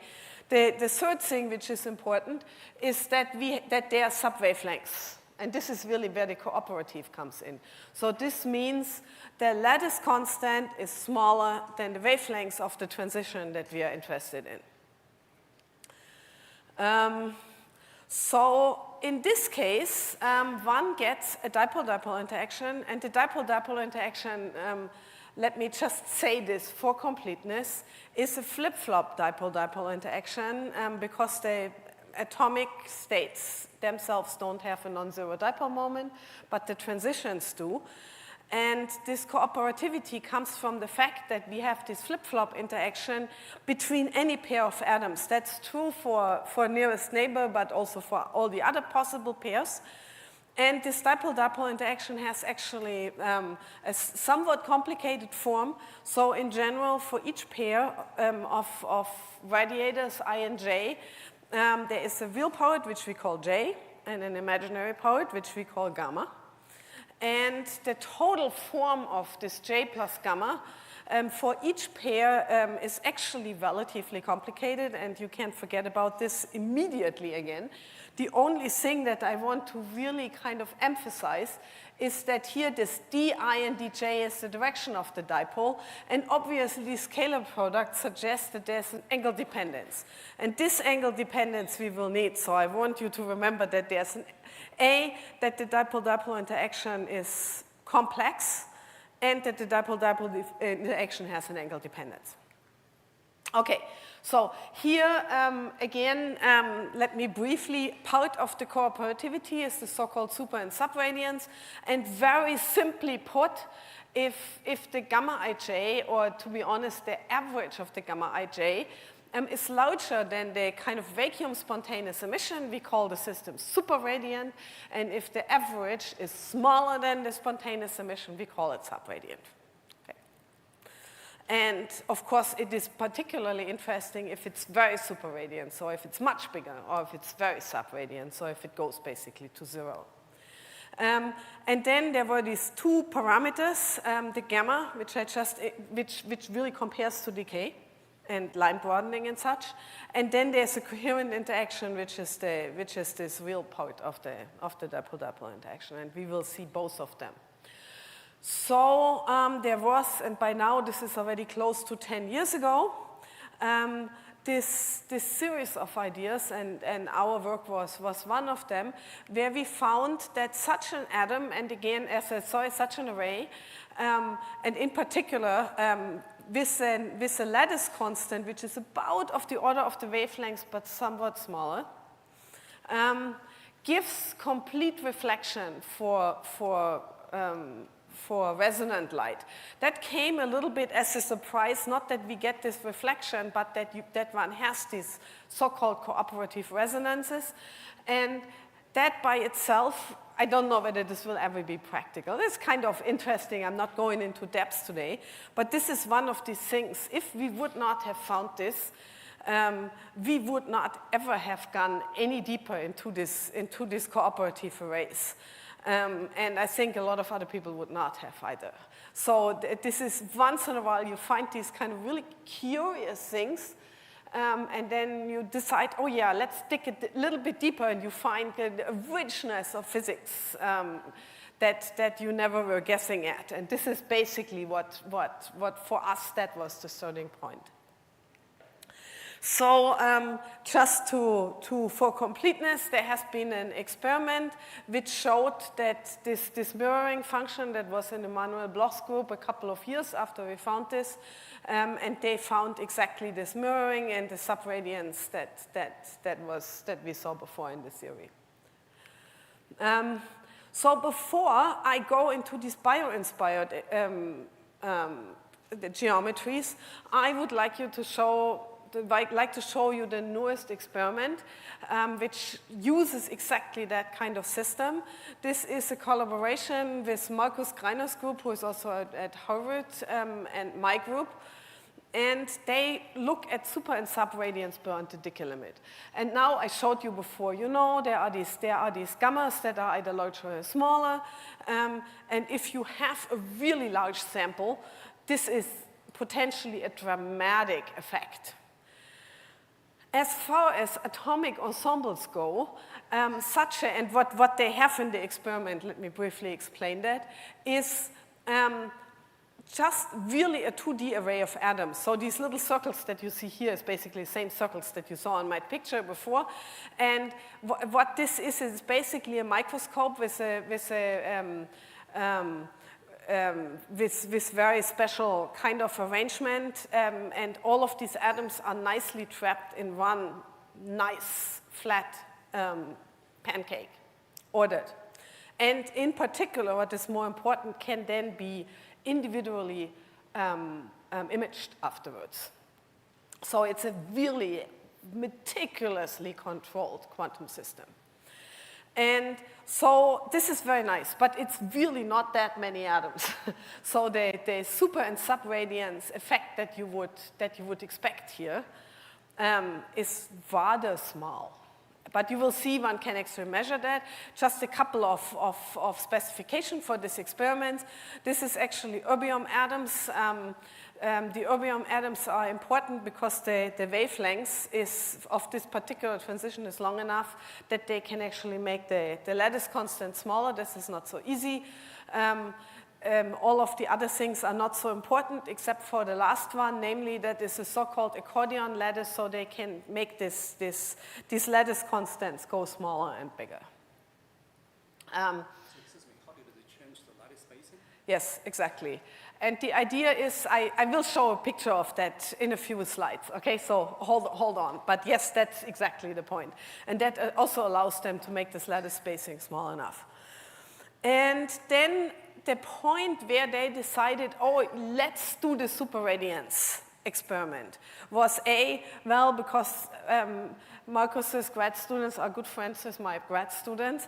B, because now they have the sub-wavelength lattice and can do this. But C is the following. Their experimental sequence is they have these atoms here. They excite all of them into the excited state, and then they get either super or subradiance, which means that many of them end up now in the ground state again, and then they just swipe all the ground state atoms away, and what comes out is at the end a picture where some of the atoms are still there, that's the one that are still excited, and some of them are gone, which allows them to,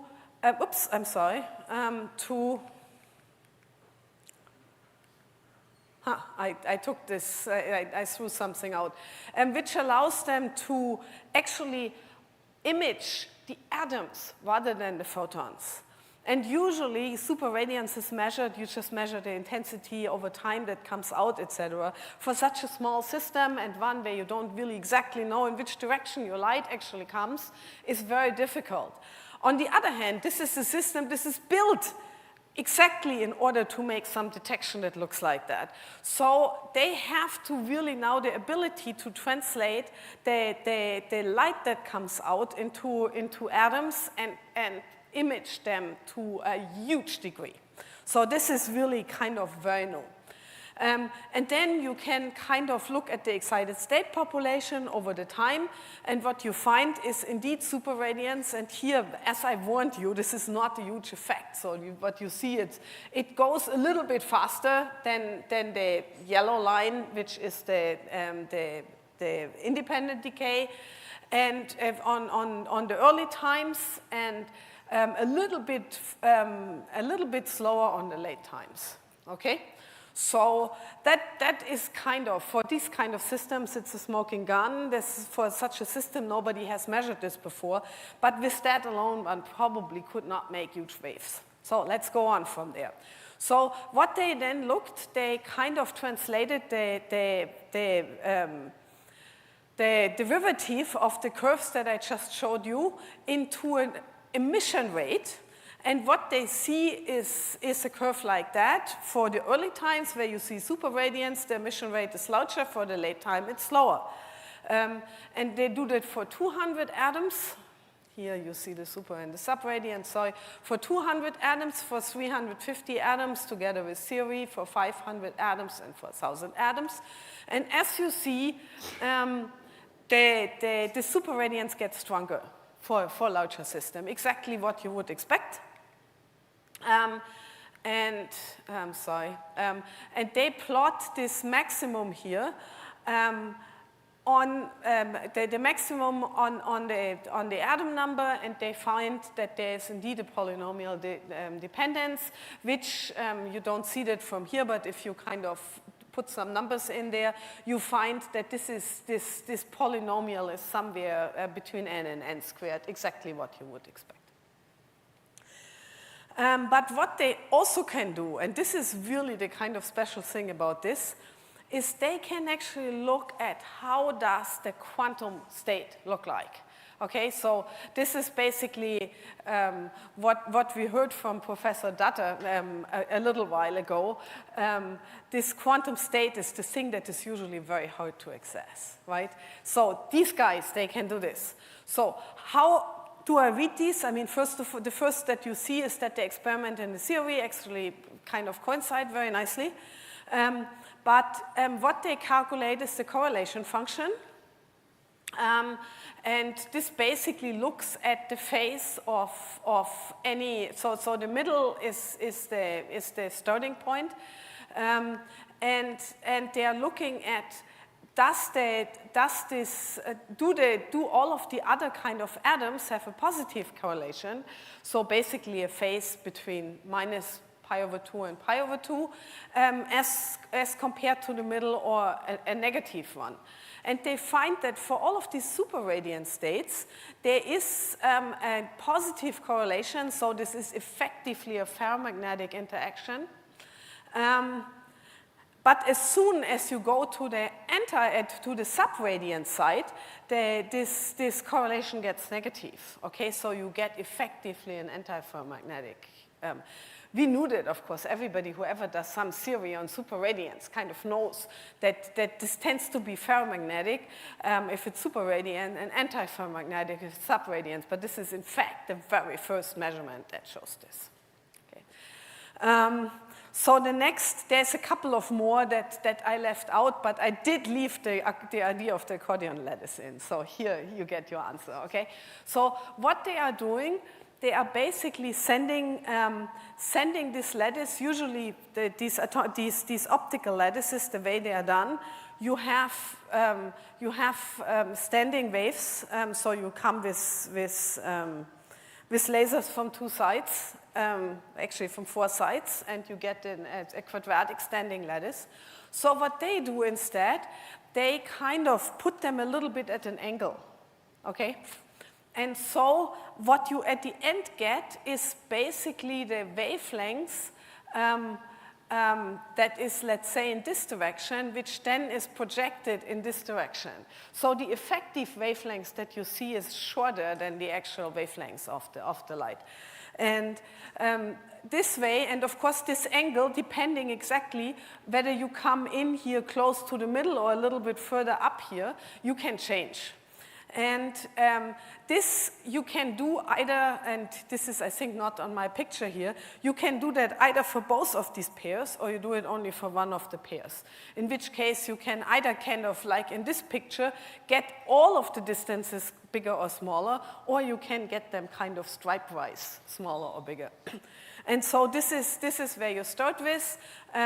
This is a smaller lattice constant, and this is a larger lattice constant. Okay, and I think what they can do is, I don't remember exactly, something like of the order of 2 factor in terms of the wavelengths.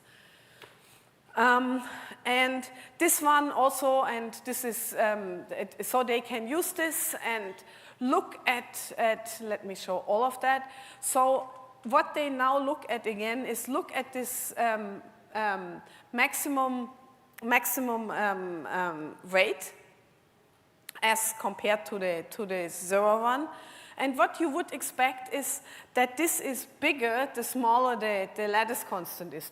The closer they are together, the stronger is the superradiance.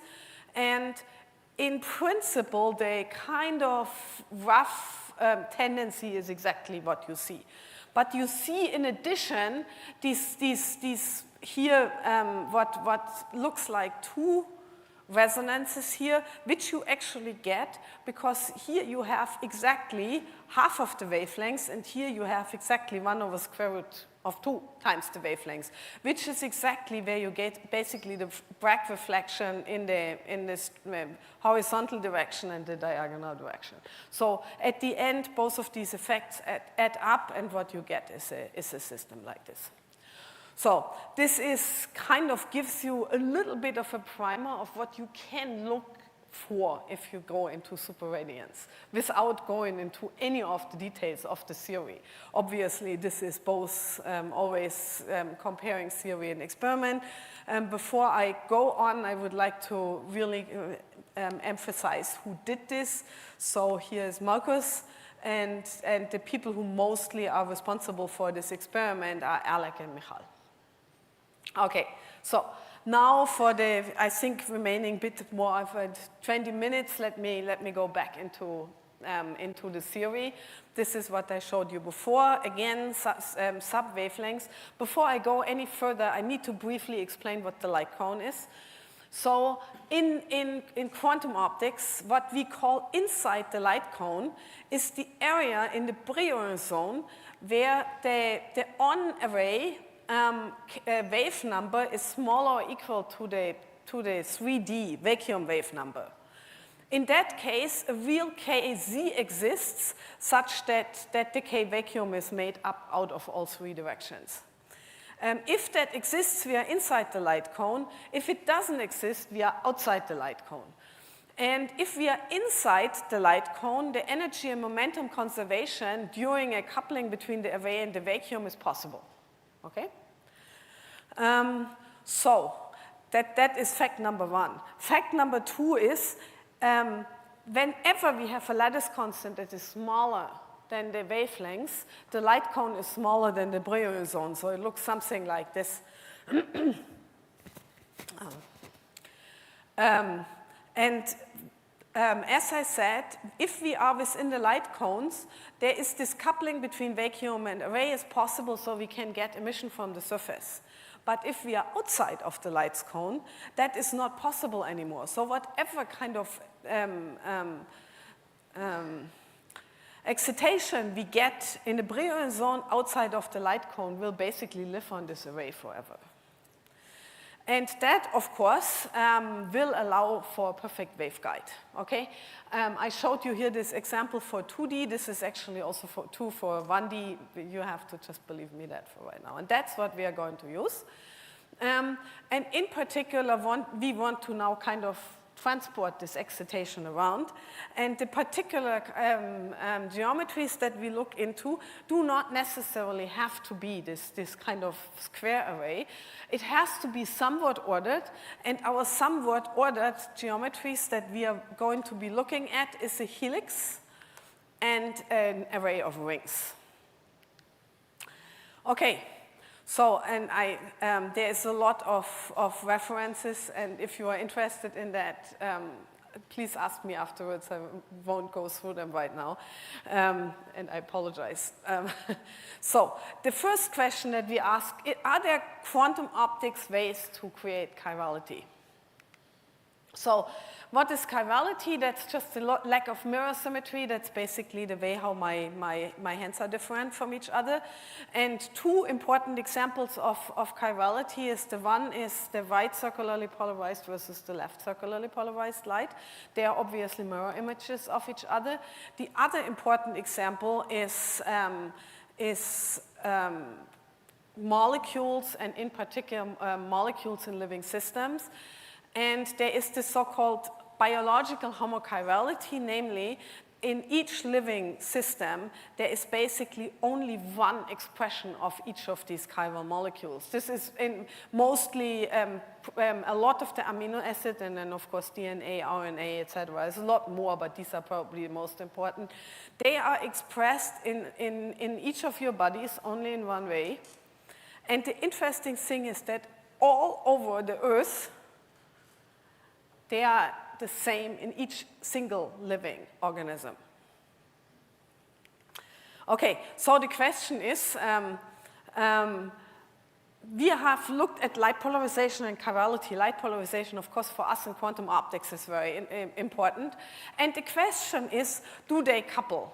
I'm sorry, I have Gerhard Rempe on here. So Gerhard Rempe says, yeah, of course, both of them break chiral symmetry. Why shouldn't they couple to each other? And then that was the first question, and then I was thinking, but the molecular level structure, which looks something like that, is completely symmetric, no matter whether the molecule is chiral or not. And this light coupling in this molecular level structure for left and right circularly polarized light is completely symmetric. There's no reason why the symmetry should be broken. The only way how we know how to break the symmetry is we put a magnetic field on or so.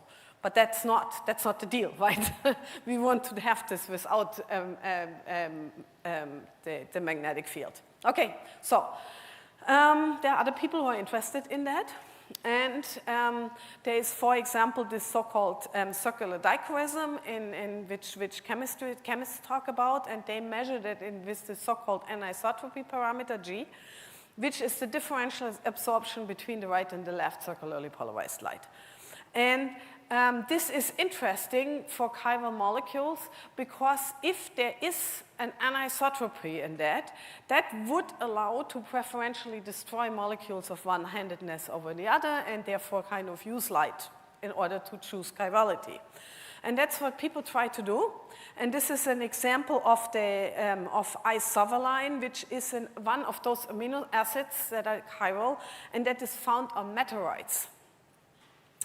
And people were trying to kind of understand these meteorites and what actually kind of, to actually measure the different chiralities. And here, this is not a meteorite example. This is just a pure either only left or only light. And they sent kind of left-right circularly polarized light in it and looked at how strongly that get absorbed. And yes, I mean, the red is the one direction, the blue is the other direction. And you see, yes, there's indeed a difference. But then, if you look a little closer, you find that this is actually a really small effect here, okay? And it also, over, if you go over a reasonably big part of the spectrum, this also averages out. Please do note that the important absorption spectra is typically in the UV to the visible here. So the question is here, why is this so weak? And this is basically the same question before. And in a sense, I answered this question with my picture before, because there's really nothing that breaks the symmetry. We would need some kind of magnetic interaction or some, in more generally, time reversal symmetry breaking in order to break up this asymmetry. If we put a magnetic field in, if you are familiar with quantum optics, you know that as a Faraday effect. In biological context, there's of course no external magnetic field, right? So the only thing that they have left there is magnetic dipole-dipole interaction. And magnetic dipole-dipole interaction, other than the electric one that I showed before in my toy example, is really super weak. And so that means that these effects here, even if you have very pure D or L isovaline, is really in the fraction of the percent. Okay, so the question for the rest of this part of the talk, and it might actually very well the rest of the talk, is why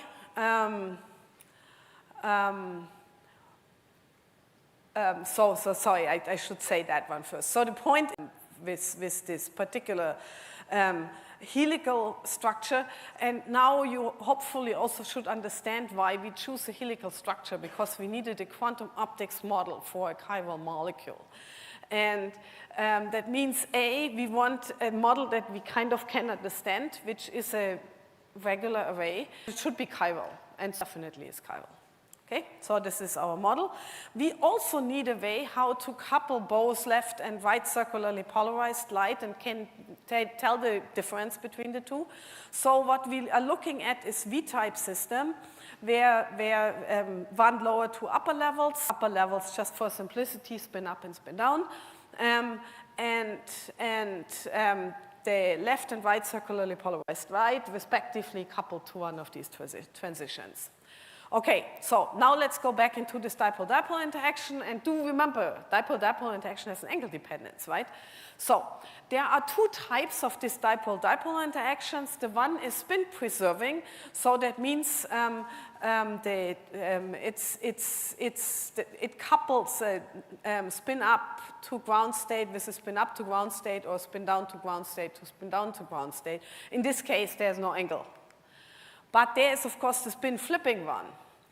And here, you get effectively a dependence on the angle.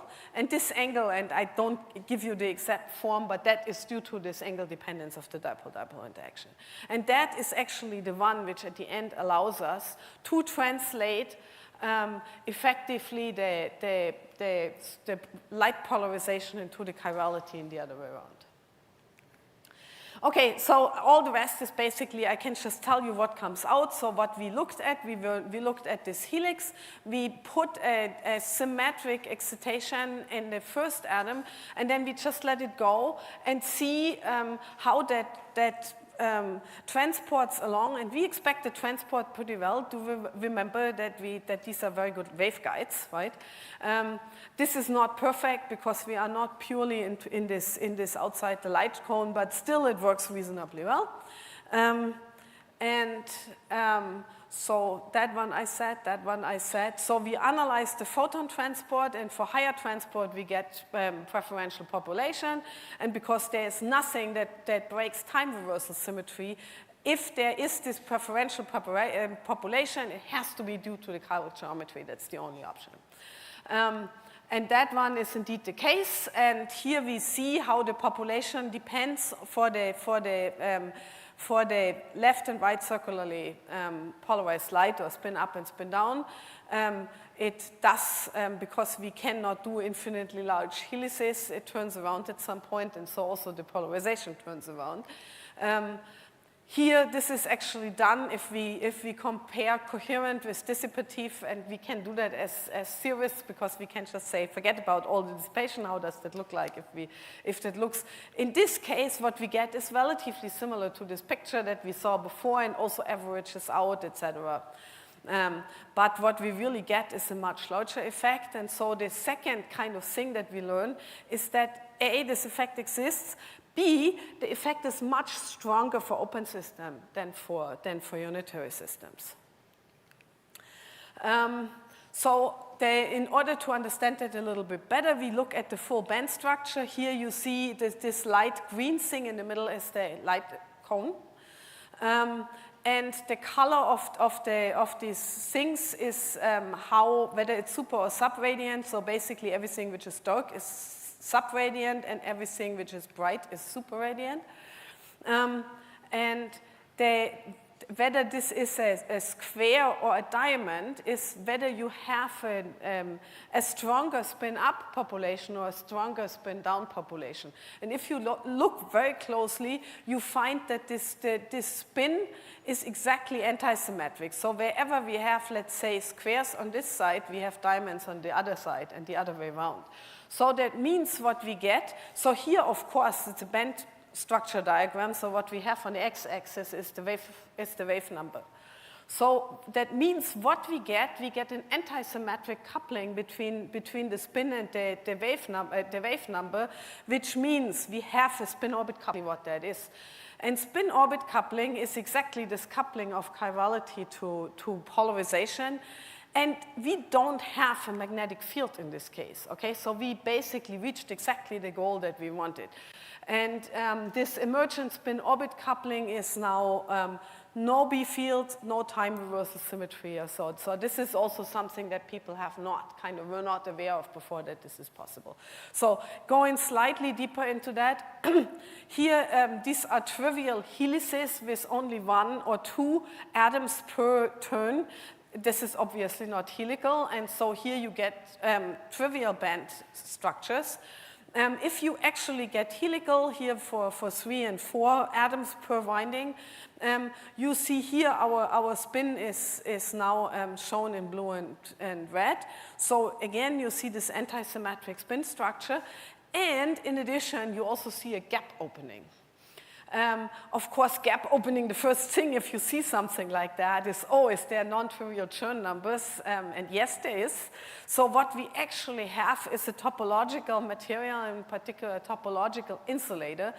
And in a sense, this is a kind of a new idea to look at topological insulator, which are strengthened by dissipation. So this is basically open system topological kind of physics. All right, there is a need to dig a little deeper. What kind of symmetries do we need? And I will not go in detail through that.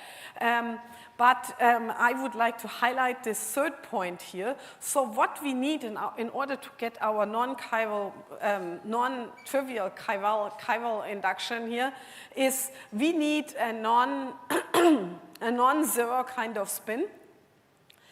It has to be anti-symmetric for plus and minus the wave number so that we get spin-orbit coupling. And the symmetry for which we get that is if the total system is symmetric under combined space and spin inversion. And it is completely independent of time reversal. So if something is time reverse, is spatially symmetric but time reversal anti-symmetric, that is one of those systems where you get this. And that in that case, but you can also get this differently and keep the time reversal symmetry. So that means we indeed don't need to need time reversal symmetry to prevent this. So I will. The next thing was, of course, okay, can we potentially show this experimentally? Okay, so we were thinking, we are all theorists, right? So this is, Jonah is my grad student, Stefan was my postdoc, so we were all kind of through and through theorists. So of course, such a paper always looks better if one has a kind of realistic suggestion for experimental. So we were thinking, we were talking to a couple of people. So our first idea was, you know, you can have these functional kind of groups on something like an RNA molecule or so. Then we get such a helix basically directly, naturally. People told us that can be done. What is probably even near term is you take a tweezer array, basically similar to what Misha was telling today, but you put that holographically and you make just a helix out of that.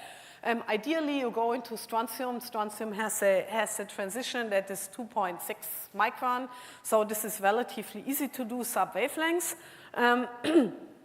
Then among our little bit more exotic kind of ideas was, we go into this, you know, optical angular momentum modes, like Gauss modes, and use that basically instead of the optical lattice to trap our atoms. That should also give us effectively a helical trapping. So we have all of these in this paper as examples. But things happened actually completely different. So we had this all on the archive or even published already, and then one day out of the blue we get this email from Hong Kong who said, oh, you know what, guys, that's very easy. We can just do that. It's very fast. And so they have this experiment where they have halide perovskite quantum wells. So this perovskite is basically this structure here. And they have a chiral ligand on that. This is, and I don't know what that stands for anymore. This is this MBA, which has these two different chiral expressions. And if you have this ligand, then what is shown here in yellow becomes slightly helical. And depending on which kind of chirality you have, it's helical either in the one direction or in the other direction. So they have these quantum wells, so this is really effectively a huge helix compared to our theoretical calculations. And it's a very simple experiment. They have these quantum wells here. They send a linearly polarized pump beam in and measure the emission and find that the emission is A, superfluorescent, which is kind of expected.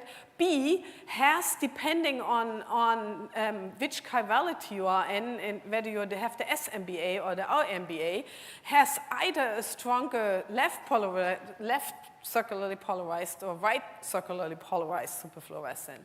And you can then also measure the pump fluence at a degree of polarization. That's basically the same thing that you saw in this experiment that I showed before. As a function of the pump fluence, first of all, you see here we get actually, I mean, here 15% or so. It's pretty strong. And the second is that this has an exponential dependence, which we actually can reconstruct with the theory. So, perfect. Before I finish, let me give you a little bit of context to that. I have to admit that we did not come to that out of the blue. My student came and he said, oh, I'm really super interested in this so-called chiral-induced spin selectivity effect, or CIS effect, which kind of, about 15 years ago, made a lot of waves, in particular in the chemistry community. So what they did, they sent unpolarized electrons into an array of DNA molecules, and it came out spin polarized. And people were super interested in that because it was very hard to reproduce that theoretically. And they could reproduce the effect qualitatively theoretically, but not quantitatively. But the theory what the theory gave them was always a much smaller effect than what the experiment gave. Usually it's the other way around, right? But in this case, that was the problem. So that was the one thing. There was still this problem. The other thing is, and that's what got Jonah, my student, really super excited about that, was a paper that came out about 3 years ago, where they asked, could something like that be the origin for the homochirality in life? Okay, so I told you about that in the beginning. What I did not tell you in the beginning is that finding in meteorites actually suggests that there is the same preference for one chirality over the other as on Earth. And these are meteorites which come from elsewhere from the galaxy. Okay, somewhere where there was never any connection between Earth and that place. And they have, I mean, this is not completely homochiral, but they have a majority of the chirality is the same as on Earth. And there is, of course, then the natural question, how is this chirality communicated over such large distances, right? And if the CIS effect is the reason for that, that would mean that there would have to be electrons flying around. And we thought, well, I mean, light flies around much better than electrons, okay? So there's also, and this is all speculative, also this thing with the meteorites is very speculative, okay? That there is a little bit of an asymmetry in light polarization in the galaxy. Okay, so asymmetry in light polarization could lead to an asymmetry in chirality, but only if there's a connection between light polarization and chirality, and this is basically where our work started with this particular question. Okay, I just give you a little bit of an outlook. First of all, I would like to highlight the work of Olga Smirnova, who has treated similar questions. So if you are interested in principle in that, I would very strongly suggest this. And as an outlook, does that actually really have a role in nature, or is that just kind of completely academic?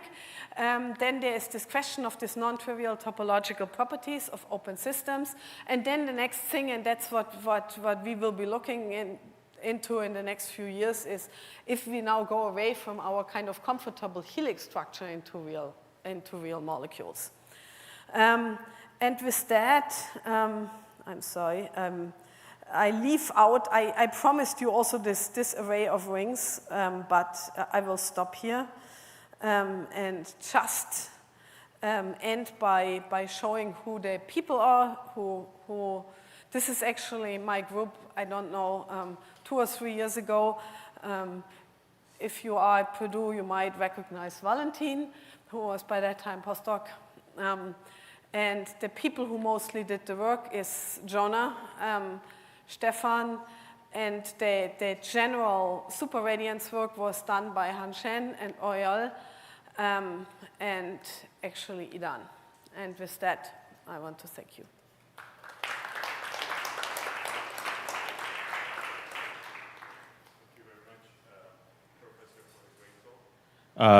We have time for like a few quick questions. Are there any questions from the audience? Okay. Okay.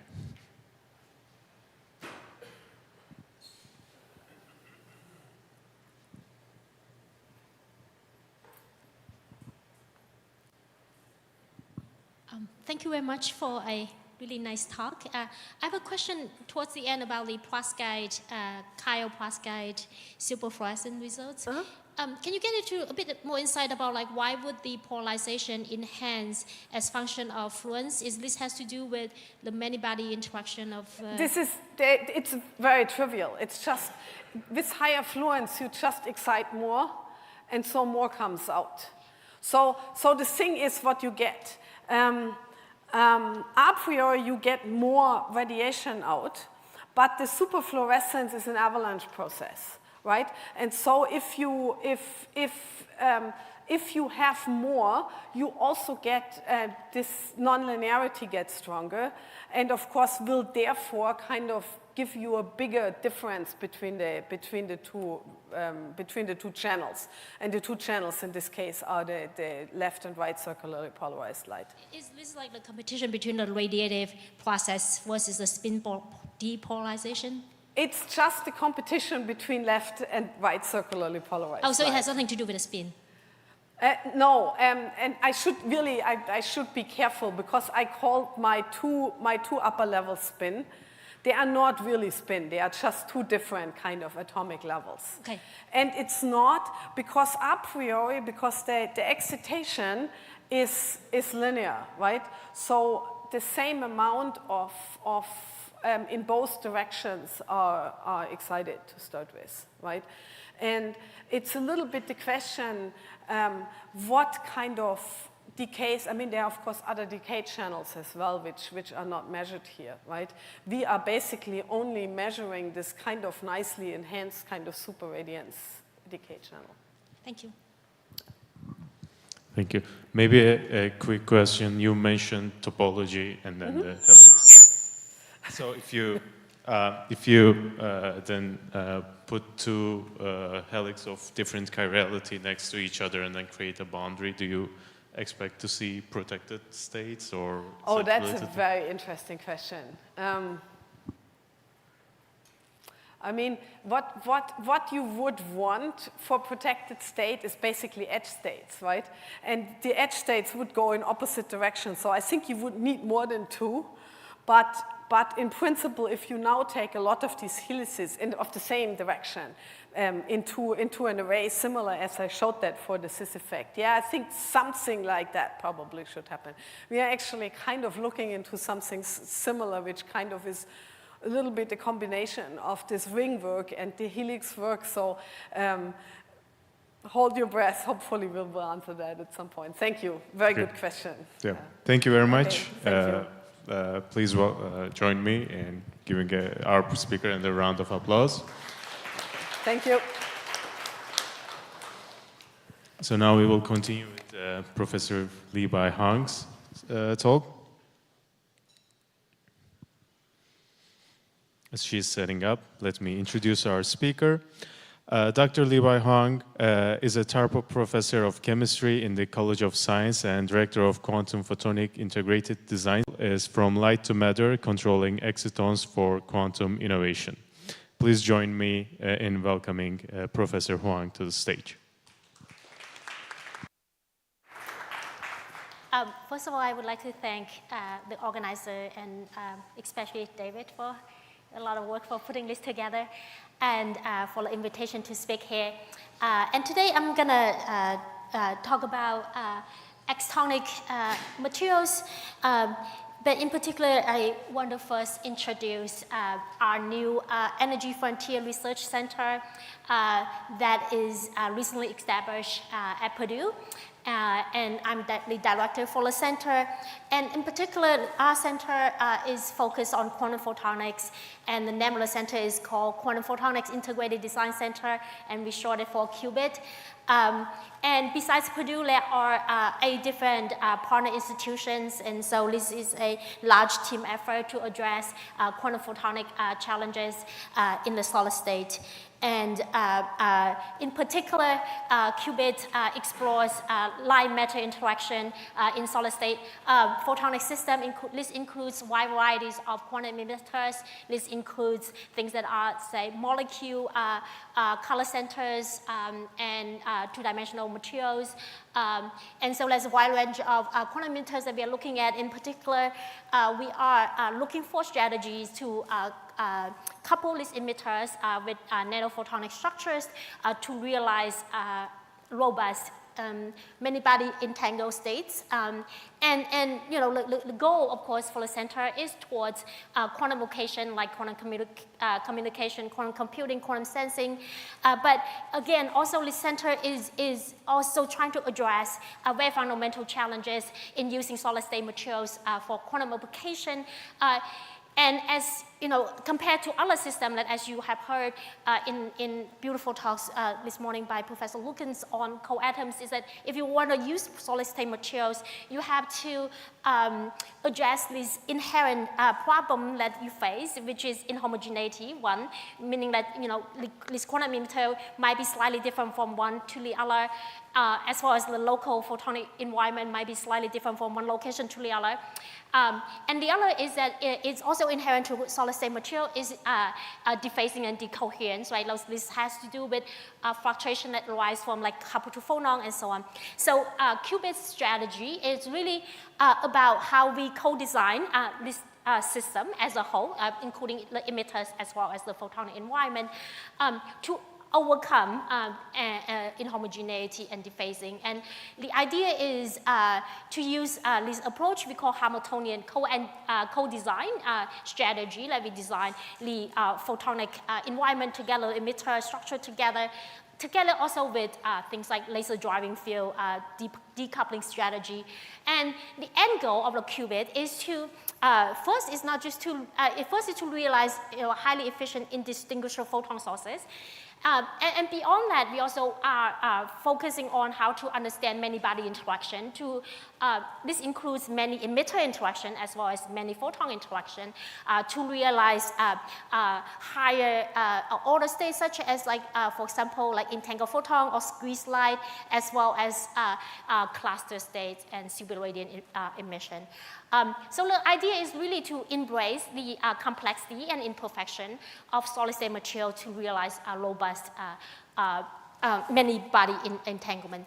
And here is the scientific team for QBIT, and you probably recognize many faces here, and about half of the team are here at Purdue, and the other half are at other partner institutions, and we have wide range of expertise in many different types of emitter, nanophotonic fabrication, characterization, as well as theory characterization. Okay, so today I'm going to be not talking as a whole for QBIT, but as to zoom in a bit more into my own research program. In that, in particular, we are looking at the light-matter interaction between photons and excitons. And the extonic material today that I'm going to discuss are going to be of a few different types. As you might or might not know, an exton is a bound electron hole pairs that are residing in solid-state materials. And this can be, for example, in a molecule or in a quantum dot, because of the confinement and the reduced dielectric screening force this electron hole to have non-negligible binding energy, so they are on the orders of tens of MeV to hundreds of MeV, depending on the material system and the dielectric details of like dielectric screening. And to the simplest level, you can think of this exton as like an artificial hydrogen atom like embedded in a solid state environment, right? So you have a positive charge, which is the hole, and then you have the negative charge with the electron, and if you solve the Schrodinger equation, you got to the more or less very similar wave function like a hydrogen atom. So, and the reason that we are interested in this type of material is because they can couple very strongly to light, so that you have very large oscillator strength that you can absorb light efficiently and also emit light effectively.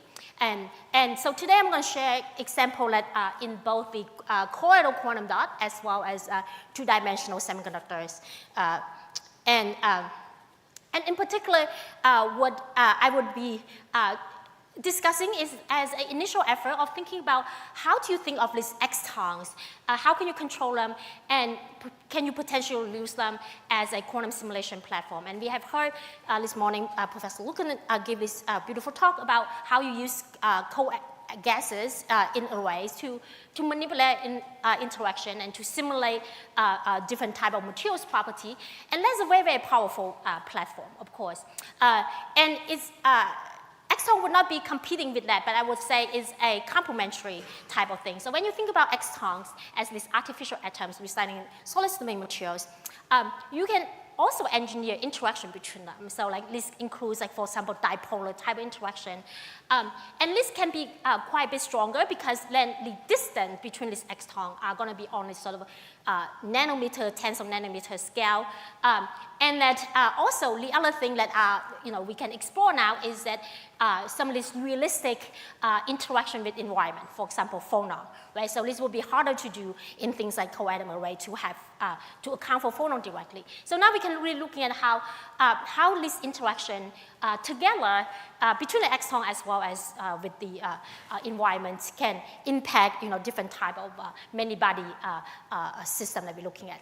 So of course, the one thing that we have to keep in mind is that these extons, again, they are residing in real materials, so that they are more susceptible to decoherence, that's one. And two is that they are by nature an excited state, so they have finite lifetime. So like, how do you understand their dynamics and decoherence and how that impact sort of this their many-body interaction? This is going to be what I'm going to discuss today.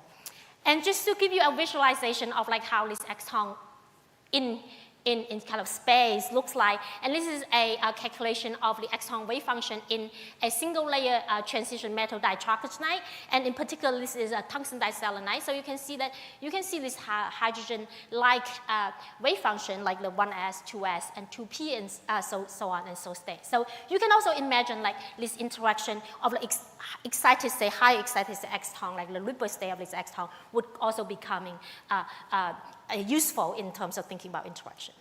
Okay, so the inspiration really is kind of like, again, like we are very inspired by a lot of work like in the cold gas community, where you can use quantum gas microscope to directly image where these atoms, where they are in time and space and how they interact and what type of quantum phases arise from them. And the question is, can we do that for exton? Now the challenge is different and somewhat harder in terms of time and spatial resolution, right? Again, the distance between these extons that we now consider, they are going to be in the nanometer times length scale. And their lifetime are much shorter. Their radial lifetime is on a nanosecond time scale, but the interaction with phonon, those kind of time scale are generally shorter, maybe on picosecond or even femtosecond time scale. So if you want to image extons, then you might want to really think about getting a technique that allows you to have both femtosecond time resolution as well as nanoscale spatial resolution. And then, the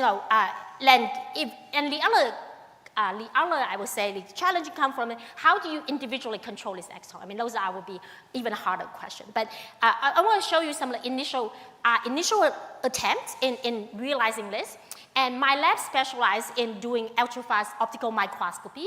And this is how we're going to get to time and spatial resolution. In particular, the kind of imaging that we do are this pump probe type imaging, where we have two ultra-fast laser pulses. And one is we call a pump, which would excite the system or generate this exon. And then the probe is as if like you can think of like as a camera to see where those exons are. And we can time delay, because these are femtosecond pulses, we can control the time delay between when we create this exon and when we looking at them, like the probe, by using a time delay stage that we can control with femtosecond accuracy. And in order to image in spatial domain, and we can combine this pump and probe to a optical microscope, and then you can also spatially manipulate the pump and probe in space as well.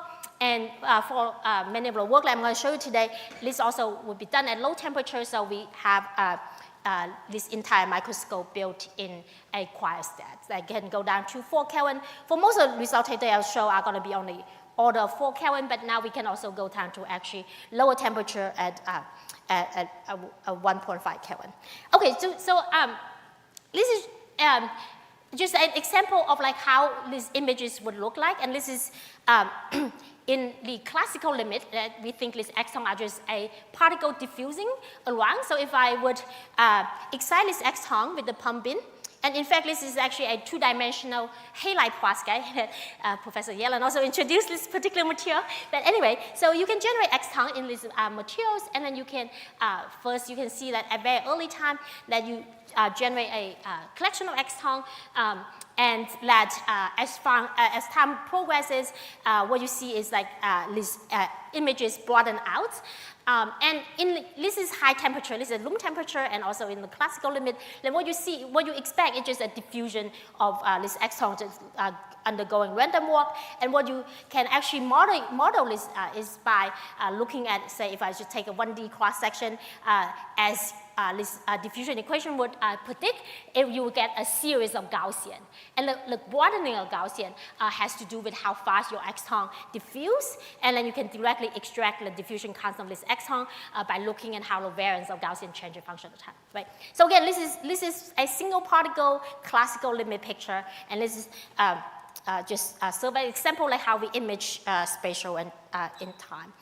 And in order to get to this many-body interaction limit, we look at a different type of system where we allow us to have more control of the exon-exon interaction. And in particular, we are looking at these Moiré superlattices that are coming by stacking two different layers of transition metal dichalcogenides. And in this particular case, this is a single-layer tungsten disulfide on top of tungsten diselenite, and they have 4% lattice mismatch in such that now they would form a new lattice and highlight the high symmetry point in green. And you will see that in the green circle, the hexagonal are overlapped on top of each other. But if you go away from the green circle, they start to have offset, right? So this is this is known as the Moiré superlattices. And what's kind of interesting about these Moiré superlattices is that because of the local variance in the structure, what you essentially create is a periodic energy potential for the exon. So essentially, this is a previous calculation done with our collaborator, is you can now think about these exons, they are residing at certain point of this Moiré lattice, depending on where is the energy minimum dictated by the structure. And that you would see like this exon also trapped by this what's known as the Moiré potential. So now this is almost like an analog to like how atoms are trapped in cold optical lattices. Like some key difference. One is that the distance, like the lattice constant for the Moiré superlattices in this case is about 10 nanometers, so it's much shorter. And two is that it's harder to have in situ control. Like when you make this, you kind of make it. It's harder to tune it in situ. And I think this is one of the things that the community is working towards, how do you in situ control this type of potential. But anyhow, now we have a system which is like this exons formed into this array. And then we have some degrees of control. You can control control by materials combination. You can control by twist angle. I mean, there's a variety of ways to control this, and there's a very large community working on this type of system, I say. So now, because now you be able to put this X-tone in a controlled way, then you can also think about like layer interaction, how layer many-body interaction going to manifest. And in particular, if you think about like, you know, if you think about like if you can want to use this X-tone as some kind of quantum simulation platform, we should be able to also realize some of these model Hamiltonian, like for example, the Bose-Haber model. And in that you would say, okay, if I put this lattice of X-tone and trapped in some kind of this Moray potential, and there are two key parameters in the Bose-Haber model. One is the interside coupling, the J term, and the other is the interaction term. And the interaction term comes from that if you want to put two X-tone on the same side, how much is the energy penalty they have to pay. And the J term comes from that how fast is the tunneling from one side to the other. And so it's well known, of course, in that in the limit of when U is much, much larger than J, and now you get to like the interaction is much larger than the tunneling, in that you would get to this mod insulated state. So like the energy, the X-tone would, if you have to get to the unity filling, the X-tone would prefer to not have to move at all. And then if you, at the opposite limit, if J is greater than U, then you get to the superfluidity. And so that in this Moray system, because you force this X-tone to be farther apart, so that you actually reduce the X-tone bandwidth quite greatly. So like your J is quite small. So this is a calculation of the X-tone bandwidth. You can see you can get to this very flat band of this X-tone, and that you then potentially can enter into this strongly correlated regime of X-tones, right? And and of course, the strongly correlated state has been studied in this Moray superlattice system, and in particular, the strongly correlated electronic state. So if you fill this band with electrons, and this has been done, and it has been demonstrated in many twist system.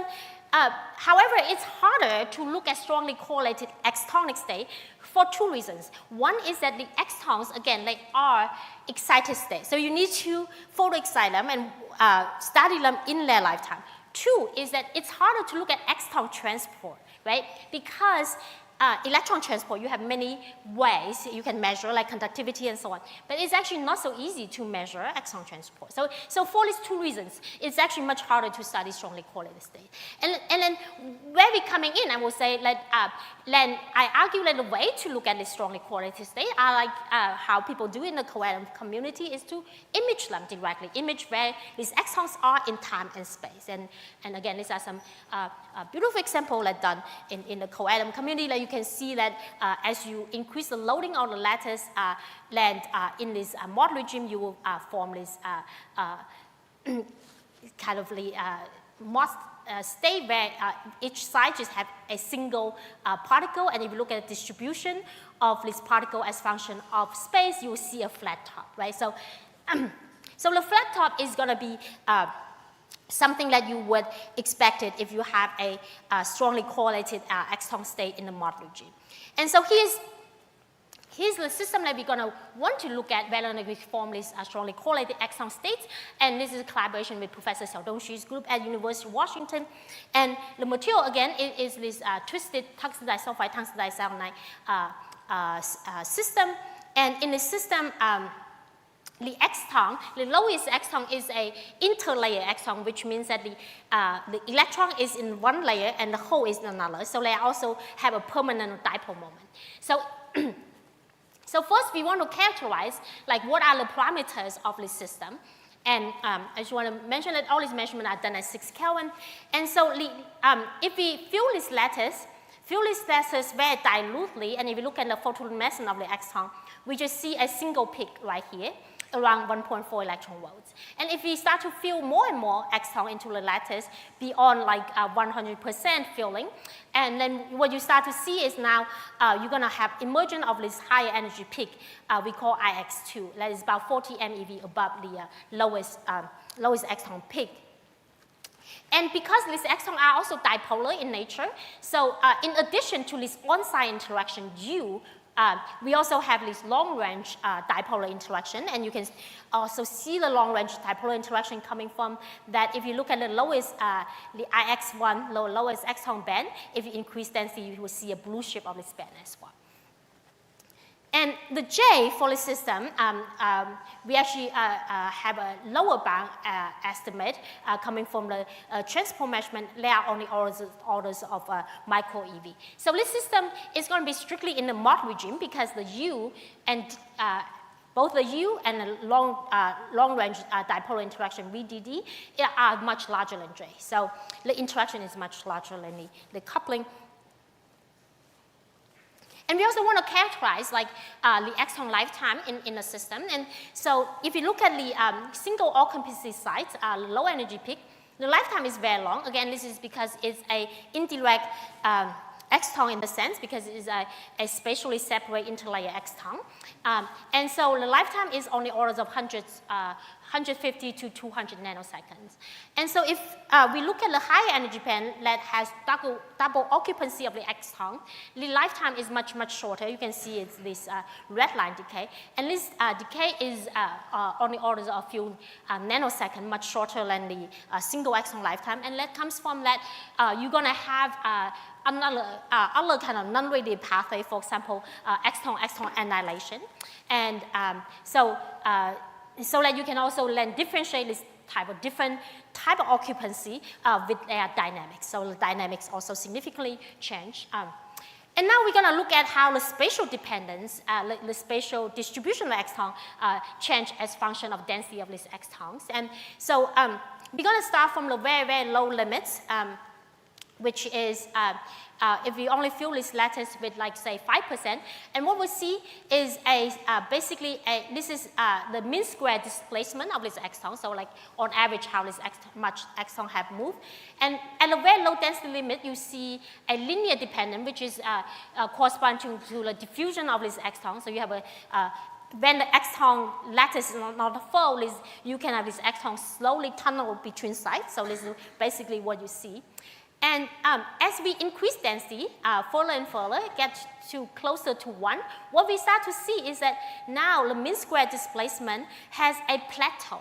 Like, it doesn't change at all. That means that the exon no longer moves. So like as you increase density further and further, the exon slows down.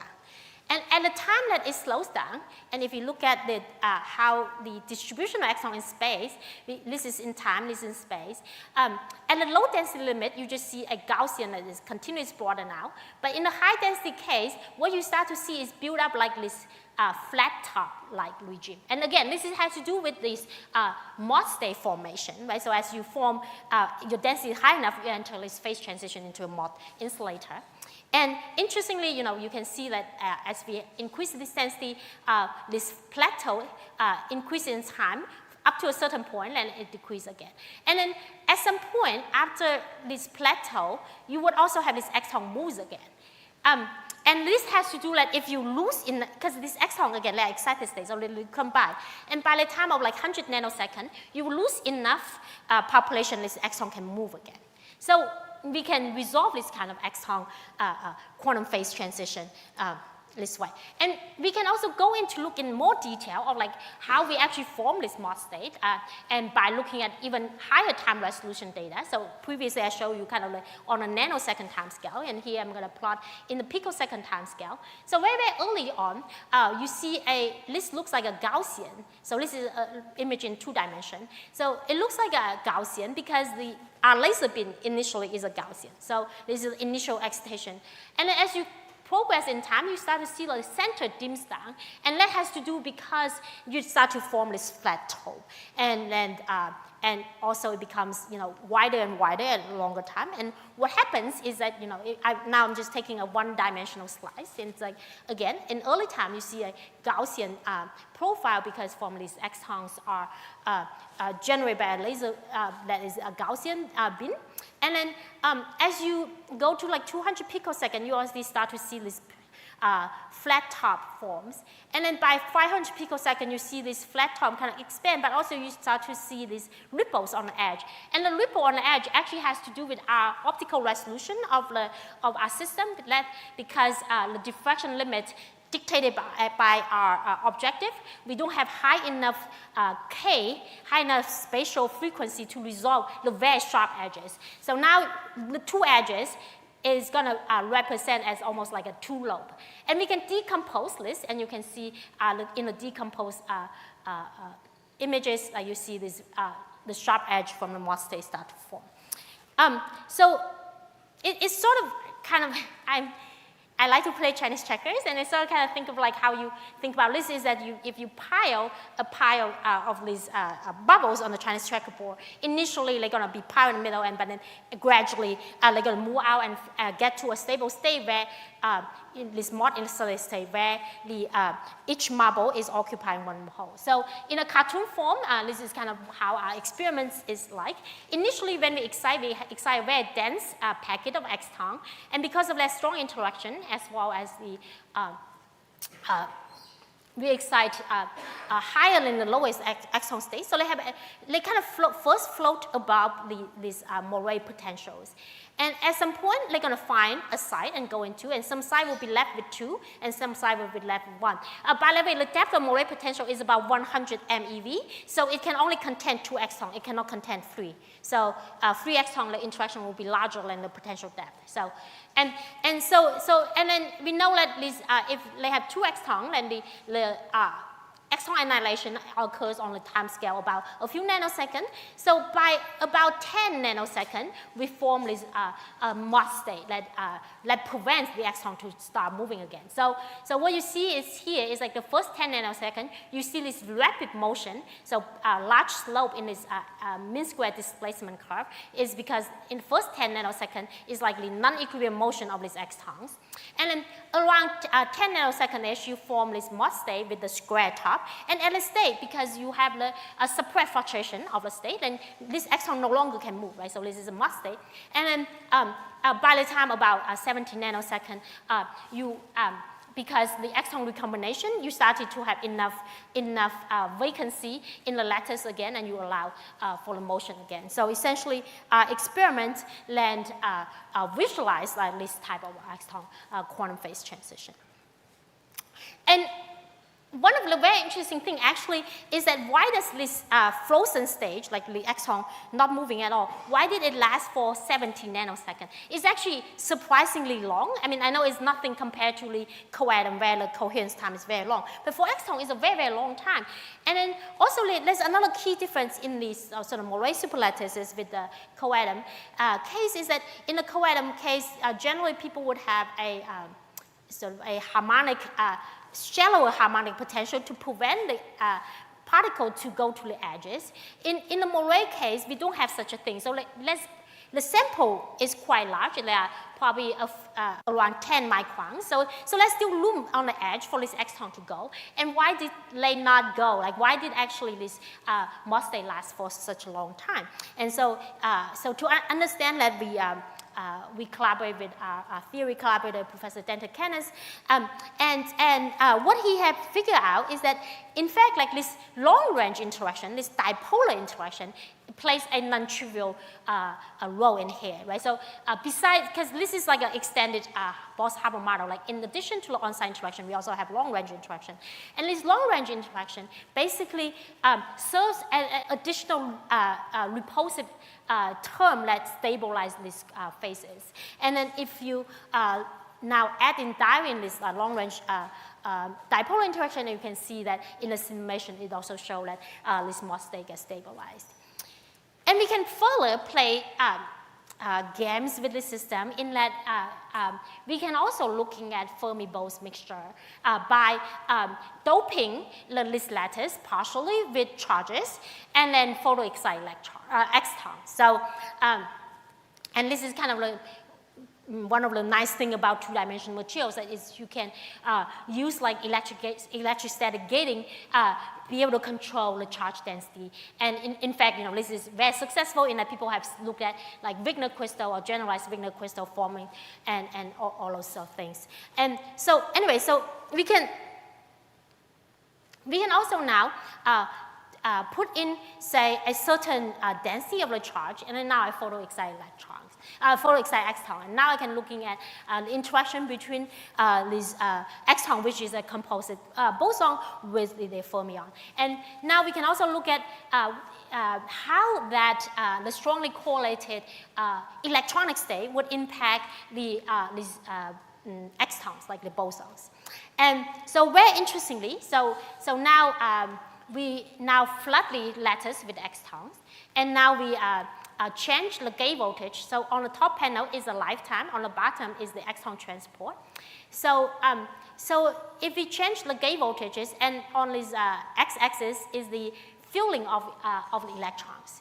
So now if I first look at the lifetime of the exton, what I see is that I see some very sharp changes around some fractional filling of electron. In particular, in this case, is 1/5 and 2/3. And it has been known that you would form a generalized Wigner crystal at this fractional electron filling. And what's very interesting is that the exton lifetime is significantly suppressed. Like the exton lifetime actually becomes much longer. Sorry, I should say recombination is suppressed at nearly Wigner crystal points for the fractional filling for electrons.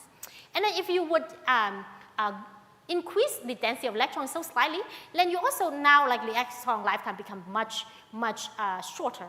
It's just around this 2/3 filling. And simultaneously, what you see is that when the exton lifetime is longest, you have suppressed motion of the extons, so they don't move. So blue means like less motion, yellow means more motion. So when you have lifetime is very short, and this exton motion becomes fast.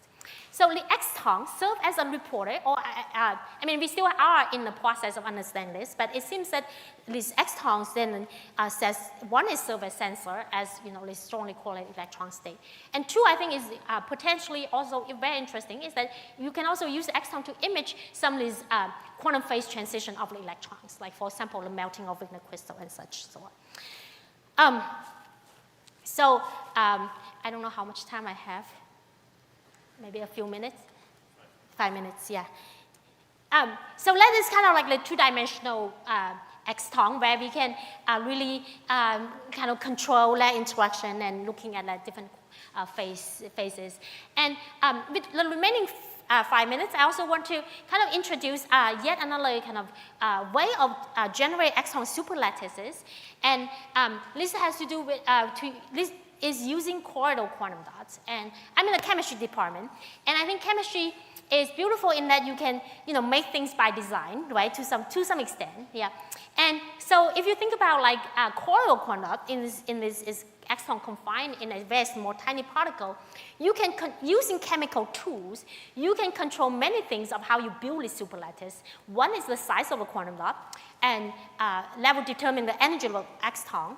And then also like the distance between this quantum dot. You can use like organic ligands and so on. And so that, this comes also again another platform, or we can think about like how do we understand this many body interaction in these exton superlattices. And I just want to show some beautiful picture of this colloidal quantum dot. Is that you can really actually, by changing the sizes, you can tune the color. So this is like a classical particle in a box example. And then to some extent, you can think about they are approximately like a two-level system.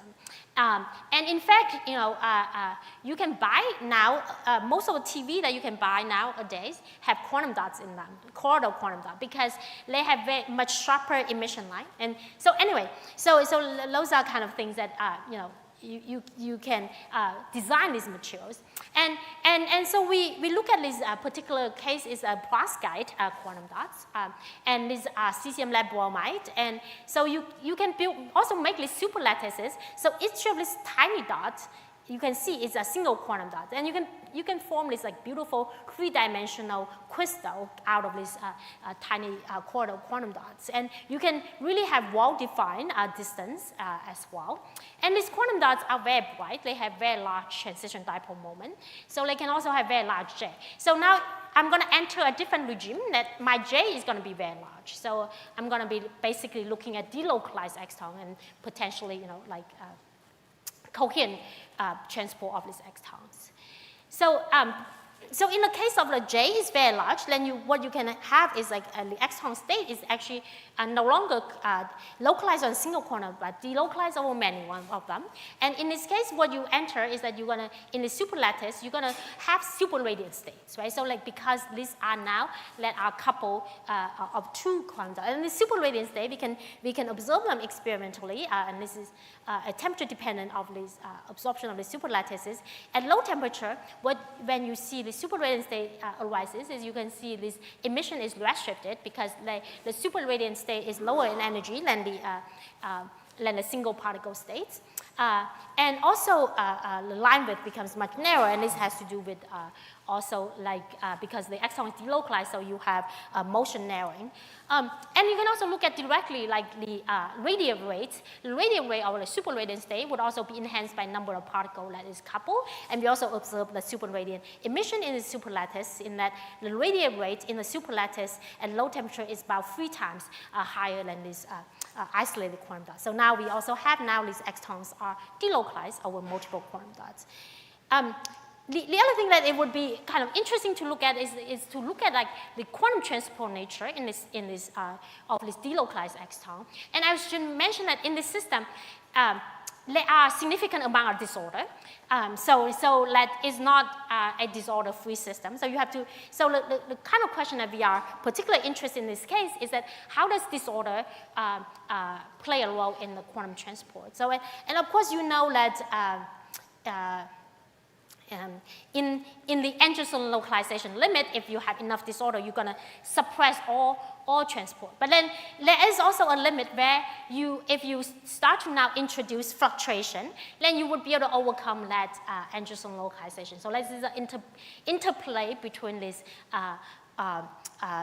two kind of mechanism, coherence and incoherent mechanism. So we are looking for whether or not we can probe this type of effect in these quantum dot superlattices. And so in order to do that, we want to look at temperature dependence on how these extons are moving around these superlattices. So if there's no disorder, right? If there's no disorder and there's a lot of coupling, what you're going to see is just like a superfluid motion. These extons are delocalized everywhere. They just move like a fluid, move like coherently and ballistically. But because the system does have disorder, then at low temperature you would expect a localization. And this is what we observe as 7 Kelvin. What we see again, this is mean square displacement of exton as function of time. At very low temperature, initially we have a very fast transport. This has to do with the transport within the delocalization. So this is coherent transport, and then after that, once you hit the localization length, then all the transport is stopped. So like mean square displacement no longer actually becomes negative, like a negative change. So it's shrunk, and all the transport stops. But then if you increase temperature, at some point you actually start to, well, the initial coherent transport becomes less, but the later time you start to resume transport again. And this is because at higher temperature, you're going to have fluctuation. This can come from phonon or other thermal fluctuation that would destroy the interference that lead to the Anderson localization. So you're going to allow transport again. And then at a very high temperature limit, you're going to get to the kind of the boring classical limit where all the transport is like a hopping, like you localize to a single particle, they just hop. So you indeed go through a transition from the localized limit to like some maximum transport and then the classical limit. And this has to do with that, again, the interplay between these coherent and incoherent manners of this transport mechanism. So at a very low temperature limit, what you see is that the exton can propagate very, very fast within the localization limit. But then once they hit the edge of that, it can no longer go. And At some point, you actually have maximum transport. This is corresponding to that your exons are still somewhat delocalized, but there's enough fluctuation to overcome the Anderson localization. And this happens precisely when your fluctuation, in this case is the gamma, is exactly the same as your disorder, energetic disorder, delta. So this is known as the environmental assisted quantum transport regime, and this is like this quantum dot superlattices allow us to really probe like this type of limits as well.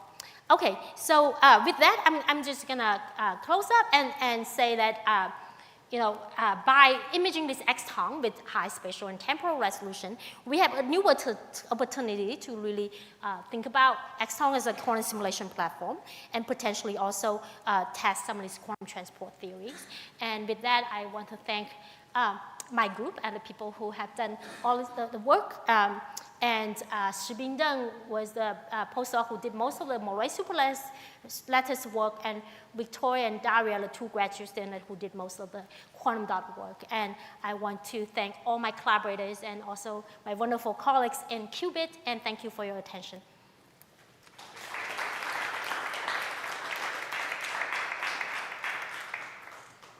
Thank you very much, Professor Huang, for the great talk. Do we have any questions from the audience?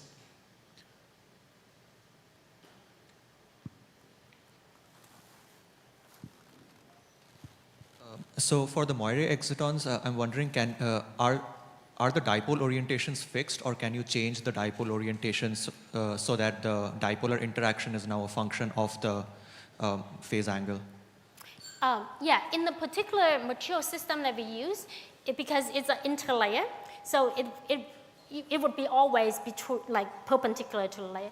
But there are other systems that you could definitely think about changing the orientation. I mean, it depends on how you generate the Moray superlattice. Yeah. So there seems to be a critical time. So while the plateau remains very stable when t is smaller than a critical time, after that, the size of the cloud increases very fast. Yeah. Okay, so what is the origin for this critical time? And it looks like in the numerical simulation, there's no such kind of critical time. The plateau just remains there. Yeah. In the simulation, there's no particle loss. So there's no particle loss in the simulation. So there's always particle filling it's always particles never get lost. In experiments, we have particle loss on a time scale of 100 nanoseconds. So once you start to have significant particle loss, then you would the exon will move around again. Yeah. Let's thank our speaker again. Now we will continue with the panel discussion.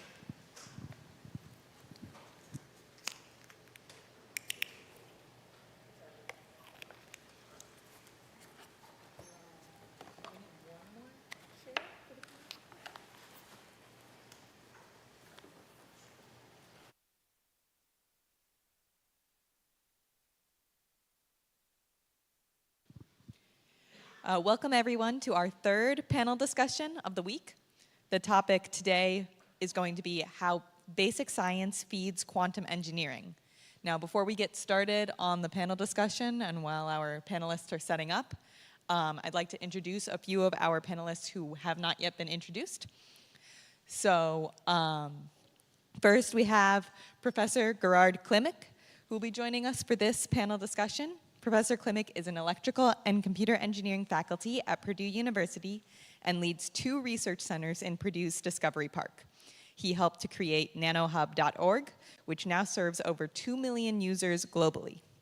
Previously, he worked with Texas Instruments and NASA, JPL, and Caltech. His research interest is in the modeling of nanoelectronic devices, genetic algorithm-based optimization, image processing, and user behavior analytics. And I believe he has a couple of slides to share with us as well. All right. I'd also like to reintroduce Michael Manfra, who spoke on Tuesday, but just in case any of you weren't here on Tuesday or forgot, Michael Manfra is the director of the Purdue Quantum Science and Engineering Institute and is the Bill and D. O'Brien Distinguished Professor of Physics and Astronomy, Professor of Materials Engineering, and Professor of ECE here at Purdue University. He also serves as the scientific director of Microsoft Quantum Lab West Lafayette, and he and his team develop new nanoscale electronic devices to explore fundamental aspects of topology and strong electronic correlations. In 2020, his group reported interferometric of anion braiding, and he now works with Microsoft Quantum to develop scalable quantum hardware leveraging the novel properties of anions. And I'd also like to introduce Vladimir Shaleyev. Professor Shaleyev is the scientific director for nanophotonics at Berk Nanotechnology Center and a distinguished professor of electrical and computer engineering at Purdue University. He specializes in nanophotonics, plasmonics, and optical metamaterials and quantum photonics. Professor Shaleyev has received several awards for his research, including the APS Frank Isaacson Prize for Optical Effects in Solids, the Max Born Award for Optical Society of America for his pioneering contributions to the field of optical metamaterials, the Willis E. Lamb Award for Laser Science and Quantum Optics, and the IEEE Photonics Society Willem Streifer Scientific Achievement Award. Professor Shaleyev will be giving a talk tomorrow at 9:40 a.m., so please attend that if you are able. All right, now that everyone has been properly introduced, just a reminder, our topic is how basic science feeds quantum engineering. And I'll start with the first question, and then I'll open the questions up to the audience. What fields of basic science would you say contain the most critical problems to be solved for various quantum computing platforms? Or, in other words, if I'm a new student wanting to do fundamental science for the benefit of producing new quantum technology, what would be the best topics for me to focus on? Could you rephrase it in a simple way? Sure. Just what fields of like fundamental basic science fields do you think have the easiest gateway into quantum engineering?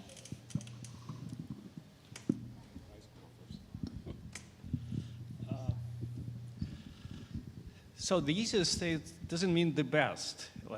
The easiest in terms of like short-term getting benefits out of quantum.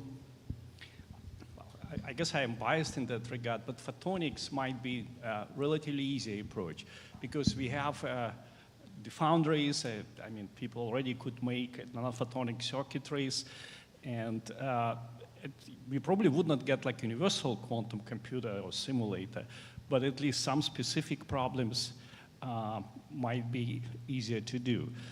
Photonics is quite a mature field, and I would say, at least in my humble opinion, that could be one of the particular areas that would seek advantages from quantum and would come to technology. Having this said, I mean, there are many other systems with dramatic, truly exciting projects. We just saw Professor Keen's talk. I mean, it's quite amazing the progress they already accomplished with atomic, with the approach based on AMO. I think the question was more, where is there room for impact and for young people to get into? And of course, I suspect we'll all default to whatever problem we're working on at the moment as the one to work on. But I think it's generally true that there are lots of interesting problems across all these fields. As you're trying to transition from basic science towards a technology, there's room for innovation and improvement in a large swath of areas. So, in solid state, for example, looking at superconducting circuits 25 years ago at Yale was a small operation, and now look what it's turned into. So there's a great variety of problems that need to be solved to transition anything that is done in the laboratory into a real scalable commercial technology. And so I think there's lots of areas for people to contribute. So. Yeah, I would say the best field would be the field that you're most interested in, right? And I think that a lot of these are going to be driven by your interest, motivation, and whatever motivates you probably is the best field for you. But I think that probably the opportunity nowadays is that there are so many interdisciplinary areas. I feel like that is a new opportunity that is opening up today. For example, at Purdue, like you can interact with people who work on many different areas, and then I think that to work in those fields perhaps like would be able to allow you to find what drives you most, and that that would be probably the best field for you, I think. I have a similar opinion, and I was going to show some slides where I think your real question is, what should I do, right? Because either one of us is going to sell you their technology as the coolest thing since sliced bread. But I think the question is, where do you want to be, and how do you connect? So in my class, I show this slide. If you don't know where you're going, any road will take you there. And that comes from a famous person who wrote Alice in Wonderland, which is a pretty cool one. And the bottom line is you have to have some idea where you want to be. And for that, you have to ask yourself questions. What are you really good at? Are you good at an experiment? Are you good at theory? Are you good in software? Are you good in data? What do you excel? What rocks your boat, right? And then what interests you? Are you looking for something new and you don't even know whether it's useful? Or do you want to turn something new into something useful, right? And that is sort of irrespective of the particular technology, right? And then ultimately, where do you want to be? Do you want to be in academia, research, or do you want to be at a teaching university? You want to be in research in industry or development, production? You want to be in a national lab, which can build things or just do research? Or do you want to be in a startup that does everything? So in a sense, you have to figure out really where you want to be and how you want to structure your career. And I don't think it's a matter of a specific technology, but it's about your drive to push yourself into that technology that your advisor works with, right? It's going to be hard for you to go to Vlad and say, I'm going to do quantum computing in some bio devices, right? It's going to be hard to get him excited about that, right? We all have our expertise, but I don't think for the development of a person it matters what detailed technology you have, right? But what is your grand idea where you want to be in 5 years or 10 years? I think that's a more important question, and then the rest falls out of it. And the last thing I was going to show is young people should find the field of interest, have ambitious goals, and pursue them. This is from Negishi. And if you look around at these faculty members, we work on something because we want to. Even if our salaries were, I don't want to say that, but if they were half, we would still work on them because we're passionate about it. We work 70, 80 hours because we want to. Nobody is telling us to do that. So if you have that passion, then academia is probably one of those, right? But if you want to be a technologist and you actually have reasonable work hours, then this is not the job you want, right? So think about less about technology and how do I place myself best on rolling the dice, on technology, on the problem, figure out what you're really good at. Thank you. Thank you. Thank you for those insightful answers.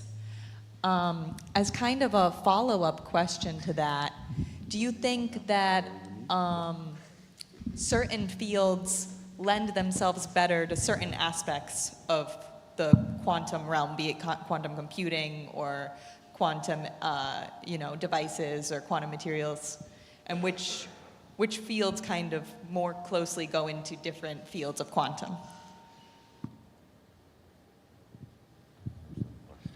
Well, quantum is not easy, and I think the most beautiful ideas, and most related to at least real quantum computer of the future are in solid state physics. Actually, I agree with what Mike mentioned. Even those other approaches, as we heard today again, even though they're based on trapped atoms, but lots of ideas related to physics which came from actually solid state physics. To me, that's perhaps the best resource for quantum.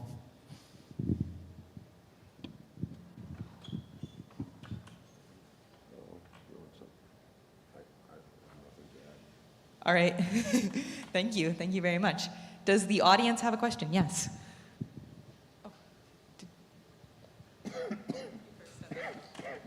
Hi. I'm thinking of a way to not make the question rude, but like, is there still new physics to be found in this field?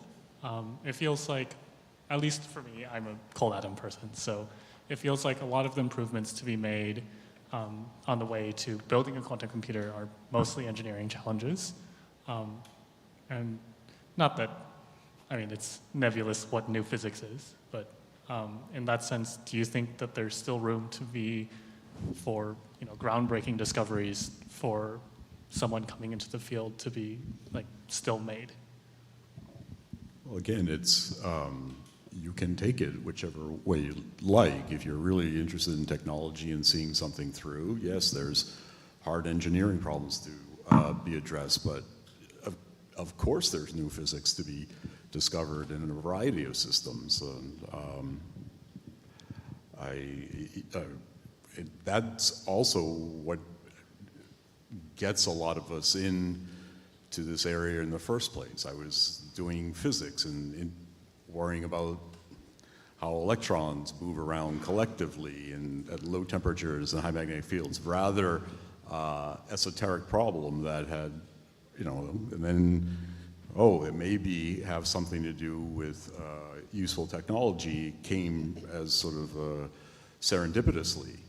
So, I think there's still, will continue, and certainly in complex systems where there's many degrees of freedom, to have surprises and be surprised by what nature can do. And whether that leads to a quantum technology or not is almost irrelevant.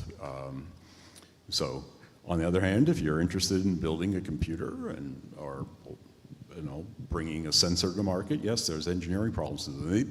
But what I would like to say is that the engineering challenges can be very satisfying too, intellectually satisfying. And for me, I've worked in industry or been working with industry for most of my professional career. And that interplay is also something that can be very intellectually stimulating and professionally rewarding. So, that's. Well, I would say this is a two-way road. It's not like what new physics to be discovered to do. Quantum is actually quite efficiently works in the opposite directions. These quantum simulators help us to discover new physics almost on a regular basis. New quantum phases, new dynamics of phase transition. That has been demonstrated already by many groups all over the world. So these quantum simulators actually help us to discover brand new physics. That certainly works quite efficiently.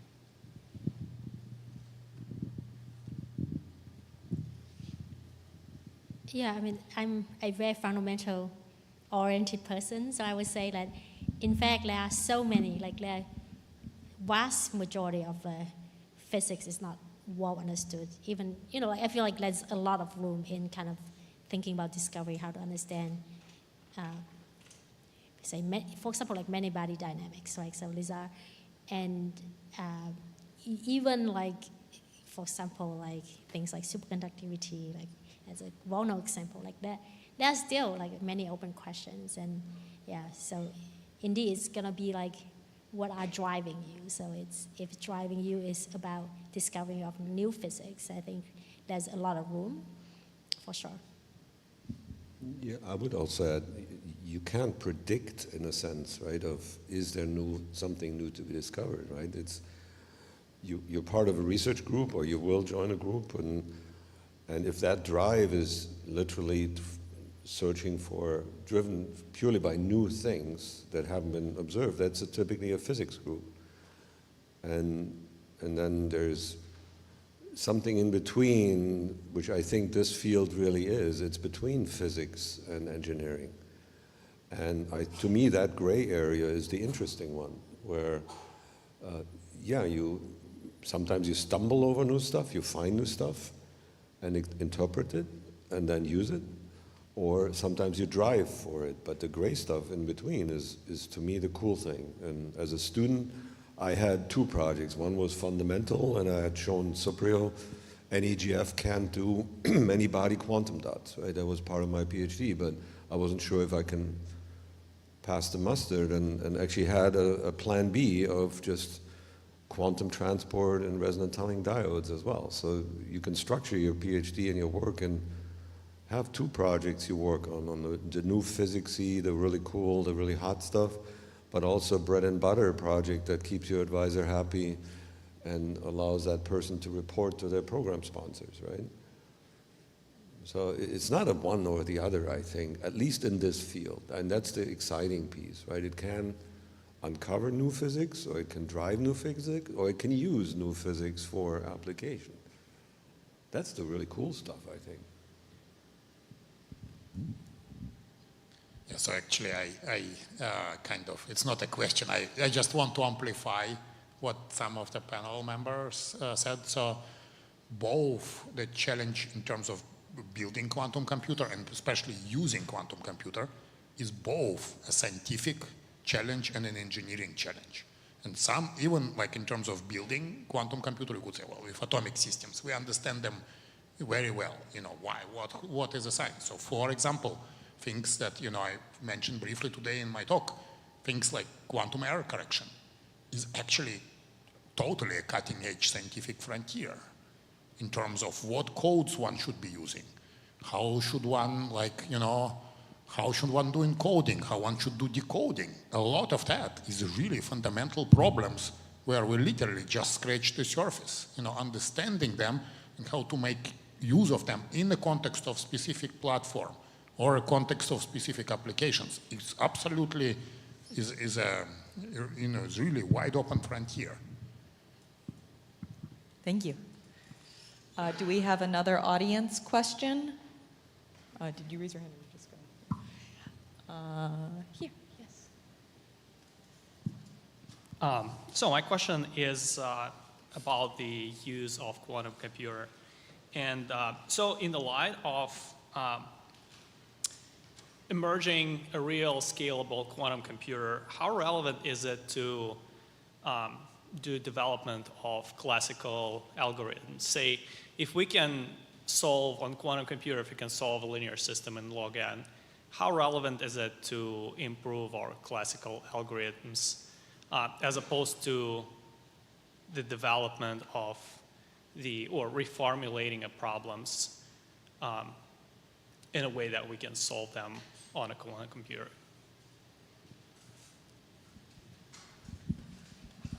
Well, I'm not sure if it answers your question, but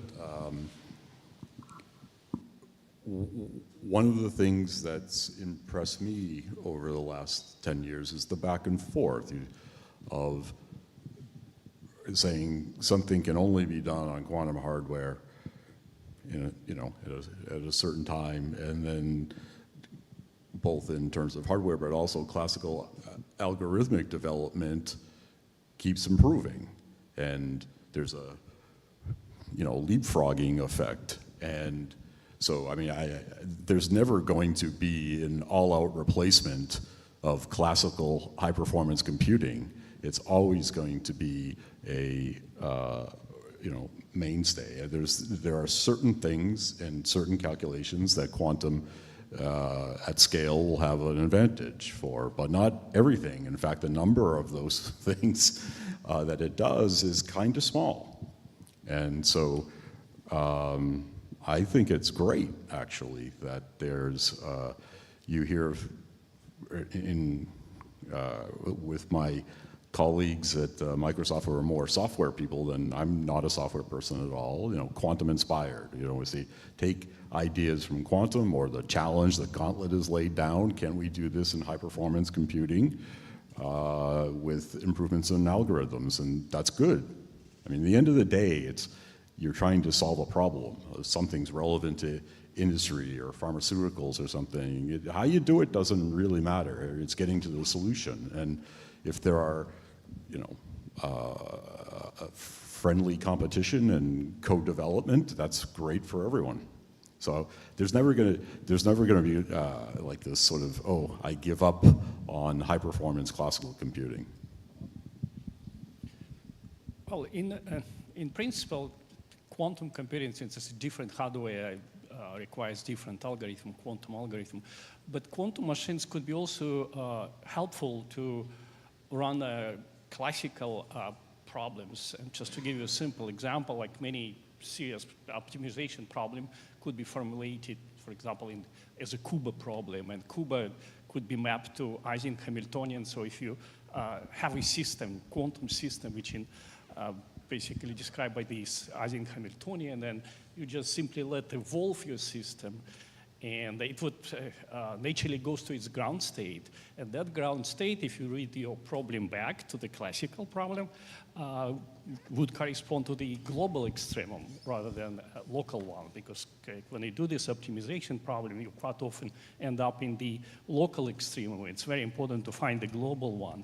So basically, the system itself would choose that extreme. The problem is, of course, how to write your problem in terms of real quantum Hamiltonian and then read it back. This is just one example. And yet another comment, I think in future, quantum computers are not going to be isolated. They're going to communicate with classical computers. It's unavoidable. And therefore, we really should think how to connect the two.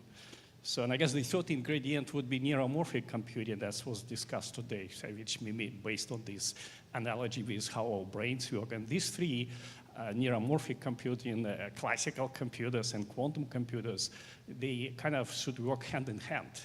So when we think of algorithm, you should be thinking how to translate one to another. That would be a very serious problem, I think. All right, thank you. Do we have another audience question? Yes.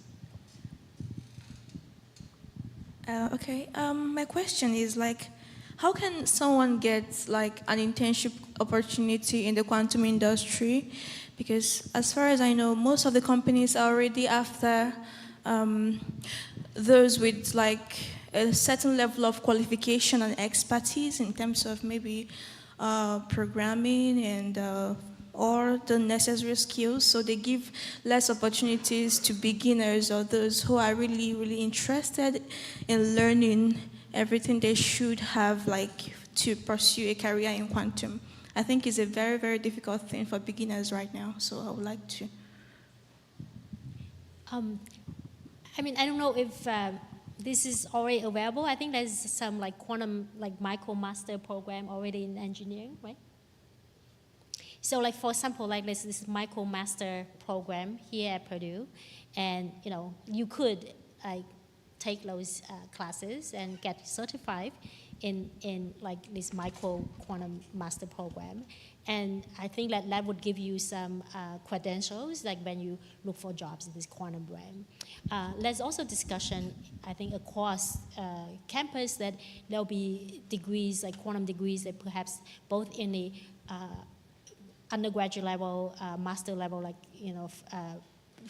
not just engineering, but also in science, and as well PhD. So it depending on what type of job you're interested in, you could pursue some of these either professional master or a PhD or undergrad degrees, and this would help you be prepared for these jobs in different companies.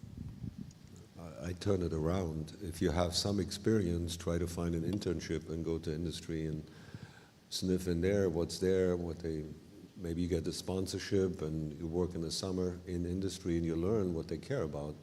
And then you can refine your either formal education or your research engagement later, right? To find out how industry works, if that's where you want to be, then getting internships is vastly,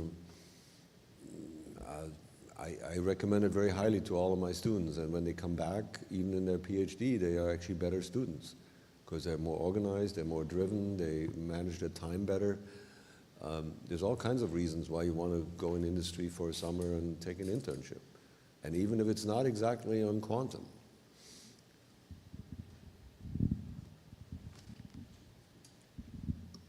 I agree with what Gerhard just said, and more to the point of, say, you're interested in industry, it is important to understand what's of interest to them, what are their problems, and doing your homework can be very helpful and be a distinguishing characteristic in interviews. And so, of course, networking is important, getting out there and meeting people and potentially, finding summer internships and making connections that way.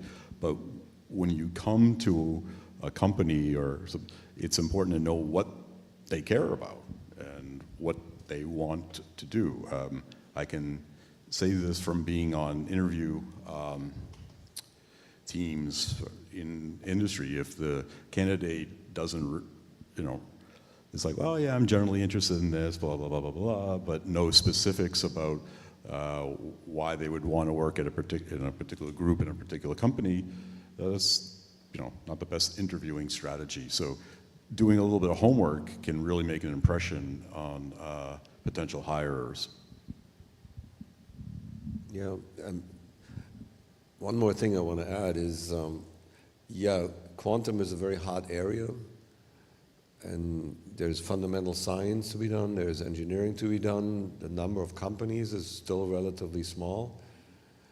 On the other hand, I doubt that 90% of the students and postdocs here are going to end up in academia, right? So we have to think about, you guys have to think about, how would I be useful and interested in industry, right? And chances are, that's I think true for most PhDs, they don't end up working on what they did their PhD in. In particular, nobody's going to pay you again to implement the same thing one more time, right? So you're learning a set of skills here. You're acquiring a way to solve hard problems that hopefully you helped self-define.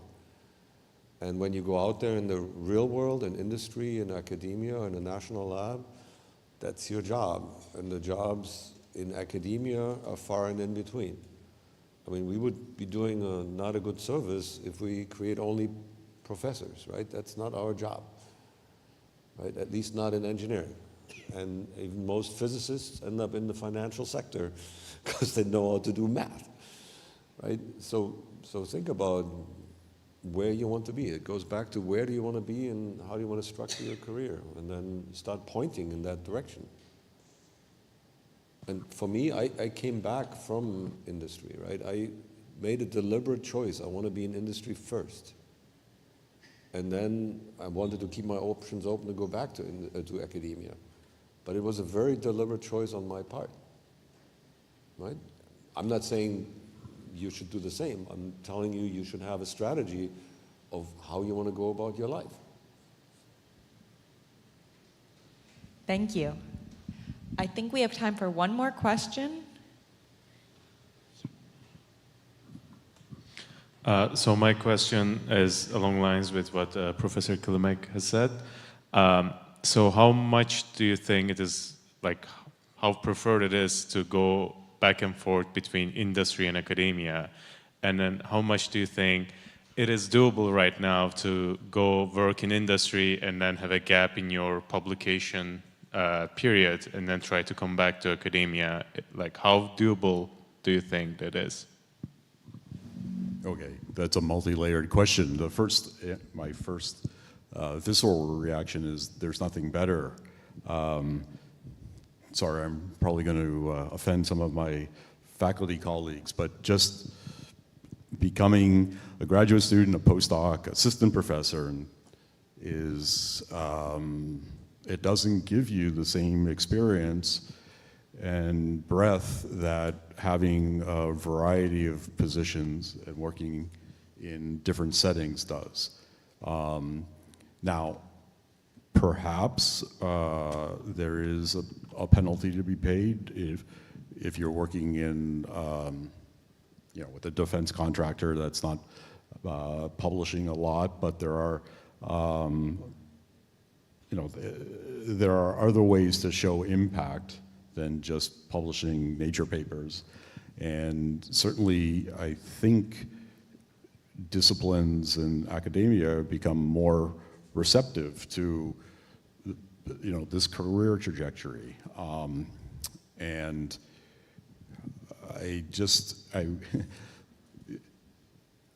most of you have been in school since you can remember.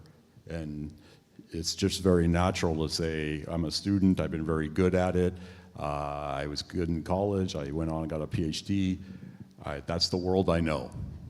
But it's good to get out of that too and see how other systems can work. So if there's an opportunity and it's intellectually rewarding to you, I highly recommend getting out of academia. You can, you can't always, and come back.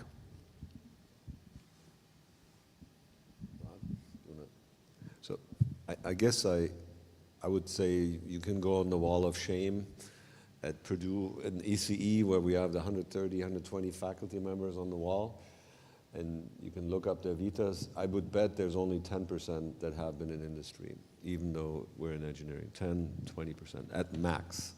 So the normal path is indeed postdoc. I'm not saying, so you didn't do it, I didn't do it, Vlad didn't have industry experience and has been incredibly successful, right? There is no one prescription. But if you want to be in industry, you have to stay connected to the highest top end, either research or development, and show impact, right? I have a close colleague, Sumandata, Intel. If he was lucky, he was publishing a paper at IEDM once a year, but he had tremendous impact on real technology, and then he came back to academia and built up a fantastic career there. Right? You can't just go into management and industry and then assume you're going to go back into science management in a sense as a faculty member. That won't happen. Right? You have to be aware of what you want to do. Right? It doesn't just happen. Right?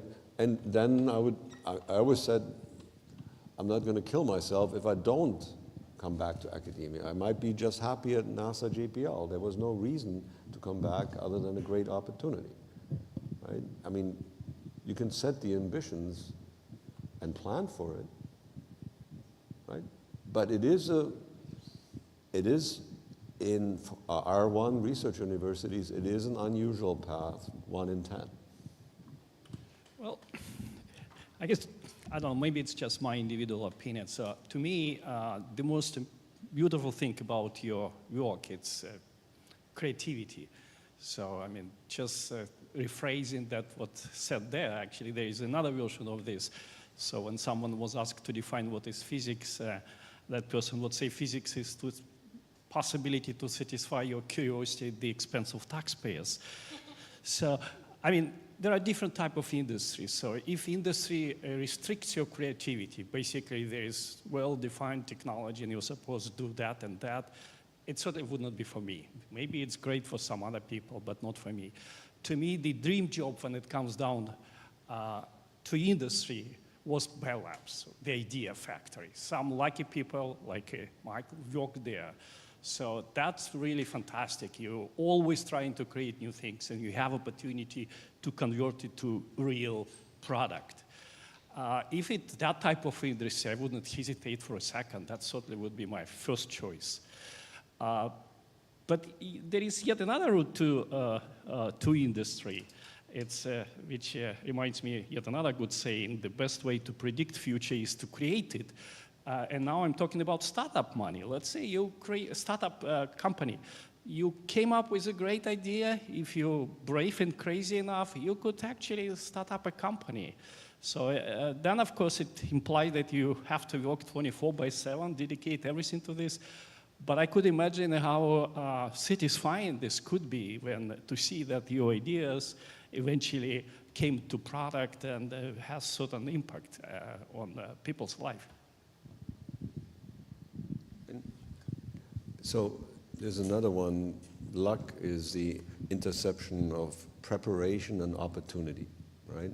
If you're not prepared, you can't get lucky. If these opportunities don't show up, then you also won't be lucky, right? So sometimes it's a bit coincidence, right? So for my career, I was at TI. We were doing really cool science and research and software and experiments, and we got sold to Raytheon, and I didn't want to work for a defense contractor. I wanted to get out. And basically a job fell into my lap with NASA. And I said, okay, what am I worth? I interviewed at Intel just to find out what do they do. And they said, we need quantum transport, absolutely, the higher-ups.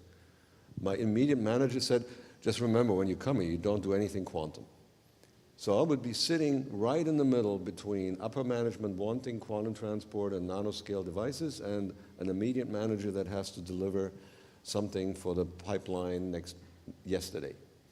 So I said, okay, I'm not coming here, right?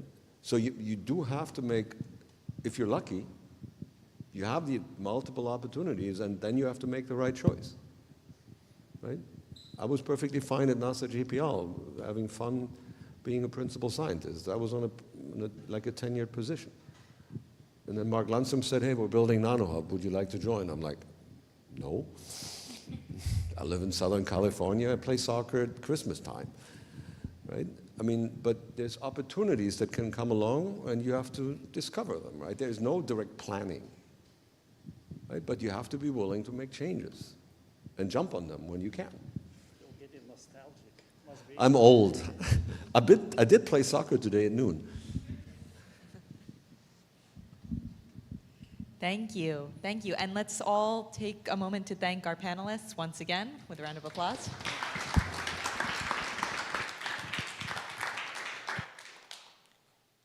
Now, I believe someone else knows what's happening for dinner or next.